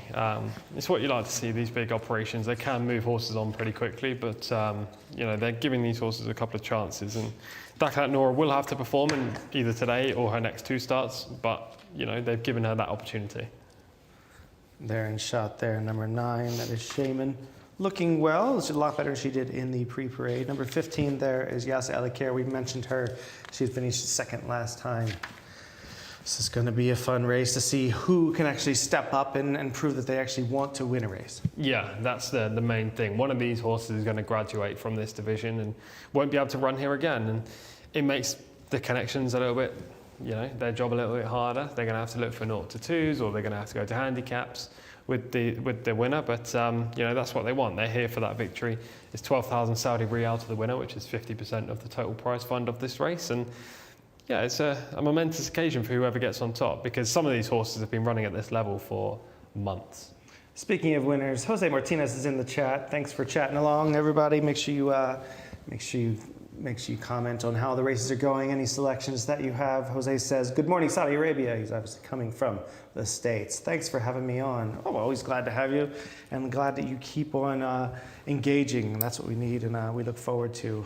And let us know, Jose, let us know who you like in the next race. If you pull up for Zia.com and look at the horses for the next race, we definitely want to know. Now that we have moving forward, well, we're going to move over. We'll give John a chance to weigh in here, give him a chance to talk about these horses, because to me, it's a race that we've already narrowed it down to who we like, and we probably already know where he's going to go.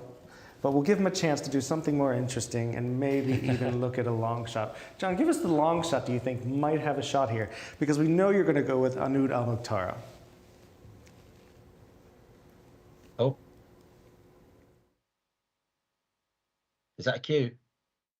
Horses are behind the starting stalls. Thank you, guys. Yeah, this is a big field to sort my way through. And they're down at the start, and they should be loading them up very shortly. There's Shaman in shot. Horse number 5 is Ovilla. The 7 horses, Mobatana, in that big orange saddle cloth. That always helps when it comes to trying to identify them from distance. There's Ajaba Tom going forward. 7 is Mobatana, Abdullah Al-Kradis. There's a jockey change here. Fawas Wanas aboard Wed Hare. There's the 5 Ovilla, who's in quite similar colours to Wed Hare as well. Yala Asikare to go in. To Prince Faisal bin Khalid bin Aziz colours. Anud Al Mukhtar wears the first colours, the red cap, the white distinguishing cap for Daklat Noura. So just bear that in mind. There's Naif Al Anazi aboard Asmar.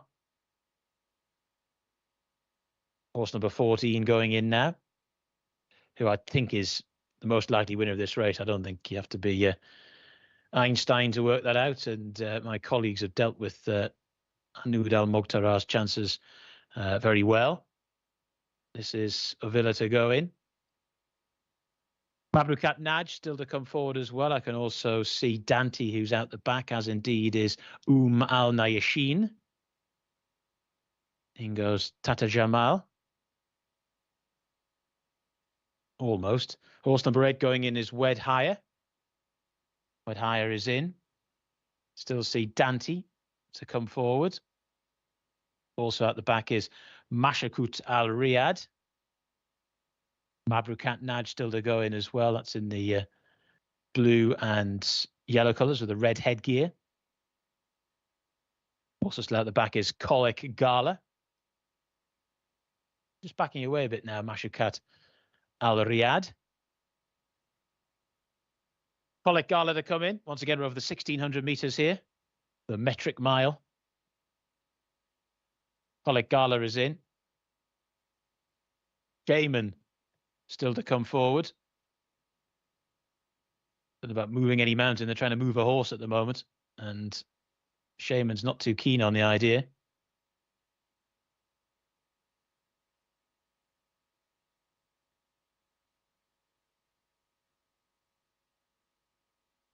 Blindfold on now for Shaman.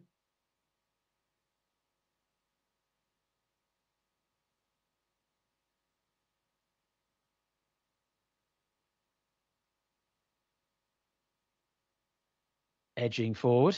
Still not there yet.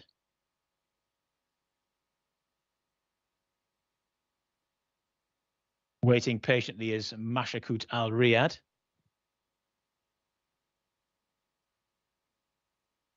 But there aren't too many horses in Saudi who give this amount of jip at the start. And Shaman is now feeling the full force of the massed ranks of the stalls handlers. Mashakut Al Riyadh to go in. Then we'll have a full complement, I reckon. Another big field. 1,600 metres. Gates back and they're off and racing through the early stages. A nice start was made by Shaman after all that messing around in the early part of the loading process. Wed Higher goes forward as well, as indeed does Mobatana. Another one that's prominent in the run up towards the outside is Solana in quite similar colours to Wed Higher. Also towards the outside and looking to push forward is Mabhotha. So they're making their way through the first couple of furlongs here. In the next track we have Dante in those green colours. Also there up with the pace at the moment is Al Rey Hajjanar. And that little group have just got on from one or two stragglers towards the rear of the field at the moment. Mashukat Al Riyadh and Mottahera has got a lot to do from there as well. Another one that's a long way back in the run is Daklat Noura. So they're sorting themselves out here, and it's Shaman that leads. So on the outside now in second, Anud Al Muqtara, who's taken up a decent posse. Then up the inside, Colette Gala, the blue colours there, the red cap, and then just lurking in behind is a Villa in those beige sleeves. The beige colours of Wed Higher is now being ridden along, but it's Shaman that's just loped on into the lead here. The Colette Gala in second, then Al Nud Al Muqtara around the outside in third. Bit of a gap now to a Villa who's just beginning to struggle, and the rest have all got work to do to get involved from there. Swinging for home, it's Shaman still holding the call, but only just. Here comes Anud Al Muqtara around the outside now, and it's Anud Al Muqtara that goes on to lead to Shaman in second. Staying on strongly down the centre of the track is a Villa who's really now building up ahead of steam, but it's Al Nud Al Muqtara that goes on by a couple of lengths. Anud Al Muqtara now beginning to assert close home and racing up towards the line. It's Anud Al Muqtara. Looked a good thing on paper and has obliged as such to, in second position, Dante, who stayed on well. Very tight for third, bit of a line-up there. Could well have been Daklat Noura getting third spot there, and if it has, that's a good race for the Prince Faisal bin Khalid bin Abdulaziz and Sons stable. But no doubt about the winner, Anud Al Muqtara. Eddie Castro doesn't ride too many winners, but he's a very experienced, high-quality jockey, and when he gets on a good one, he doesn't generally let you down. And Anud Al Muqtara, who had to slalom around like Alberto Tomba to get a run last time out, hasn't had anywhere near as many problems as that this time, and has scored in a time of 1 minute 40.49 seconds. In second position was Dante, who sat in mid-division most of the way and stayed on well, and Anud Al Muqtara was miles off the back of the pace in the early stages of that race, but has stayed on eye-catchingly well to finish there in third, and Avila was fourth. So Anud Al Muqtara has won in the end. Not too many nervous moments for those that were on the horse that looked like the quality angle in this race, and in the end that's how it's proved. Horse number 14 for Eddie Castro, the winner here of race number 9.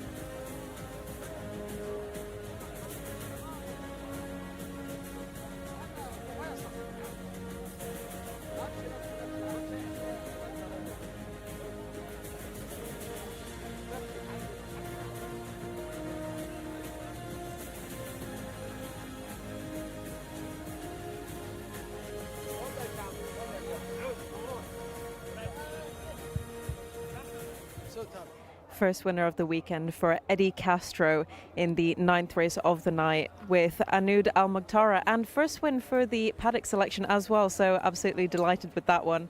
She is a really, really nice filly, second last time out, and she's been super consistent in the Kingdom of Saudi Arabia as well. We'll just pull Eddie Castro for a chat here. Well done, Eddie. That was really impressive.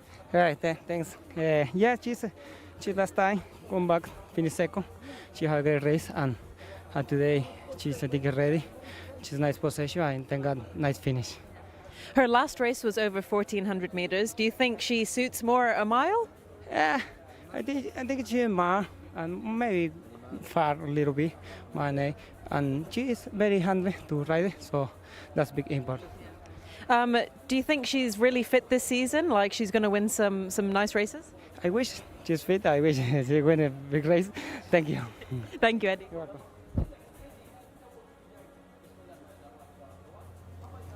Yeah, Eddie Castro there, classy riders, got plenty of grade and Group 1 wins under his belt.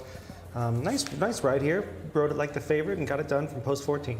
Yeah, she did it well. She was the horse to beat coming into the race, and she's built on her runner-up effort last time up. Saying that, we've had quite a few horses today who were the clear standout who have lost today, so it was no foregone conclusion, and Eddie still had to ride her perfectly, and he did. Any correlation between the favourites losing and your record? Well, I'll tell you what, the last two selections are both won, so we're going in the right direction. If I can get a couple more, I'll be happy. But look, this is good for the Red Stable, and you know, she might not have even been the best horse in the race, which is crazy to say, but your selection, who missed a kick yet again, has flown home up the rail. You can see in the white cap there. I need to start selecting horses that need to come from the back. Yes, instead of horses that need position early, because I'm ruining their chances. Or just horses to break. I mean, either or. It's got to be one or the other. But Daklat Nora, the white cap red silks, just about to finish in third. Takes all the dirt and flies up the rail. Really good effort. You can see there she got shunted straight after the gate by the eventual runner-up, actually, Dante in 19, and she's only ahead of one horse at this point. She runs nicely, Daklat Nora, maybe one for next time. I do like that Alafi did not panic at that point and just let the filly run her race from the back. There's all he could do at this point is to try to get down, save ground around the bend and make a weaving run up the inside, which is exactly what he did. He gets a piece of it here behind his stablemate, Anud Al-Mukhtar. So this filly, what do you do with it from here? Now she's got a little bit of she's coming in 78. She runs possibly a few pounds better than that. Yeah. You've got options of maybe in a non-winners at 3 after this. If it's written in the book, I wouldn't know.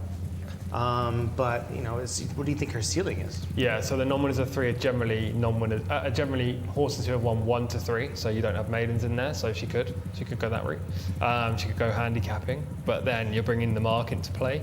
Whether that's accurate, not too sure. You know, she's probably run to, as you say, around 78, maybe a bit better, maybe about the right mark. Considering Daklat Nora was rated 73 and she was maybe 3 lengths behind, so it makes sense, right? And Dante definitely ran a little bit better than her mark.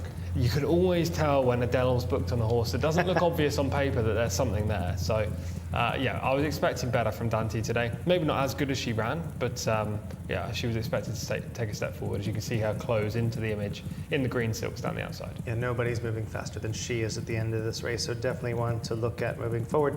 And considering that she had been completely exposed at that point, arguably 21 starts, her 22nd start, this was a nice move forward. Yeah, it was a good step forward. She's better than the mark of 66, that's for sure. See, they could go into handicap company next, and I think Dante would have a good chance. Unfortunately, the band is 0 to 65 or 0 to 70, so you know, you have to find the right race over the right trip and then hope you get in if it's a 0 to 70, or she needs to be drop a pound, and that won't happen after that run.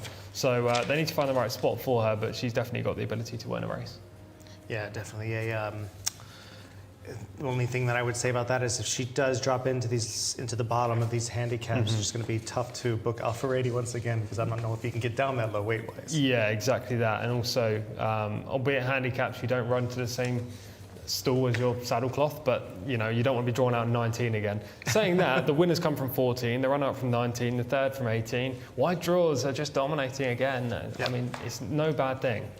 And it seems that it's not that they're going wide around the bend, they're losing a lot of ground. They're just able to clear over comfortably and get into that 3 and 4 path at the widest. Exactly. Plus, there seems to be more haste if you're drawn inside to get a position. It seems like the jockeys, when they're drawn out wider, just allow their horses to move into the spot, therefore conserving energy. Whereas the inside's more of a, I'm racing to this point, and then you run up with an empty tank when you get into the home straight.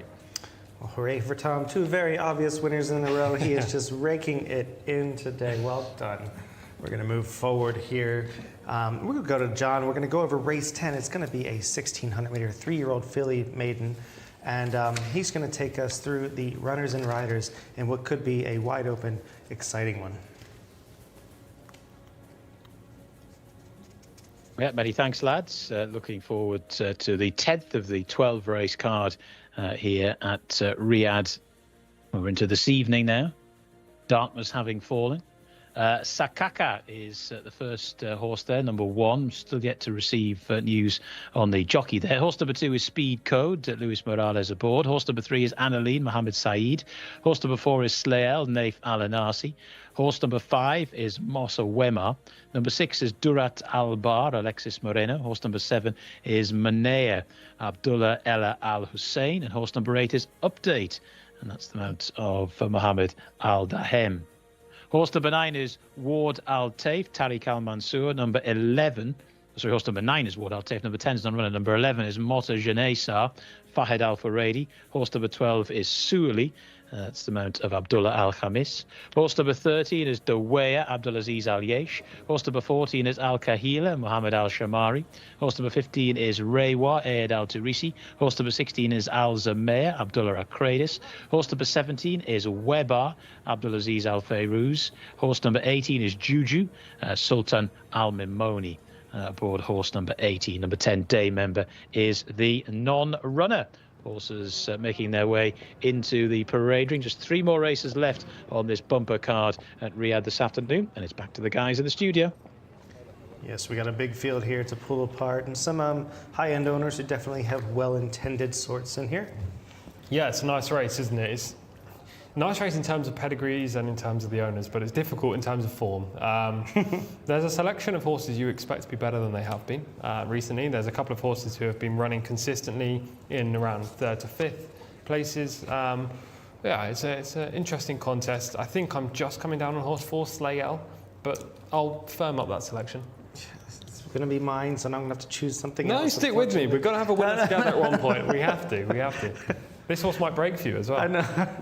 Just so that I just looked behind and saw her in the parade ring. She's just very, very nice looking filly and compact.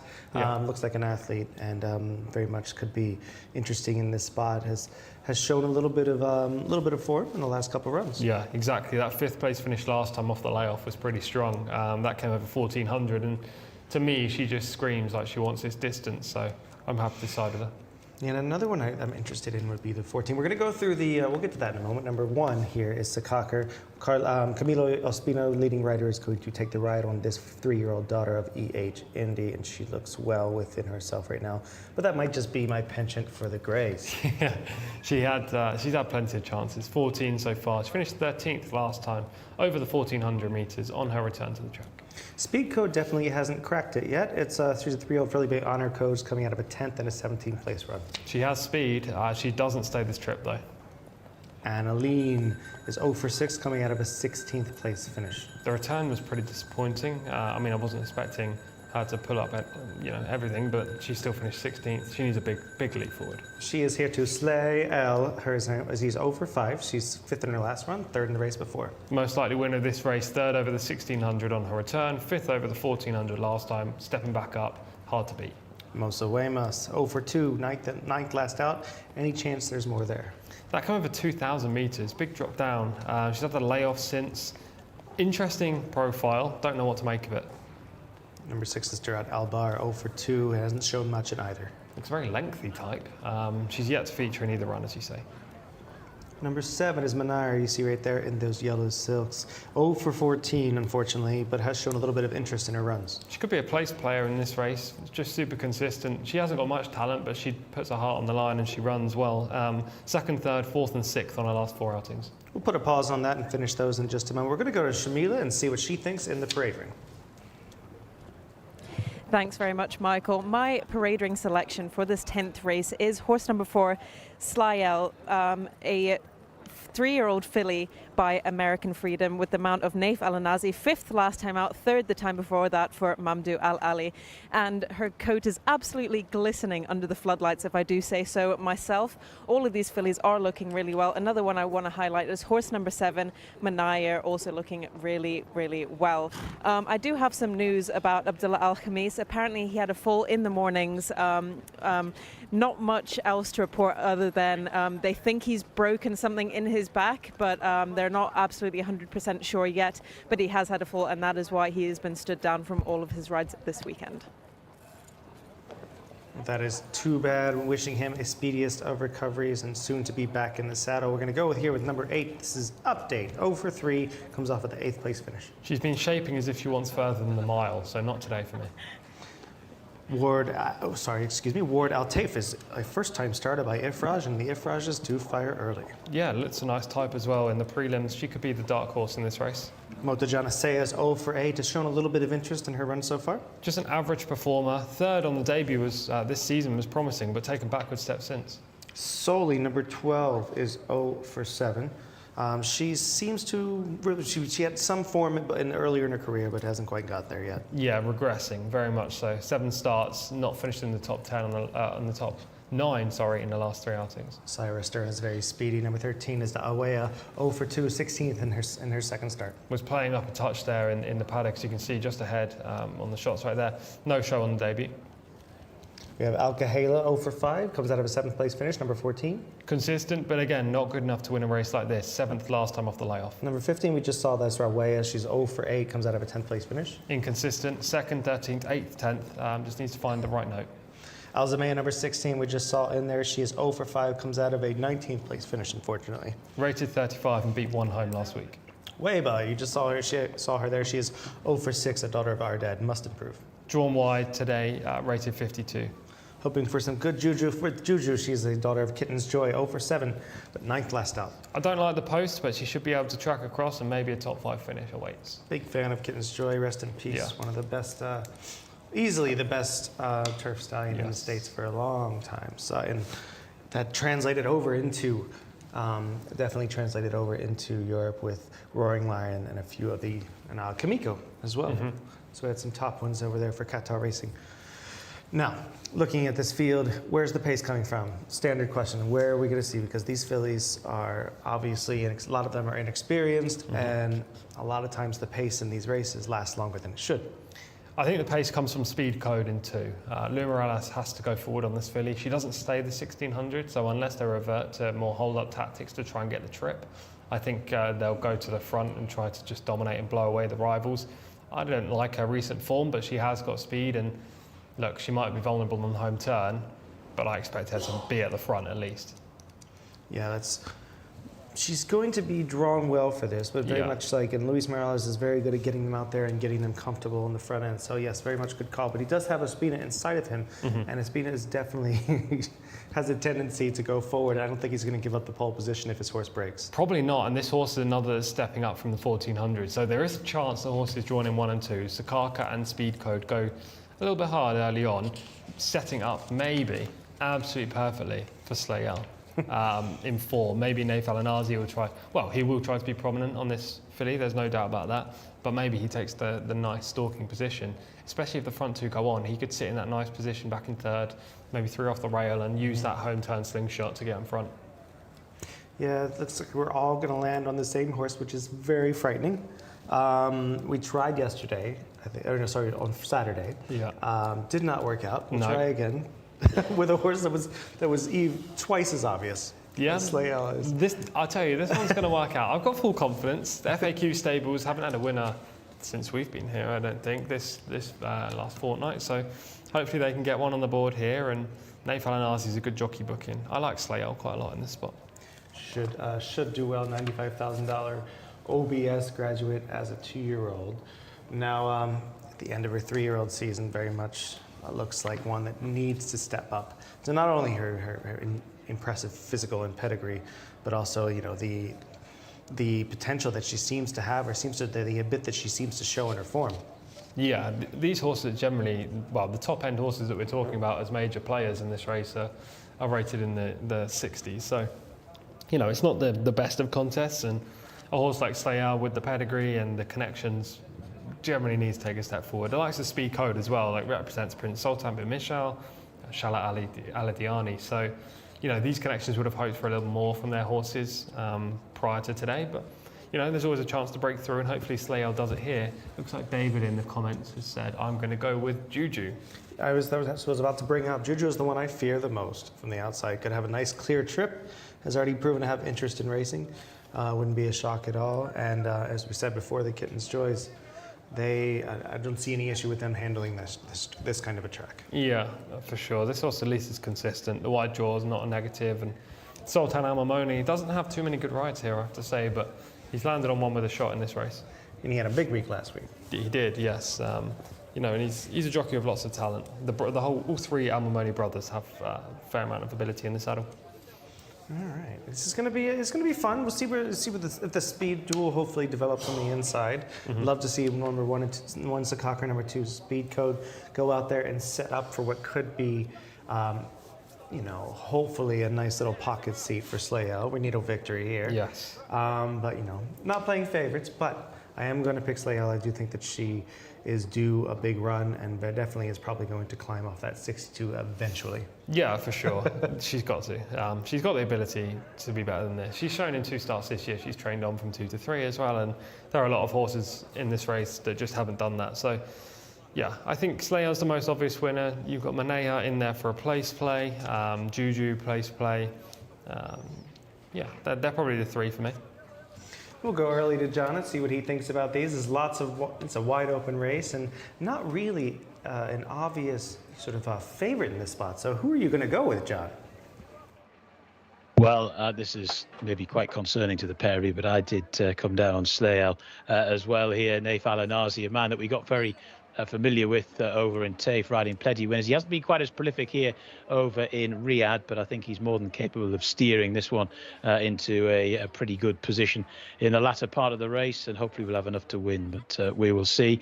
There is Al Zamea in shot, just going in. The green colours here of Rouet to move forward. Horse number 16 is Al Zamea. Juju to go in as well in the red and yellow colours. Pink with the blue sash there is Al Kahela. Now, one that's just been dismounted, horse number 11, Jcsa. Fahed Al Furedi just adjusting the tack on that one. Horse number 13 is Dawea. Abdulaziz Al Yesh is aboard.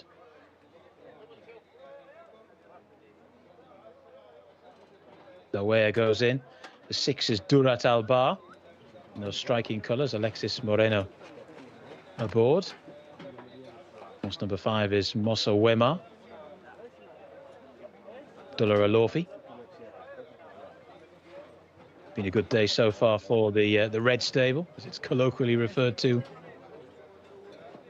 11, Jcsa to go in. Then the 1, Sakaka. The 4 is Slayal.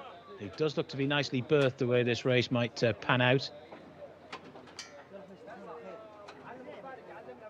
Still waiting for the 9 to come forward as well. That's Ward Al Taif.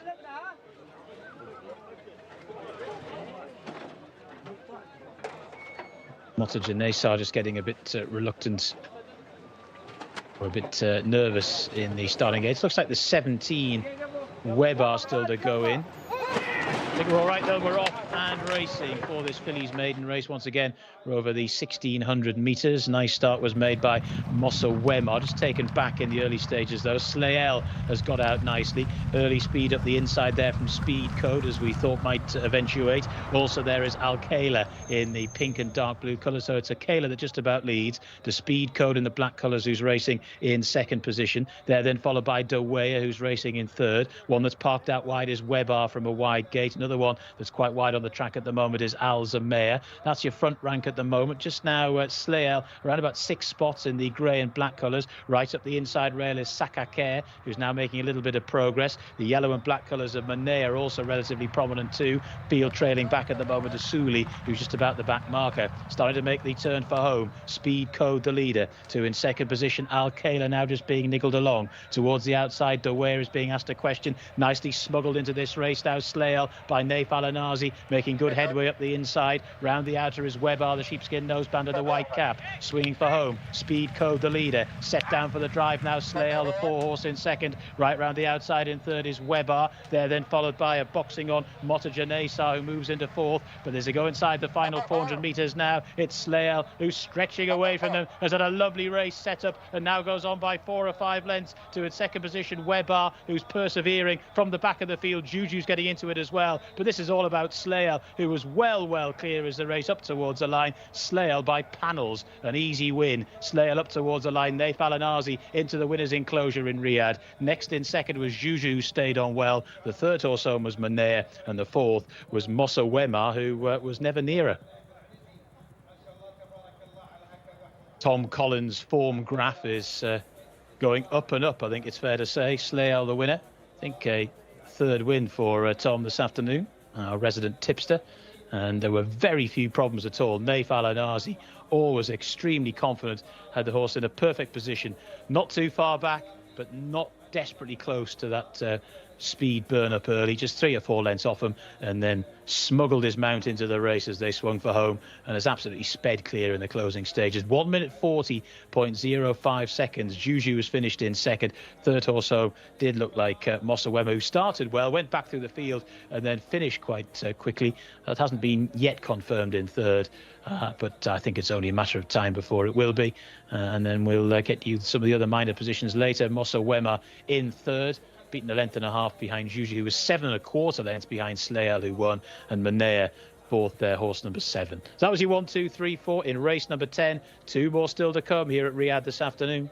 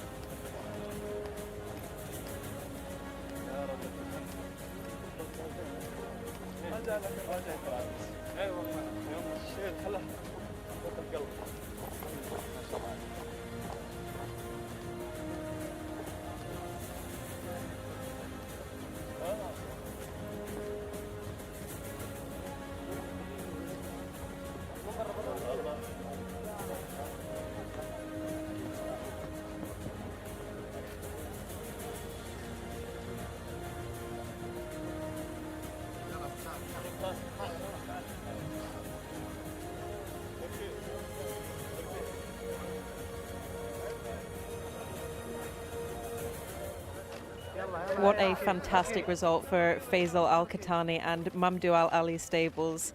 Slael and Naif Al-Anazi sailed home in victory there to win the 10th race of the day. And correct me if I'm wrong, boys in the studio, but I think that's a winner for all of us. I think we all sided at the end with Slael. She was carrying 58 kilos and not bothered to her. I cannot wait to see what she does in the future. And it's so nice for Naif to have winners because you can just see how much he loves the horses, how much he loves the game. And his rides are impeccable always. So that was a really good win for Faisal Al-Khatani, who has some other really, really nice horses this season in the bag. And Naif rides for them quite a lot, so that is fantastic to see. Now, first winner of the weekend for Naif Al-Anazi. Congratulations, Naif. Thank you, Shamila. And last race I ride him today. Thanks God about win. So miss you all the world for Saudi Arabia. Happy to see you, Shimi. Thank you so much, Naif. And tell me about this race. Were you confident before going into it? Yeah, actually, Shimi, I ride this filly 2 times before, one in the Taif racing. She finished with me 3. Last week she ran Shahab racing. Little fat and she finished with me 5. But today, tough race, too much horses good. Thanks God, maybe 3 or 4 waves just I gave him. Today more better. Congratulations for the owner Faisal Jadi and the trainer Mamdou Al-Ali, Sabah Al-Shammali, all the team Faisal Jadi group. And she looked like it was really easy for her in the end. Do you think she could go a little bit further? Yeah, I think so, Shimi. This filly, she's a class filly and she's scared too much. She's like a woman too much nervous, you know. Thanks God about today she relaxed. I think this filly after this race shall have a good future for this filly. And this is only your first winner of the weekend. Is there anything else you're looking forward to? I hope so, inshallah. First win today for me when I see you. And thanks God about this win. Last race I ride him. I hope so, inshallah, tomorrow and after tomorrow more experience and win for me. Thank you so much, Naif. Well done. Jamie, good to see you. Well, I don't know about you, but I know I came to slay L, and it's my first win of the day. It is. You're 3rd in a row? Yes. Look at you. We've somehow hit some form. I know. I was very worried that I would sink your ship there, but apparently there was a room for all of us. Yeah, no, I was always firmly in the belief. Don't worry about that. Yeah, this horse was the horse to beat, despite the figures maybe not suggesting that. She's rated 63, but you know, Speed Code, who was the early leader, is rated 67. So on official handicap figures, she wasn't the one, but her recent efforts, the connection suggested she could easily take a step forward. Yeah, and thanks to Shimi for that nice interview, where we kind of found out that they do expect a little bit more out of this filly. She's very much not truly, like you said before, she's going to climb off this 62. She is not a 62 rated horse. No, she's better than that. And she got a nice trip like we forecasted in behind the speed, which was Speed Code, as also predicted. You know, that horse just has one way of going, and that's from the front, and she fades. So Naif just had to track her through from this start, which she did get briefly squeezed, Slayer, but she just showed natural early speed to get into that position. And once she's there, like the prime seat in 3rd, she was never really going to struggle unless she just didn't fire at all. And you know, Naif got her in the right position, he moved at the right time, and everything went to plan. Yeah, he's basically trying to keep her in a place where she can take advantage of what is going to be a pace coming back to her at some point in time. Exactly. What I thought was really good, he threaded the needle really well. We'll see in about 3/8 of a mile from here. He threads the needle really well, turning for home, and it's basically by how far at that point? Yeah, just turning behind, she was gone. She was already in full gear, and those behind just weren't closing. All she had to do was get past Speed Code, And she had to maintain position here before they got to the bend because she was about to lose it. It's a crucial part, to be fair. Like, the races aren't generally won at the start, they're won at the finish, obviously, but getting into the right position is more important than anything else in a horse race like this. And Naif just squeezing up the inside. From right now, she couldn't really lose. Yeah, there was nothing coming to the outside to really hinder her path, and she had one horse to beat that we knew was going to come back to her. The only worry is whether or not someone was going to be finishing strongly, and nobody was at this point. No, because it's hard to close anyway necessarily on this track, but there wasn't anything in this field that suggested a real deep closer with a wicked kick. And you know, once she blitzed clear, and she really did quicken up nicely, to be fair to her. It was about the distance, wasn't it? And Nate's obviously very happy to get a win on the board. And I think we've got a comment saying, beard and moustache and jockeys, why? I quite like it. It sets him aside from everyone else, doesn't it? It does. It does. You look, it's nice. It's clean shaven. It's carved up nicely. And it's unique. So we always know it's him when he's going around. Nate is so hats off to a hat trick for you, and hats off to Nate for his beard. But Slay-El, it was always well intended. $95,000 she cost, and she's seemingly, I don't know if she's ever going to earn that back in particular, but I do think that she does have the ability to step up in a decent way from there. Yeah, definitely. She's gonna. I don't know where she'll go next. Maybe she'll go in 0 to 1, like the contest we saw earlier for the fillies, and she'll take a big chance of winning the cash. But, she's a difficult one because she hasn't got a high rating. She's had a few chances, but she's not a cup horse, so you kind of have to go in that middle ground. They'll find a spot for her. She has enough ability to win again. Yeah, and she's got 2 more at this level for winners. She's basically got 2 more conditions to get through, and she can probably win them both. Then they're going to have to worry. Yes, exactly that. All right, we're going to go over to John, who's going to take us through the runners for our penultimate race of the evening, a 1,600-meter 4-year-old local bred maiden. Yeah, thanks, guys. I'm very pro Nate's beard as well. It's always beautifully looked after anyway. Let's take a look at the horses for race number 11. I'm just jealous because I can't grow a good one. Horse number 1 is Nolan. Abdul Ella Al Hussein is aboard. Horse number 2 is Albat Al Turki, the mount of Jose Rodriguez. Horse number 3 is Faisal Al Sedra, Abdulaziz Al Yesh. Horse number 4 is Kamraya, the mount of Muhammad Alisa. Horse number 5 is Mojat Hong, Azal Al Saidi. Horse number 6 is Dayag. Dayag will be getting the jockey for that one shortly. Horse number 7 is Fade Alays, Khalid Al Mamoni. Horse number 8 is Yegnik, and Abdullah Al Kradis is aboard. Horse number 9 is Safir Al Ays, Tariq Al Mansour. He's had a good day today. Horse number 10 is Silk Al Jaman, Abdullah Al Shra aboard. And then horse number 11 is Sylvia Camilo Ospina. Horse number 12 is Sari Twake, Ricardo Ferreira. Horse number 13 is Eurofighter and Hamza Saad. Horse number 14 is Alal, Adel Al Fayrouz aboard. Abdullah Al Fayrouz aboard. Horse number 15 is Ala Jabot, Mohammed Al Nasser. Horse number 16 is Trank. Horse number 17 is Tamame, Abdullah Al Kridis. Horse number 18 is Abo Aidi. Horse number 19 is Faizat Serrar. And horse number 20 is Sam Jaz in the hands of Yasser Al Hussein. So the horses are going to be into the parade ring very shortly for the penultimate race on this card here in Saudi. And we've still got an Arabian horses race to finish off with as well. Right now, though, it's back to the guys in the studio. So just the 20 or so we're going to have to get through in this second to last race. Not an easy 20 either. Yeah, your work is definitely cut out for you. But, some decent pedigrees in here, good-looking horses. For the local breds, this is a very competitive race. Yeah, really competitive. And older horse maidens are not my forte, I have to admit. I find these very tricky, Michael, just in general, because not only, you don't necessarily know what to expect from these horses, they're super inconsistent on the whole, that's why they haven't been able to break through, but also you have the variety of horse in here, the types that have had numerous starts and just have struggled, but could have hit the crossbar 1 or 2 times. And then you've got the unexposed horses where you've really got to read between the lines of why they've only had 2 or 3 starts at the age of 4.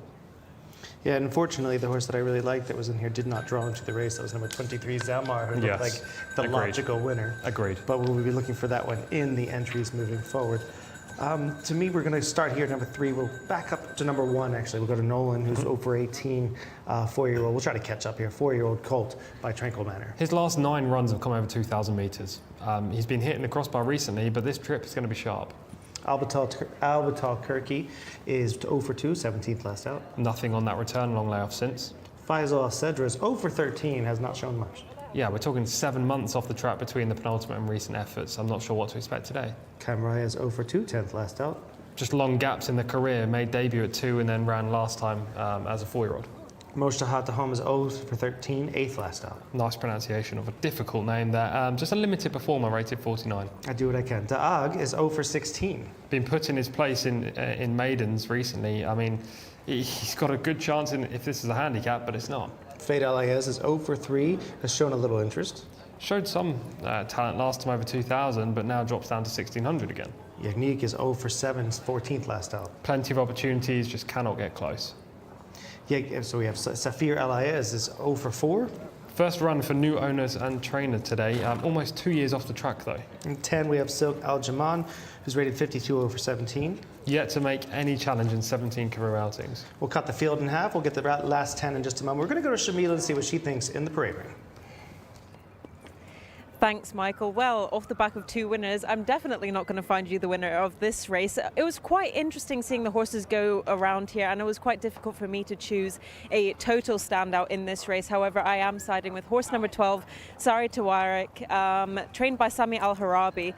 Just a really, really nice looker, a 4-year-old gelding by Flashy Bull, and all the Flashy Bull horses always look really nice. I'm a sucker for a grey anyway. Another horse I want to highlight is horse number 17, Tamami, also looking really well. 5th last time out, a 4-year-old colt by First Defence. If I was being really picky and had to choose a paddock negative, it would probably be horse number 9. I just didn't like the way he was walking around the parade ring. He was a little bit on his toes, but also his confirmation didn't look 100%. So I will be sticking with horse number 12 in this 11th race. All right, Shamila goes with number 12 there. Sorry, Thake. Now we're going to go back up a little bit. Number 10 we didn't cover is Silk Al-Jaman, 0 for 17th, 8th last out, and the time before. Yeah, yet to play a part in any of the finishes recently. He needs to take a step forward. All right, number 11 is Sylvia, and Sylvia must plath her way through here. Is 0 for 8, 6th last time. Unlike most of these who've been running over further, this horse is stepping up in trip, but Camila Ospina stays on. Sorry to wake, she mentioned earlier, Flashy Bull, 4-year-old colt, 0 for 2. Standard step forward from first to second outing last time up, but didn't race until 4-year-old. I find this one hard to trust. Eurofighter sounds like me at the exchange window in the airport, 0 for 7, 12th last time. Both runs this year, just not good enough. Needs to go back to the 3-year-old form. Ahlal is 0 for 13, must improve. Off the track for 15 months. Ala Jabu is 0 for 16, 6th last time, but 3rd the time before. A player in this race. Signs of promise last time up. Prior to that, ran well at Taif twice. Trank. Love him. He ran last week. Love the name. 0 for 4, 12th last time. Wide draw again today, which is a bit of a concern. Don't know the jockey booking either. Tamame did look well, number 17, and is 0 for 5, but 5th last time. Rated just 38, hard to like on form. Abu Aidi, you saw in there just a moment ago on screen, 0 for 1, 17th last time, must improve. Got to. Only had the one outing. Again, why did this horse not race until being 4? Faizat Sarah, 0 for 8, with 11th last time, number 19. Most likely winner, I believe, in this race, despite the rating. Didn't stay 2,000 metres last time, drop down should suit. And number 20, the last one you just saw in there is Sam Jash, 0 for 9, 13th last time, but 3rd the time before. Big backward step from the first start to the second, not quite sure why. The wide is still, look, we've already seen a lot of horses win from wide today, but for a horse who's inexperienced, well, not inexperienced, but had the 9 outings in a race of this nature, I wouldn't want to be in 20. So we all know I'm going to go for Trank. We know that, yes. Because I'm just a big fan of the name, big fan of the horse. Just lived up to his name last time. Was a little lethargic. I'm hoping for a better effort this time. Mm-hmm. And I'm just looking for, just something in the top 5 is as good as a win for me. For sure. He's got, yeah, I mean, on form, he's a hard one to like. But you did select him last week when he finished 12th, and he showed up for a little bit. Yeah. I live and die by the Trank. Yeah. So you're leaning toward right now. You're leaning toward number 19, Faizat Sarah. Yeah, I think there are 2 major players in here: horse 15 and horse 19. They'd be the 2 I'm, trying to work out who to select from. Ala Jabo. The thing with this horse is he's the most likely winner, but he's had 16 attempts already, and he keeps hitting the crossbar, coming off a minor layoff. There are signs that he may not be ready today, but he is the horse to beat on form. So I will go with 17, Faizat Sarah, just because she has a couple of recent efforts to her name. The fillies do well against the boys. Don't necessarily hate the draw, considering there's an inexperienced horse just on her inside, and the 2 just inside of that one. Mm-hmm. Both don't have that much early speed, so hopefully Faizat Sarah can get across. I like the drop down in trip, but look, I'm looking for 4 in a row. I think it'll probably come to an end here. Yeah, very much so. I'm not sure. The one I think would be interesting is Safir Alaez, number 9 in here. Just the 4 local runs comes up with a rating of 61, which puts it at the top of this interesting lot. Must improve a few pounds to even get in the frame, but I mean, there are very few that figure in general, and this is definitely one of them. Yeah, it's hard. It's really difficult to come up with solid cases. I mean, 2 years off the track for that horse would be enough to put me off. But I mean, at the same time, I don't love any of the others. Maybe Nolan, horse number 1, deserves a little bit more respect, just because this horse has been close in his last 3 outings. Sorry. His last 9 runs, as I said, in the race, runner by runner, have been over 2,000 or further. So the drop back down in trip may be used as some attempt to get off the mark. I don't know. What I do know is that this colt will be staying on. He won't be up there with the early speed, but he will be picking up in the straight, passing beaten rivals. So top 3, and you have to get it right. Go ahead. 19, 15, 1. Faizat Sarah to beat Ala Jabot to beat Nolan would be my first 3. Well, unfortunately, he got it wrong. It's actually going to be 16, 19, 15. I'm going to go with Trank on top for the big shocker. And, you know, I stand by it. I think he's going to run a big race. Let's go to John and see where he's leaning and what is going to be an enthralling race. It's certainly tricky, guys. Yeah, I'm going to go with Sylvia, though. Not a massive amount to find on official ratings, a little bit, but not a huge amount. And she did shape as though the step up to a mile would be fine. She's a little bit of a sort of one-paced slugging to the finish, but still she'll not be as far behind here against this lot over a mile, I don't think, as she was over the 7 furlongs last time. So I'm going to go with Sylvia. It's a tricky little race, though. It's not the type of horse race that you want to find the winner on pain of death. And well, it's hats off to you if you can find the one that will be passing the post in a couple of minutes' time. Silk Al Jaman, horse number 10, is being attended to there. There's horse number 13 in shot, Euro Fighter, out of Hamza Saad. Also there in the yellow with the blue spots is Albatal Turkey. The 13 there is Eurofighter, there is Albatal Turkey going in. Still got quite a few of these to load up. 11 is out the back, that is Sylvia. Not missed that one. Big grey horse. Horse number 10 is Silk Al Jaman. Moving forward now is Silk Al Jaman into stall 10. Darg is going forward. There's Mojatom to go in as well. One that's a long way behind them is Faisal Al Sadra. Also waiting for the 15, Ala Jabu, to go in. The 9, Safir Alays. Tariq Al Mansour looking for a treble on the day, still to come forward as well. This is the 13, Euro Fighter. And there in behind is Safir Alays. Ready for Ala Jabu as well to go in. Big field here, and then a slightly smaller field of Arabians to close off the card after this particular contest. Blindfold now applied to Euro Fighter. Safir Alays pouring away at the dirt there in the background. He's about to go in. Safir Alays, one of 4 greys in the race, goes forward. Euro Fighter still having to be persuaded. Faisal Al Sadra moving forward into stall 3. And Ala Jabu still out the back as well. Once again down at the mile start. It's been a preponderance of mile races today. Ala Juba to come forward. Still waiting for Euro Fighter, I think. Yeah, Euro Fighter's not the most enthusiastic loader here.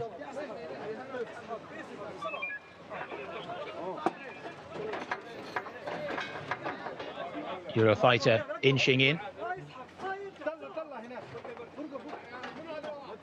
Blindfold off for Euro Fighter.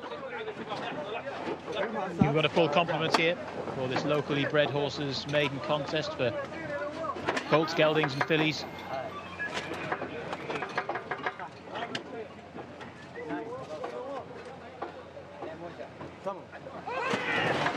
And away they go. They are racing, making their way through the early stages. A nice start was made by Moja Thom. Also up with the early pace is Fade Allays, the green and white colours. Another one that's making good early headway is Sari Twake in the blue and red colours. The white and red colours, though, with the blue sleeves and making good headway in the early part of this race is Tamame, and it's Tamame who's lobbed on into the lead here to, in second position, Sari Twake. They're then followed by Sylvia, who's got a nice position there in third spot in the beige and brown colours. They're then followed by Faizat Sarah, who's taken up a nice posse. Sharm Jaish not too far away either as they make their way towards the end of the back straight. They're strung out like Monday morning washing here as they make their way around the turn. And this long-time leader is Tamame, going on by 5 or 6 lengths now, 47.87 for the first 800 metres. Sari Twake sitting in second, Sylvia and Camilo Ospina going nicely in third position. They're then followed in fourth by Ala Jabou, who's now getting into this as well. Quite a few of these have not landed a blow. Nolan is towards the rear of the field with plenty to do from there. But it's Tamame who's clear at the moment. Shamila's paddock pick and is going really strongly to, in second position, Sari Twake. Then Sylvia, who's boxing on only at the one pace. Then Ala Jabou. From the back phase that Sarrar is staying on. Inside the closing stages now, though, Tamame is still well clear in the hands of Abdullah Al-Kridis. The stride beginning to shorten, but inside the final 200 metres, that's not going to matter. This race has won a long way out. Tamame out in front as they race up towards the line, getting very tired, but looks like it's just about going to hang on. Is it? As they race up towards the line? Yes! Thought I was right, and well, slightly sweating in the final analysis there, but Tamame has won. Two in second position, Faizat Sarrar, who was getting going late, but even then there was a touch of the Shahristanis and Dancing Braves there as they got to the line. But that was an interesting performance from Tamame, rated only 38. Not really the best of these at all, if you believe the official handicapper, but the way this race has gone, initially you thought this horse was going to come back to them, and then by the time they got to the furlong marker, was far enough clear that you thought there was going to be no problems at all. The stride did shorten, but in the end they still held on by about 3/4 of a length to, in second position, Faizat Sarrar. Third horse home, well, we'll have to sort that out. Looks like Sari Twake has held on for third there with Ala Jabou, who's finished there in fourth. Tamame, 1:41.03, has beaten Faizat Sarrar. Sari Twake has finished there in third. 17, 19, 12 and 15. Lots of wide-drawn horses there have got on to get involved in the latter stages, and Tamame has led them a merry dance.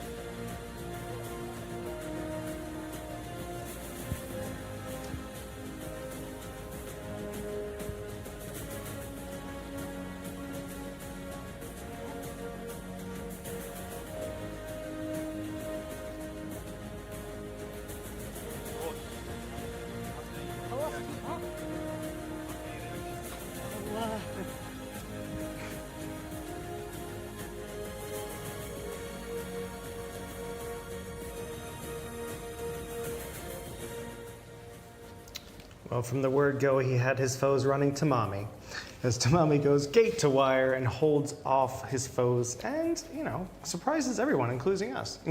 Wow, what an effort! I mean, I wanted the second to win, obviously. I put up the second. Let's get that out there early doors so everyone knows where I stand here.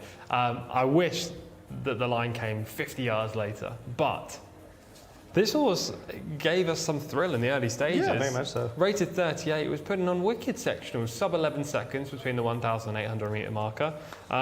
Turn for home, maybe, 8-10 lengths clear, and he's comfortable at this point. So you see comfortable. In the replay. He was a hot Tamami. He was. He really was. And even at this stage, it looks like he's home and hosed. Obviously, he gets tired. The 1 mile does stretch his stamina going this kind of pace in the early stages, and that margin, which was 8 or 10 lengths, that gets eroded to 3/4 of a length at the line. But he's done it well. It was a good ride. You shouldn't rein back a speed horse like him, and maybe hold on to them a little bit more than he did, but not, fully back. And he's rewarded him. Yeah, it was just smart ride and let the horse do his thing up front. It would be interesting to see him drop back a furlong maybe. Yeah, and for sure. Try 7, but then he'll have a lot more friends up front. But he had some boot here, didn't he? He went out there and just was hauling from the word go. I think even if you drop back to 7 furlongs, 1,400 metres, he'll still get a clear lead.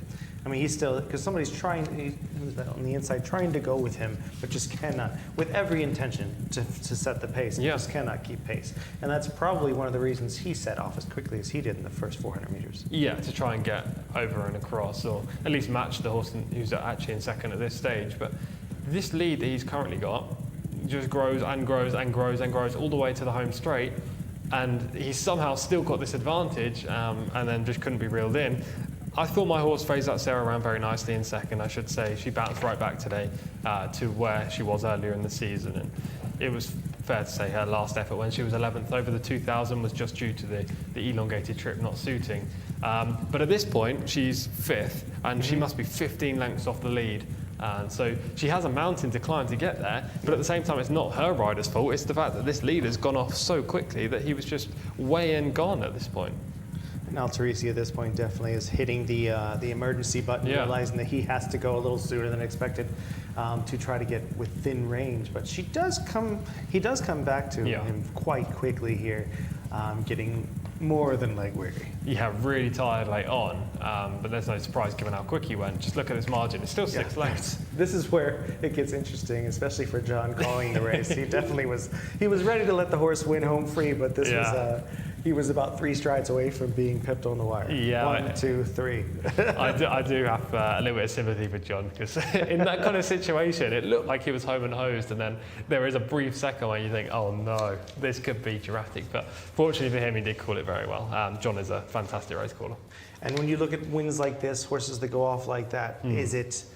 Do you like there? I think there are 2 trains of thought, right? Like the horses finally found their niche and style, and the horses they're supposed to be running against, their conditions, in other words. Or is it a giant line through them for the next race because they're going to bounce like a rubber ball? Yeah, I think it might be the latter. I tell you what, they are exciting. It's good to have a horse like this in any kind of race, because we watch a lot of races, day in, day out, year in, year out. But when you have a blaze away front runner, it's different to what the majority of races are like. So even wherever this horse next runs, I'll probably be against Tamami, but at the same time, I'll be happy to see the race because I would like to see how it pans out. And hopefully he's ridden in a very similar kind of style as well. It's a contest where I want the stalker or the closer. Of course, and it's one of the reasons that everybody, bless his heart, he just retired. Panthalassa, speaking of Saudi Cup winners, one reason people loved him because he would just use his speed on the front end. Didn't matter if they were going a mile and a half in the Japan Cup, 2,400 meters in the Japan Cup, on the turf, or 9 furlongs here on the Saudi dirt. He'd just go to the front and say, catch me if you can. Yeah, there's a horse in New York as well, obviously not anything like the same amount of talent in Chateau, who, I mean, a couple of years ago especially, he was just a blaze away front runner on the dirt and would just take it, put all the other rivals into their red zone and hope to cling on late on. So it's exciting. I like it. Horses like this have a soft spot in my heart because I want to see them do well. They go out on their sword every time. So, yeah, it's good that he gets a win on the board, and I mean, he's rated 38. He's not going to be rated 38 now. He'll be in the 50s probably, and he'll find it difficult. But I look forward to seeing him next run. Speaking of the Saudi Cup this weekend, we do have, I believe it is still a win and you're in the Grade 2, used to be a Grade 1 Cigar Mile. We're looking forward to in New York, a race that has produced the likes of Maximum Security to come over and among others, and to come over and win the race. So we're looking forward to that. We're looking forward to this final race of the day, which is going to be an Arabian 2,000 meter maiden. We're going to turn it over to John one last time to run us through the runners and riders. Nice guys, yeah, just had a couple of Valium and I'm all right now. The 12th and final race to come. ES Naham is the first of the Arabians. Ayed Al-Turisi is aboard. Jawad Al-Khaladir is the mount of Thurb Al-Timyat. Horse number 3 is Rizq Allah Al-Khaladir, Fahed Al-Faradi. Horse number 4 is HM Al-Sabek, Khalid Al-Mimoni. Often a good man to have on your side in these Arabian races. Horse number 5 is Zahi Al-Jazra, Abdullah Al-Saidi. Horse number 6 is Raz Al-Khail, in the hands of Nawaf Al-Fayruz. Horse number 7 is Jalma de Violette, Adel Al-Faradi. Horse number 8 is Lua Athbar, Alexis Moreno. And horse number 9, the last of the 9 runners here in the hands of Abdullah Al-Khamis, is Reem Al-Adilia. So those are the 9 runners. The moon as well over here at Riyadh this evening. It's been a very pleasant day weather-wise. Horses making their way into the parade ring once again. Quite a few greys here for this Arabian race. Now we can get back to the guys in the studio, and also very importantly, Shamila in the paddock. Seems that number 3 there, thank you, John. These number 3 there, Rizaq Al-Khaladia, has turned around and decided not to come out. He's going to go back into the selling enclosure before he comes out to the parade ring. We see right there number 5, Zahi Al-Jasra, 0 for 14.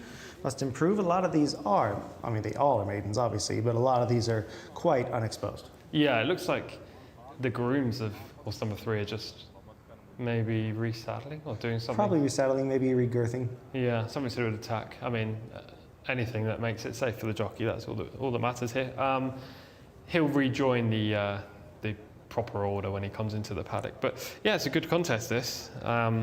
Maybe not full of quality, which we're used to as the last race on the card here in Riyadh. How dare you? But at the same time, we've got at least two Arabian horses who are ready to make a winning, put a 1 next to their name basically in the form figures. Maybe 3, aside from Rizq Al-Khaladia and Al-Sabek and maybe Lower Athbar, horse number 8. The others are struggling. I'll take the grey one. Yeah. Which is most of the field. Yeah, half the field. No, it's half the field in this race. I do think that there looks like 2 horses that sort of jump off the page here, and Rizq Al-Khaladia, who's being, I guess, resaddled or rebridled, one of the 2 in the back, and number 4, HM Al-Sabek, to me, looks like one on rating at 85, who must be respected. Yeah, they're the 2 to focus on for sure. But let's go through the runner by runner, and then we'll talk about the shortlist. Number 1 is Naham, and comes off of a 4th and a 2nd in his last 2. He's been better recently, finishing 4th and 2nd, as you say, but he's facing better horses today. Jawad Al-Khaladia is 0 for 3, but has a pair of 3rds. Rated 58, needs to step forward, but it's by Layth Al-Khaladia. Very much could be interesting. 0 for 2 is the favorite, and he is not shot. There he is. We got him back. Rizaq Al-Khaladia has sorted whatever issues he had with equipment and looks fantastic. Definitely the horse to beat. Finished 3rd over 1,600 metres last time up. He can dominate from the front. Trained by Mutlaq bin Mishrif, who's the leading trainer. This one isn't owned by the Al-Khaladia stables, owned by Prince Khalid bin Sultan bin Abdulaziz and Sons, but very, very similar silks. HM Al-Sabek is 0 for 3, or just Al-Sabek, you don't have to say the HM. 0 for 3, 6th, 6th, and 7th, but does have the highest rating in the field. Yes, interesting runner, because he stalks the pace, he stays the trip well, he just doesn't find much when asked for pressure. He's the only danger, in my opinion, to horse number 3, Rizq Al-Khaladia, but he is a 6-year-old maiden still. Though only 4 years old, Zahi Al-Jasra has the most starts in the field at 14, 0 for 14, comes off the 7th place run, does have a 3rd 4-back. Hasn't set the world alight though recently, ran quite regularly too. Ras Al-Khail is 0 for 1 and could be anything, literally. Finished 16th on debut as an 8-year-old already. Hasn't run for 24 months, so exactly 2 years. No idea what to expect. Jama de Violettes is number 7 in the shot right there. Looking pretty well in the flesh. 0 for 6, 7th and 8th in her last 2 starts. Readily beaten on both occasions. They were both the maidens as well. Adele Al-Faradi rides. That's the only positive I've got. Liwa Athpa is the 8 right there. Anything with Athpa in the name always catches my interest. Sure. Has not started yet. Yeah, good team. Athpa Racing Stables, Lucas Gaitan and Alex Moreno. First up from a good yard. Why has this 5-year-old not raced yet? That's my main question. I will get that moment. Reem Aladia is 0 for 1, and a 6-year-old filly would be a bigger worry for me as a 6-year-old. Finished 7th on debut in a 1400 metre open race last year. This is a completely different test. We're going to go to Shamila, who is in the parade ring, has had a front view, and is going to give us who she likes and who she doesn't, and who's in the middle. Thank you very much, Michael. It is the last race of the night. We're rounding it off with a nice little Arabian maiden. A horse that I really like in the parade ring, of course, is Rizq Ala Al Khalidia. By who? Yeah, you guessed it, Layth Al Khalidia, the sire also to Asfan Al Khalidia. You can see why Al Khalidia Stables is using Layth Al Khalidia a lot more. He is producing really, really strong horses. Like I'd say about 80% of the horses in their stable are by Layth Al Khalidia. So it's great to see them doing really well. 3rd last time out. He is under Fahad Al Faradi, which is really good for them to be giving Fahad these chances. Usually his brother Adil Al Faradi gets all the chances on these Al Khalidia horses. A negative for me in the parade ring is horse number 5, Zahi Al Jazra, just being a little bit colty and acting up a little bit, trying to get the other horses around him acting up a little bit. However, he has been fine, and that horse just went past me going down to the start. Is horse number 8, the debutant for Lucas Gaitan, just being a little bit green, but it is his first time out on the track. So let's see how they go, but I will be sticking with horse number 3. So Shamila is sticking with the sentimental favorites, and so are you, I would imagine. Yes. Rizq Ala Al Khalidia, 0 for 2 so far, has done little wrong though, finishing 4th and 3rd in his last 2 runs. Yeah, I think he's got a phenomenal chance of winning this race. And actually, I'm a bit gutted that my horse in the last race didn't get up in that final stride, because we could be on a nice 5-timer with this one. I think this horse is very... Life is hard. I think this colt's just so hard to beat in here. I understand the case for Azabek, for sure. He's run well, he stays the trip, he travels nicely, he's rated higher, but there's just more improvement there from the 3. I'm going to take a shot in the dark here, literally. I mean, no starts at all for this horse. Liwa Athpa. Yes. Carries the name, carries the silks, carries Moreno. Yes. And those are 3 things that I think are big pluses for a first-time starter. 5-year-old starting, I do not mind. Why so? I mean, it's not like thoroughbreds. They start a year later. So it's like a horse beginning at the end of their 4-year-old season. I mean, it's not the same thing. It's not the same thing, but it is a you know, I'm not going to be worried about it against these sorts. Do you know what I mean? Yeah. It's not like he's starting him in a stakes race or an allowance spot where he's a little bit in over his head. He very much should be with his friends. Here is your favorite, very much running a big race in 3rd on November 16th, Rizq Ala Al Khalidia. Yeah, not the horse captioned there, I should say. It's the horse on the inside, the grey horse, finishing 3rd, not the one that finishes 2nd. Stays on powerfully, albeit the 1 pace, but still drawing clear of the 4th and 5th in this contest, not beaten far at the wire. This was over 1600. This, to me, suggests this horse wants further. Look, he's just very 1 pace, keeps going all the way to the line, and I just feel with this longer trip, he's going to get out in front under Fahad Al Faradi, and if he continues to gallop all the way like that, he's going to be very hard to peg back. And there he is in shot there, number 3, Rizq Ala Al Khalidia. You know, and you make a good point. Like, he's just, if he gets out there and he runs the same race, he's going to be he's going to be tough, not only tough to reel in, but the only thing I worry about, to finish that thought, not only tough to reel in, but also he's already shown that he's the kind of class that can win against these sorts. My interesting point is, what are they going to do with this first-time starter, Liwa Athpa? Because a lot of the Athpa horses like to go forward in general on the dirt. And I thought the horse looked fit and ready in the parade ring for a first-time starter. Just much more interesting to me than any other horse in the race. For sure, I don't disagree. Whenever I see an Athpa Racing Stable horse for Lucas Gaitan, I do give him a second look no matter what. If he was a 4-year-old, I would label him as a big contender. But the fact he's 5 just puts me off. I don't know what it is. First time up. Ageist. I am maybe being ageist, but I feel like they would have got him out at least last year, maybe even at 3. So look, he could be the fly in the ointment here, and he could be anything much. He could be a better horse than Risk Al Khaladia. But I'm going to stick with what I know instead of taking the shot in the dark. I'm glad you are though, because I think... I'll take a shot. I mean, otherwise I would go, if I'm going against the favorite, I'm going to go with Al Sabek. Yeah. Just because the horse is the highest rated in the field, has shown some interest in being involved, and probably faced tougher in a couple of his races. Yeah, he stalks, so he'll be 3rd or 4th in the early stages in the pink silks. I imagine he'll probably be travelling well as they come around the final bend, but he just doesn't find too much. For a 6-year-old, he has only 3 starts. Does that worry you? Yeah, it does. But the one positive I'll have about that is that all 3 starts have come this year in quickfire fashion. He's quite clearly fit, and he's bouncing out of his races fine. All right. I see what you're doing here.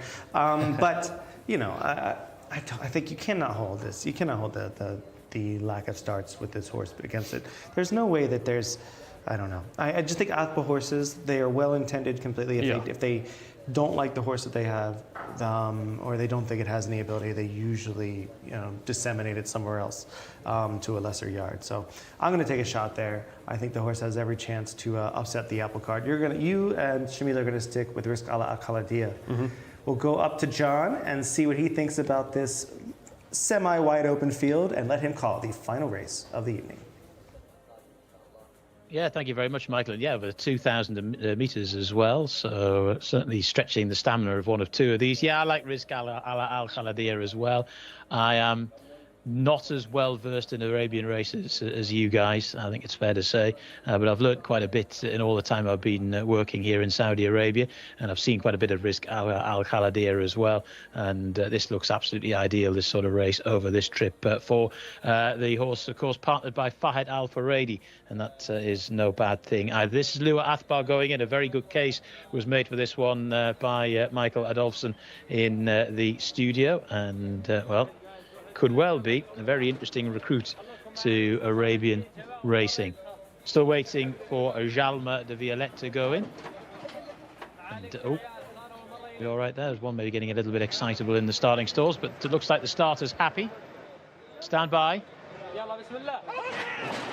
Yeah, they're off and racing for the 12th and final race. Al Sabek was a little bit slowly away in this Arabian contest. One that wants to go forward early is Zahi Al Jazra. That's in the black colours with the white sleeves. Another one that's relatively prominent in the run is this newcomer Lua Athbar. And that one has floated down into a pretty good position as well. Towards the near side, or towards the rail, towards the right as we look at them, Risk Al Khaladia. And also there is Naham right up the inside rail in the dark green and the white colours. Towards the back of the field, well, I say towards the back of the field, completely tailed off, is Jawad Al Khaladia, who will need to do a lot of work to win from there. Making their way onto the racecourse proper, heading towards the end of the back straight even, and it's Lua Athbar that's out in front, to in second position Risk Al Khaladia. They're then followed up the inside by Naham. They're then followed in 4th position by the white sleeves of Zahi Al Jazra. Towards the outside, Raz Al Kale in the red and white colours is then followed towards the outer by Reem Al Aldliya. And then after that, being bumped along is Jalma de Violette, who's not really got into this yet, and Jawad Al Khaladia is right at the back of the field. So it's Lua Athbar that's just about coming through to match strides with Risk Al Khaladia. These two, the grey Risk Al Khaladia, the blue headgear of Lua Athbar. Then towards the outside, Al Sabek is now getting notably closer. They're then folded forth by Raz Al Kale. Then up the inside, Naham, who's now just beginning to lose a little bit of ground, and the rest are strung out in behind. Starting to make the swing for home very shortly. Risk Al Khaladia, the leader, to Lua Athbar, who's done a pretty good race on debut, win, lose or draw. Al Sabek round the outside, coming wide to try and deliver a challenge, but it's Risk Al Khaladia who still holds the call here as they make their way towards the final 400 metres. Trying to battle on is Lua Athbar. Now being ridden along is Al Sabek, but it's Riz Al Khaladia who still leads by a length or so. Lua Athbar, though, isn't going down without a fight. Al Sabek drifting towards the centre of the track, but inside the closing stages they go. One more furlong, and it's Risk Al Khaladia to Lua Athbar, the 5-year-old, who's getting closer still. Inside the final 50 yards they go.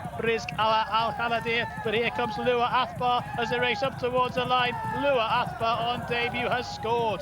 Beats Risk Al Khaladia. Then in third was Al Sabek, and there was a large chunk of ground behind that to the 4th. But it's Lua Athbar who well, looked as though he was going to be, well, slightly run out of things on debut as they swung for home. He'd run really well. Plenty of use had been made of this horse by Alexis Moreno, but the horse has battled back. And when Rizq Al Khaladir, which wasn't always easy for me to say, was about a length and a half in front with a furlong to go, it looked as though it was all good night nurse. But in the end, Lua Athbar has battled back and gone on to score. Rizq Al Khaladir in second. Nice run from Al Sabek, who was the top rated in this field. Came a bit wide round the final bend, but wasn't quite able to live with the two at the head of affairs. So Lua Athbar has scored. Well done to Michael, who kept the faith with that one.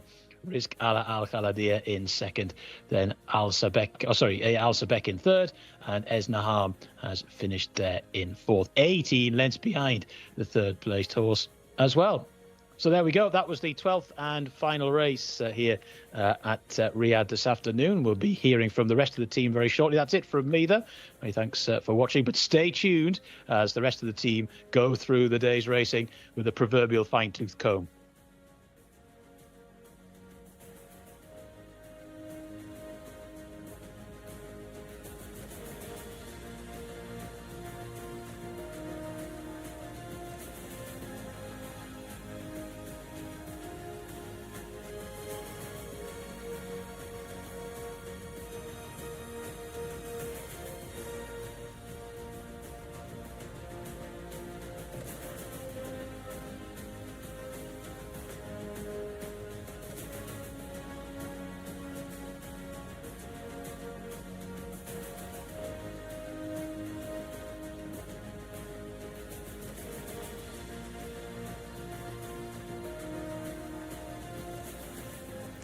Well, I, for one, was not shocked at all. I expected victory from the moment they left the gate. And it was, to be honest, I was taking a shot with a horse that was trying for the first time, coming from Top Connections. Looks like the girth is loose there on the bottom there. That's a little concerning, but the horse seems to be unbothered. Congratulations, great ride there by Moreno, and they really got this horse ready first time out. Gloat in all your glory, Michael. Come I on. am going to gloat. I'm allowing you to do it. Well done. Yeah, good selection. You didn't doubt the age, like I was doubting. He's done a good job. Alex Moreno, nice ride as well. It looked like, Shamila, we were both on the winner for a long way with Rizq Al Khaladir, but he was just worn down late. Yeah, I mean, I thought Fahad Al-Faredi had it in the bag, and then Alex Moreno just comes and sails in, takes the victory. But as we've said before, these Arabians, they do tend to peak later on in their careers. Obviously, debutant at 5 years old could be a red flag, but Michael saw it a mile off. Yeah, I mean, the worry with me would be if it were an Athba horse in other colors, like they had lost faith in it. And the horse looked really good in the parade ring. Yeah. Surprised you didn't select him. Actually appalled and somewhat insulted. But that's okay. You were going for the easy selection, taking the low road. That's fine. It was a fun race to end the day, a thrilling ride, and Moreno sort of put his tongue on the wire properly there. That was well done to him. For me, it was a thrilling night overall. I feel like we didn't go in with the highest of expectations for the card tonight, but it really did over-deliver. We saw some great finishes. We saw some promising horses. To me, it was this is another prime example of why, I love the racing here in Saudi Arabia because of both breeds. They really do. Every trainer, every outfit out there is just trying their best to produce the best possible product. Yeah, we had a bit of everything this evening. We've had plenty of maiden races. We had a couple of opens at the top of the card. We've had horses who've won 0 to 2, full of brilliant pedigrees and a nice Chad Brown trainee. There's a little hint as to my highlight of the day. And then we end on this Arabian Horses Maiden where form has really come out on top. The 3 horses we thought would dominate the race did. They drew 18 lengths clear of the 4th home, and yeah, we've got a nice, promising first-time starter winning as well. Yeah, we've got, watching the full race here, well, one little bit of a sad story over there. The 4 there, Al Sabek got a little bit in tight, but it didn't really hinder him too much at that point. No, your selection though, Lower Athbar, flew the gates. Yeah, first time out, definitely wanted to get going, and maybe they should have just let him go. I don't know if he would have. He might have won by farther.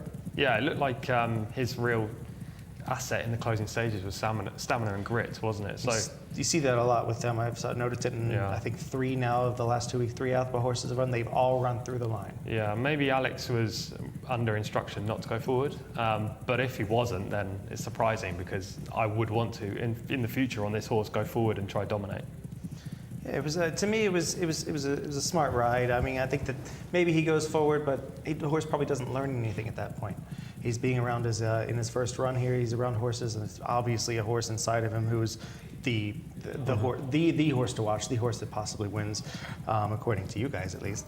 But to me, that was a smart move. He kept him around the horse that the horse to beat at all times, and made him fight for it. So well done, the Moreno. That was I think in the end, I criticized the ride in the very beginning, and I was surprised he didn't go on with it. But in the end, I thought he was just keeping his eyeball on the horse. Your horse here, Risk Al Khaladia, was kind of sneaking away to a point. But as I said, I was not shocked nor worried of getting there. Coming around the sorry, Tom. Coming around the final bend, I actually thought that Alex Moreno let the horse go a bit too soon, because Fahad Al Faradi was still sitting and wasn't pushing at all. But maybe I think that Fahad could have pushed a little bit sooner. Actually, at this point as well, as we're looking at the drone footage, I thought Al Sabek on the outside was coming into second and being the main challenger, but Moreno's switched whips. It's the first time he's hit him there. Yeah, he was saving the horse seemingly for the home straight. And to be fair, Lewa Athpa's been very responsive in how he's reacted to Moreno's urgings and managed to get up on the line. Yeah, he very much outstayed him here. I was worried a little bit there in the end that maybe... I thought you weren't worried. No, that the only time... The only time that I was worried at all was when horses, a first-time starter, horse comes on each side of them. Yeah. They sometimes do get intimidated. But this horse might be okay. I mean, first-time starter, gets it done nicely. Not a shock at all to see Athpa colours in the Winterson closure. No, we see him all very often, don't we? Lucas Gaetan as well. His strike rate, aside from Jimmy Jerkins with the thoroughbreds, Gaetan is firing on all cylinders right now. And he's flying in the Riyadh season. He was doing really well in Taif as well, as you've seen. He has really nice horses this season. But yeah, a lot of the trainers are kind of stepping up their game in Riyadh. They really are. And Tom, we obviously know what it is, but just take us through the highlight of the evening, the horse that you gloated about the entire time. Hey, what? Tell us. Right. Tell us how wonderful it was to you. Yeah, Rational Choice, race 8. Definitely the highlight of the day for me. Look, I love US racing, and the fact this horse came from Chad Brown's yard was just a big sign. And I said to myself, coming into today, if Rational Choice wins, he's going to be my highlight no matter what. So I stuck by my guns. Look, I put him up as a selection. I liked him in the contest. I liked him pre-race as well. And this horse had a lot of ability in the US. He won an allowance race at Keeneland, came here for a good price tag. 3 runs to get used to the way of racing here. And last time out, he ran in a much better contest. Today was the day, though, despite still 19. I loved how he broke. I loved how Camilo moved him across 3 or 4 wide, coming around the home turn, and he put these horses to bed instantly. It seems that he could, rating-wise, where do you think he's going to land right now? Because I'd love to see him really get tested with some proper horses from here, because he obviously ran against good ones back at the States. What could he do from here? Yeah, he's a 100-plus horse for sure. There's no doubt about that. It's just how well he can use his early speed in races where you're featuring against better horses. Today, albeit it was a competitive race with a big field, there wasn't that many really talented runners in there, and actually his main danger on figures was Labarosa, who we haven't seen at his best since he was a 3-year-old. So he didn't have too much to beat, but he got it done nicely, and this sets him up for a better opportunity at a bigger prize next time. Seems like this is going to do, and Shmila probably agrees with this, with a horse that's sort of still getting used to the surroundings here. Still, this is more of a sort of an intellectual, emotional builder for the horse to get his mind right as he moves forward. Yeah, of course. Even in the post-race interview with Camilo, he said himself that it just took a while for the horse to get used to the surroundings here and find his feet pretty much. But all these King Abdullah stables horses, they do really well over here. And I really wouldn't be surprised if his next win would be a cup race. Yeah, I'd quite like to see him drawn a little bit further inside as well. Despite the fact we've seen a lot of wide drawn horses win today and all of last week, it still takes energy to move across from 19. Yeah, it was all very impressive to me, obviously. Lewa Athpa is going to be my highlight of the evening. Of course. Did anyone think any different? Maybe Slayel. Slayel, we all had. Yes, That was a group effort. We didn't sink that one. I thought for sure I was going to ruin it for everyone. Yeah. Because apparently all of my horses can't break from the gate. This is true. This is really true. I haven't seen one of your horses break well apart from Slayel. Slayel was definitely my highlight of the evening anyway. I mean, we know I love Nathal and Nazi I was going to say, well. it's the interview that's the highlight, not the actual performance. But yeah, I mean, he just rides so well and he times everything so perfectly, a bit like Louis Morales as well. Yeah, for sure. I mean, most of the foreign riders, I know Nath isn't, but most of the foreign riders have had a good day today. Yeah. Alex obviously winning the last. Louis Morales won, was it 2? 2. Camilo won 2 as well, so Eddie Castro. Yeah. So it's been a good day. So it was a day that started with the sad news of Equinox's. We always knew it was going to retire. Ends with some great racing. We'll be back tomorrow and on Saturday with 12 more races each day. We'll see you soon. Thanks for tuning in.